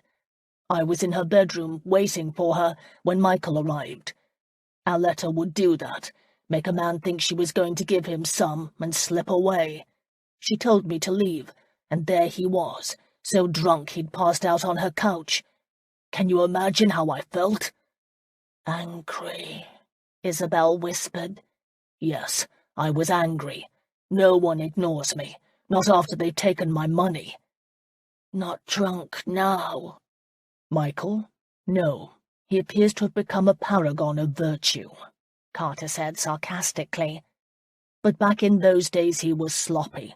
He was such a sot, and the women loved him. I couldn't understand it." "Richard didn't help?" "Richard? Are you referring to Riggs?" Carter laughed. "He had nothing to do with this." Isabel didn't answer. Carter waved a hand in front of her face. "Asleep?" He sighed and picked up a pillow. "I'm sorry, Isabel. I must do this." He started to place the pillow over her face. Michael charged into the room, cuffing his brother on the side of the head, then physically taking him by the collar of his coat and throwing him up against the wall. He held him there, his forearm against Carter's throat. He could kill him right then, but after 10 years he wanted answers. He wanted everything. "Go ahead," Michael demanded. "Finish the story. There was more to it that night. It was no accident." He knew that. Carter was choking, his face turning blue as he struggled to breathe. Michael let up on the pressure. "She did it to herself," Carter managed. "You heard?" "Some." Their faces were inches from each other. "Do you remember anything at all?" Carter asked. "I saw you that night," Michael said. "The two of you were shouting. You shook her and she fell." He'd seen his brother kill her and had blotted it out of his liquor-poisoned mind. "It was an accident," Carter said. He was no longer unemotional. It was his life he feared for now. "Aletta told me to leave. Said you were there. She laughed, Michael. Said she had her choice of 2 brothers and chose you. Do you know how she made me feel? She was such a bloody little tease, and she wanted to toss me out. She shouldn't have talked to me that way." Michael didn't say anything. "Yes, I shook her," Carter confessed, "but I didn't kill her then. She fell and hit her head on the edge of the bed. It was an accident. I didn't mean to do it." "But she was suffocated." "Yes," Carter said. "I picked her up, Michael, and put her on the bed. I was sorry, but she came to her senses, saw the blood from the cut on her head and started screaming." In the back of his mind, Michael could hear her calling to him for help. He'd been unable to comprehend what was happening. "I wanted her to be quiet," Carter said. "She wouldn't. She was going to wake you. so I put the pillow over her face just to shush her a bit. I didn't mean for her to stop breathing. It was an accident, Michael. It was. Why didn't you tell the court that? I was scared. Carter wet his lips. I didn't plan for it to go the way it did. I took you with me when I left. My thought was to get us both away, but someone had seen you arrive. You could have said something. No, I couldn't. Carter closed his eyes, his regret seemingly genuine. There are many things I wished I'd done that night. I shouldn't have gotten so angry. We both, you and I, had such terrible tempers in those days. You understand? Why did you let me take the blame? That was the crux of it. All these years Michael had wavered between thinking he might have done it and refusing to believe he had. His life had been a living purgatory because of his brother. You could have told everyone it was an accident. They might have believed you. Carter shook his head. Not father. You know how he was, Michael. I couldn't face him. He disowned me.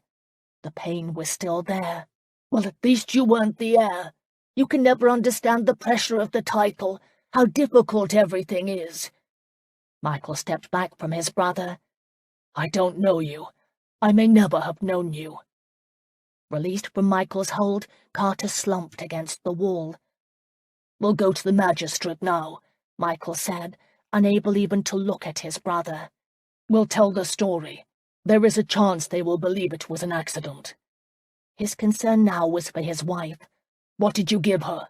He demanded, going toward the bed. Tincture of opium. She'll be fine.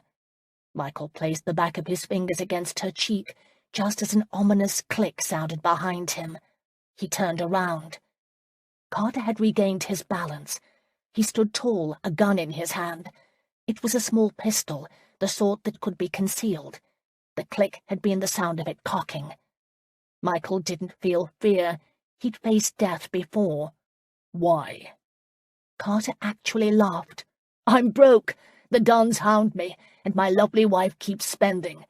As your sole male relative, I inherit your wealth, and if all goes as planned, your savage partner will soon follow you out of this life. You could have asked me for money. I would have given it to you. And expect me to pay it back? No, Michael said, shaking his head. He took a step toward Carter. His brother raised the pistol higher, a warning for him to stop. I know the man you have become, Michael. You will never stop searching for Arletta's killer. This, he nodded to the pistol, solves many problems, including answering the question in people's minds as to whether you were Arletta's killer. Why is that? Because you are going to be accused of killing your wife in the same manner. And for what reason? Michael challenged. Riggs, did you know he had an affair with Isabel? I couldn't believe my luck in learning that. Wallace fancied Riggs, but apparently he lost interest in her because he'd become enamoured by Lady Bainton's governess, who just so happened to be Isabel.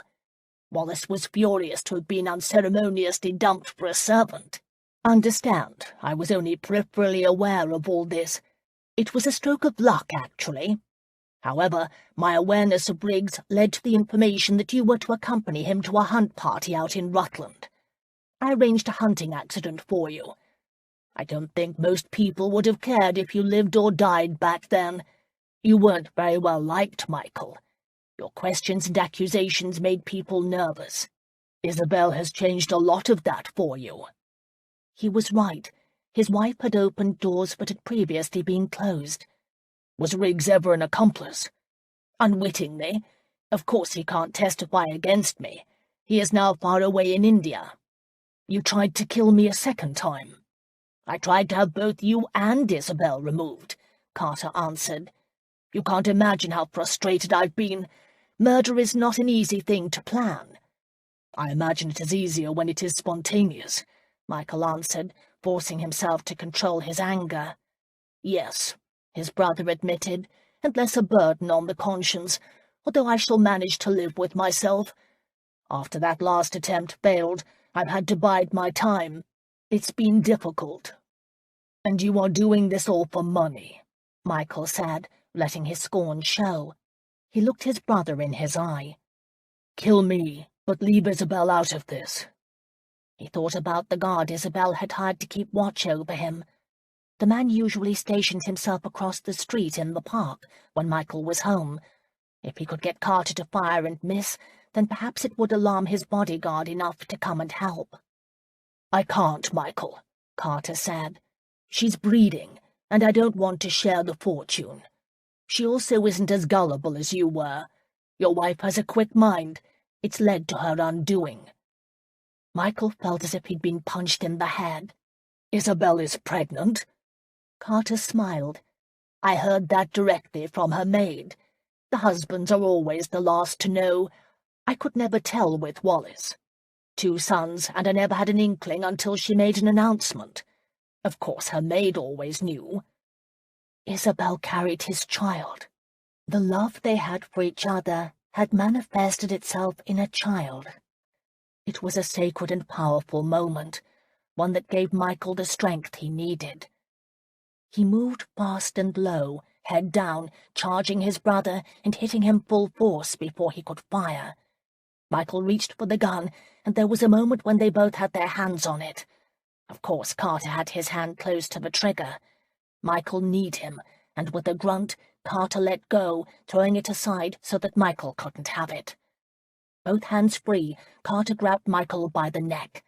They crashed into the dresser, knocking over candlesticks and a mirror. Carter fought for his life. He knocked Michael to the ground and picked up a side table to smash over him. Michael kicked Carter's legs out from under him. His brother crashed to the floor. Michael was younger, stronger, and angrier. Using his body weight to gain the upper hand, he rose over his brother and slugged him with everything he had. Carter went limp. Michael waited for him to move. He didn't. He was still breathing, but he was out cold. It was done. It was over. But Michael felt no triumph. He rose to check on his wife when he realized they weren't alone. Wallace stood in the doorway, Carter's pistol in her hand. "Hello, Michael." "I don't suppose you've come to help me." She shook her head. She had one of her feathery hats on, and the ostrich plumes bobbed with her movement. "I've been here all along, downstairs. Carter wanted me to hide in case you returned before he finished with Isabel. I heard the 2 of you fighting." Michael took a step toward her, and her grip tightened on the pistol. "I'm a good shot," she said. "Perhaps not as good as you are rumored to be, but I will hit you. It's still primed." He held up his hands. "I don't want you to do anything foolish." "I won't," she said evenly. On the floor, her husband groaned, regaining consciousness. Michael took a step toward her, trying to take advantage of her lapse of attention. "Don't move," Wallace warned. "I'd hoped you weren't a part of this," he said. "I must be," she replied sadly. "Are you doing it for the money, too?" "I do it for my sons," she said. "They don't have much of a father. He's almost ruined us all. But there you have it. He's the man I married, and I must support him." Carter reached up and grabbed the spread on top of the bed to help himself up. He shook his head as if clearing his brain. "Wallace, are you certain you can get away with murder twice?" Michael asked. "You met Alex. We caught the man who attempted to sabotage our ship. Alex will avenge my death." "I can handle him," she said confidently. "Did you know he sent me a note after your meeting? He's already suspicious of you. We both have been of everyone." Everyone, that was, except Carter. "I wish I wasn't a part of this, Michael," Wallace said stiffly. Carter rose to his feet. Wallace glanced at her husband, then back to Michael. "I've wished that for a long time, ever since Carter murdered that actress and dragged me into it. I would have been happier if he hadn't told me, if I'd thought you were the guilty one." "So, you've known all along?" She nodded. "Unfortunately." She paused a moment, then confessed. "Do you know, I used to love Carter at one time. I adored him, all the way up until he made me his accomplice in Aletta Calendry's murder. My poor sons." "Then free yourself of it," Michael urged quietly. "I can't. Wallace said. "There's too much at stake." Michael gambled everything he had on his sister-in-law. "Wallace, kill me, but spare Isabel. She's innocent in all this. She's going to have my child. You can't let her die." The news rocked her back. She looked to her husband in confusion. "Is this true?" Carter was more concerned with the blood at the corner of his mouth than his wife's conscience. "Your Becky told me. It only gives us more reason to see her dead. Can't keep her alive." "Except now, instead of 2 people, you are involving me with the murder of a child," Wallace answered. "The child's not born yet," Carter said flatly. She looked at him in horror. "Did I ever know you?" she wondered. "Are we strangers?" Carter made an impatient sound. "Here, give me the damn gun. You go downstairs, and I'll come get you when I'm done." "No," Wallace said. "I'm not doing this, Carter, and I'm not letting you do it." She turned as if to run from the room, but her husband jumped for her, knocking her to the ground. Michael rushed to help Wallace. He saw the gun in Carter's hand. Wallace struggled to turn over, shoving her husband just as the pistol went off. Carter stiffened. He sat back on his heels and looked down. He turned the weapon in his own direction and shot himself in the chest at close range. He stumbled up to his feet and looked down at his wife in amazement. I couldn't, Wallace whispered. He looked at Michael. "I shot myself." He sounded slightly amazed. The pistol dropped from his hands, and he fell to his knees. 18. Michael moved to his brother and lowered him to the floor. The wound was mortal. Carter started having difficulty breathing. Michael held him in his arms. "Is he going to live?" Wallace asked, her tone edged with hysteria. "Why don't you go downstairs?" Michael suggested quietly. Instead, she leaned over her husband. Carter looked up at her. For a long moment they stared at each other. Wallace broke the silence first. "I did love you, Carter. At one time I cared for you very deeply." Struggling for breath, he asked, "Then why didn't you do what I said?" Tears welled in his wife's eyes. "For my sons." It was the same reason she'd given for having a hand in his plans. "And because I couldn't kill a baby. I couldn't have that on my soul." "Go on," her husband said harshly. "Leave me be." Wallace scrambled to her feet and went out in the hall. A second later, Michael heard her break down into sobs. Carter frowned at Michael. "Don't trust women." They were his last words. A beat later, he died. Michael closed his brother's eyes and laid him on the floor. Outside, the rain continued at a steady pace. He rose to his feet and went to his wife. Isabel slept peacefully, blissfully unaware of what had transpired around her. Michael took her into his arms and carried her out of the room and away from all the ugliness. Isabel recovered from her opium-induced sleep without any ill effects. An inquest was quickly organized to look into the circumstances surrounding Carter's death. Michael welcomed the opportunity to clear his name and was gratified when Wallace testified to the truth. Her testimony was substantiated by the maid Becky. The judge at the inquest ruled that Carter had shot himself. The ruling didn't make the following days any less stressful. The gossips went wild. Michael accompanied Wallace to the boys' schools to bring them home. It might have been simpler to have sent a coach, but Wallace knew they would be upset by their father's death. Jeremy and Wallace had both been the light of their parents' lives.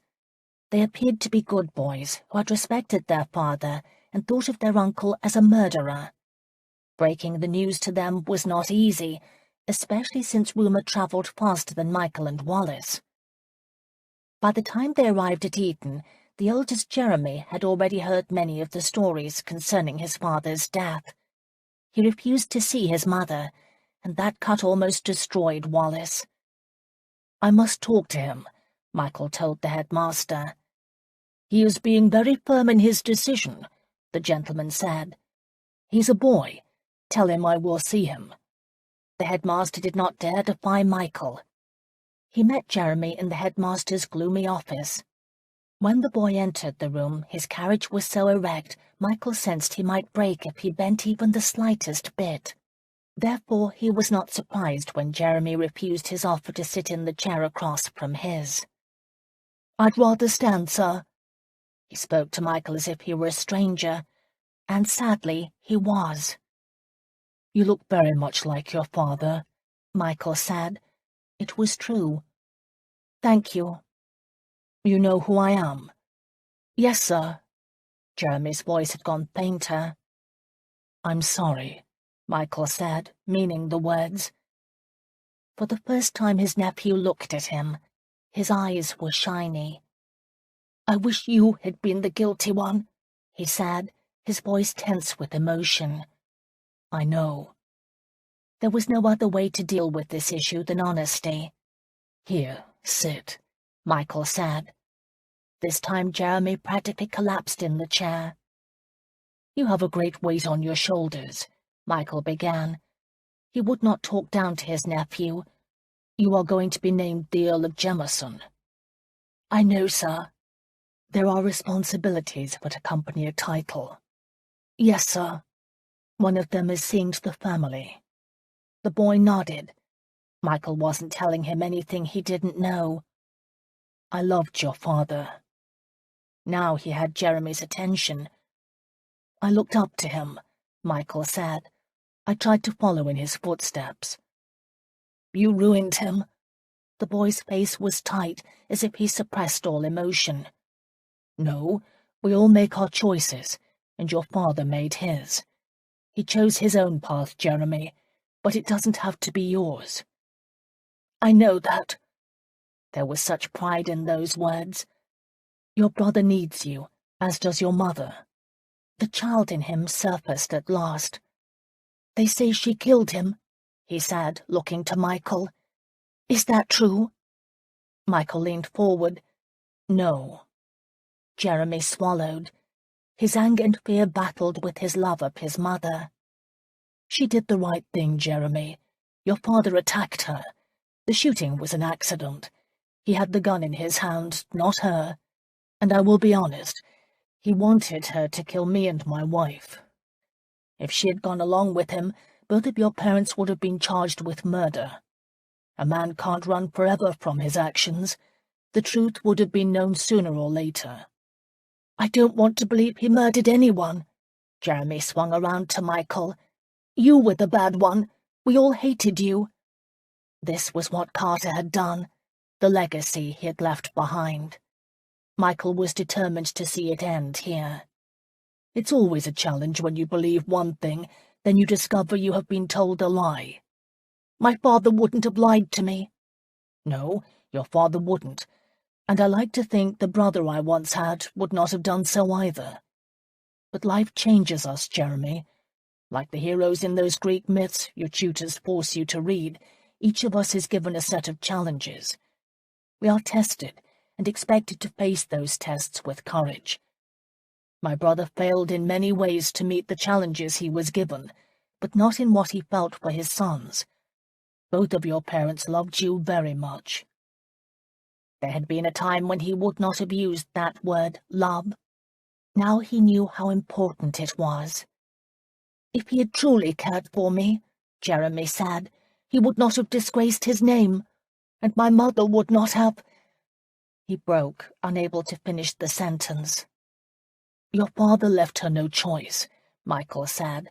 "I know it is hard to understand. I don't completely grasp all of his reasons. I do know a challenge is before you. Someone must take up the family mantle. Someone must lead us through this." His nephew looked at him with doubtful eyes. "You are the Earl. It's in your hands." Michael waited, hoping he'd said the right words. "I don't know if I can," Jeremy admitted. He was so bloody young.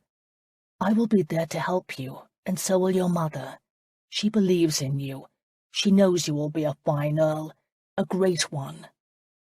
"I'm not good at my studies," Jeremy confessed. "You can change that," Michael assured him. His nephew considered the matter a moment, then said, "I can." Michael smiled, and Jeremy gave a shy smile back. "Your mother would like to see you. We need to speak to your brother and want you to come with us." This time Jeremy didn't hesitate. "I want to see her too." The reunion between mother and son was heartfelt. Michael knew it would take a great deal to steer his family through this crisis, but at least the healing had begun. The funeral was held as soon as the boys reached London. It was a sombre affair and poorly attended. Isabel thought that a shame. Michael had said the final prayer over his brother's body. All hearing him speak were deeply touched. Then he and Carter's sons threw the first handfuls of dirt on the coffin. A trust was set up for the boys, financed mostly by Michael. He told Isabel his brother's estate was worse than he had even imagined. However, with sound management, he hoped he could turn it around. Wallace closed the London house and retired to the country. She had become a very sombre woman. She stopped by to see Isabel before she left.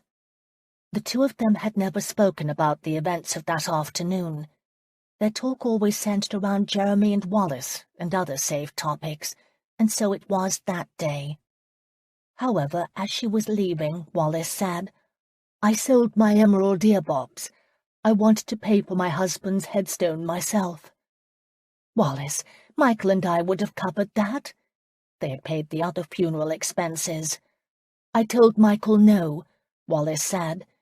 "It was my way of forgiving Carter." Michael understood. Isabel put her arms around her sister-in-law's shoulders. "Please, Wallace, forgive yourself." "I will." The older woman stepped back. "In time." She took Isabel's hand. "You haven't said anything, but I want you to know how blessed you are to have a child on the way. My sons mean everything to me." "You know about the baby?" Wallace nodded. "Michael does too. I didn't know if you knew that or not. It came up during the scene with Carter." She gave Isabel a quick kiss on the cheek and left. Thoughtfully, Isabel walked to her husband's study. Since that afternoon, he did most of his work at home. The door was half open, and she could see him bent over his ledgers. Alex wanted to buy another ship, and it was up to Michael to handle the details. Sunlight fell across his desk from the window that overlooked the garden. He appeared thoroughly frustrated by the numbers. "I didn't say anything because I wanted to be certain," Isabel said without preamble. Michael looked up. His hair was mussed where he'd run his hand through it. He didn't pretend to mistake her meaning. "I know." "But you wondered?" His lips curved into a rueful smile. "Every man would wonder such a thing. But I trust you, Isabel. I knew you would say something when the time is right." "I worried about that opium Carter gave me." She walked into the room and around his desk to where he sat. He pushed his chair back, inviting her to sit on his lap. She covered his hand with hers and pressed it against her stomach. "I think the baby is still there. I spoke to Mr. Talmadge. He was a physician. He thinks that all will be fine, but we will have to wait until the baby begins moving." Michael nodded, his expression sober. "It will be all right, Isabel." "I pray it is so." They were interrupted by bawling. "I beg your pardon, sir, but a gentleman from Higham in Lancaster has just delivered this package for Mrs. Severson." Higham was her village, the one where she'd grown up. Isabel rose and took the cloth pouch the size of her palm and letter from the butler. Her name was addressed on the outside. "Is he still here?" "No, ma'am. He said he was delivering for a friend, and left. Isabel nodded. She knew who the friend was. She recognized her stepfather's handwriting. "Thank you," she said to Bolling, dismissing him. Michael waited until after the door was shut. "Do you know who it's from?" "My stepfather." She walked back to the desk and stopped, staring at the package. "Open the letter," Michael instructed. Isabel broke the seal. It was a short note. Her stepfather was not one to waste words, but what he wrote touched her deeply. Her lower lip started to tremble, and she struggled to keep back tears. Without a word to Michael, she yanked open the strings of the pouch and poured the 2 pearl hair combs onto the desk. "What are those?" Michael asked. "They were my mother's. Oh, Michael, I have been so wrong." "About what?" "Him." She held up the letter. "He sent those 2 combs to me. I thought he wanted to keep them for himself. I thought he didn't care for me. Now—" "What did he write?" She read to him. "My dear stepdaughter, I have heard of your marriage. May you find much happiness." It sounded so perfunctory, but then the tone of the letter had changed. "I know in my grief for your dear mother I wasn't much of a father to you. I spoke hastily and have regretted my words many times these past years. I pray you can find it in your heart to forgive an old man who was foolishly in love. These combs were my wedding gift to your mother. I held on to them after she died, but now you can make better use of them. Think on her when you wear them, and of your stepfather, who tried in his fashion to be a parent to you all these years. Your brothers wish you well, and perhaps some day our paths will cross again." He'd signed it, Papa. Isabel swiped a tear away from her cheek with the heel of her hand. "I feel silly." "Why?" her husband wondered. "Because—" She took a moment to collect herself. "All these years I thought he didn't care at all, and I was the one who kept us from being closer. I knew he wasn't my real father." "You were waiting for the Marquis," Michael said, understanding. "Yes, even while this man clothed me, sheltered me, and taught me what I needed to know in life. I see now that when I left, we were both so lost in grief over my mother's death that we allowed ourselves to misunderstand each other." "I will take you to see him," Michael offered. "Yes," she said thoughtfully. "Perhaps the time has come." She picked the combs up off the desk. Her husband's money could buy her anything she wanted, but nothing could be more precious than these. "Let me go write him," she said, and left the room. Upstairs at her desk, she pulled out pen, ink, and paper. The afternoon was sunny, not dreary as it had been that last time she'd attempted to write him. She set the combs on the corner of her writing desk. This time, the words were not so difficult to find. All she had to do was start with, "Dear Papa, thank you." January 1804. What miracles a year could work! They had just come from church. Michael stood in the hall, his daughter in his arms, and let Bolling help him remove his coat. Diane Isabel Severson was still red-faced from her crying fit. His wife took the baby from him. She hasn't liked anything this morning, from getting dressed in the lace and ruffles of her christening gown to having the waters of baptism poured over her head. Poor baby! Diane pouted prettily for her mother. From the moment Isabel had felt the baby stirring in her womb, she had taken on a radiance but only made her more lovely every day. Their baby had been born healthy and strong, a circumstance for which Michael thanked God every day. "I thought the bishop went far too long," Michael said. "I'm not so certain he wasn't more worried about my soul than Diane's." Isabel laughed. She wore her mother's pearl combs in her hair. "He thought nothing of the sort. Come along, baby. Let us go see your grandpapa." Michael followed them down the hall to the dining room, where everyone had gathered. When he'd purchased this house, he'd not even been able to imagine it brimming with love and good wishes as it did now. Mr. and Mrs. Oxley had travelled from Rutland. The vicar had stood beside the bishop and added his blessings on the baby's head. Alex poured wine for Wallace, who looked relaxed and at peace. Her sons were close by. Alex had promised to take them, and Isabel's half-brothers, Terence and Roger, sailing on the morrow. All 4 boys were of the same age, and Alex would have his hands full with such a group. Michael had no doubt his friend could handle such a motley crew. All 4 boys were more than a bit in awe of their Uncle Alex, who seemed to relish the role. Alex's path had yet to cross his infamous father's, but Michael knew it would happen. His friend had confided that the night of Diane's birth he'd had a dream of seeing his father again. It was destined. Isabel's stepfather was there too. They had visited him in the summer, and he and Isabel had become regular correspondents. All grudges had been buried. It was good to know Diane would have a grandparent. Alex cleared his throat, gathering everyone's attention. "Since I am the godfather, I shall propose the toast," he said. He looked around to make certain everyone held a glass except Isabel and Michael. "To Diane," Alex said, "the most beautiful baby in the world." "Hear, hear," Mr. Oxley said. "May her future be filled with happiness, prosperity, and love." "To love," the others echoed. "And to Isabel," Alex continued, "a woman of good sense and grace." "Hear, hear," Michael said, and kissed his wife. "And to you, Michael, my friend, may you always be as happy as you are at this moment." Michael put his arms around his wife and child. Isabel leaned back against him, and he knew in that moment he was the richest of men.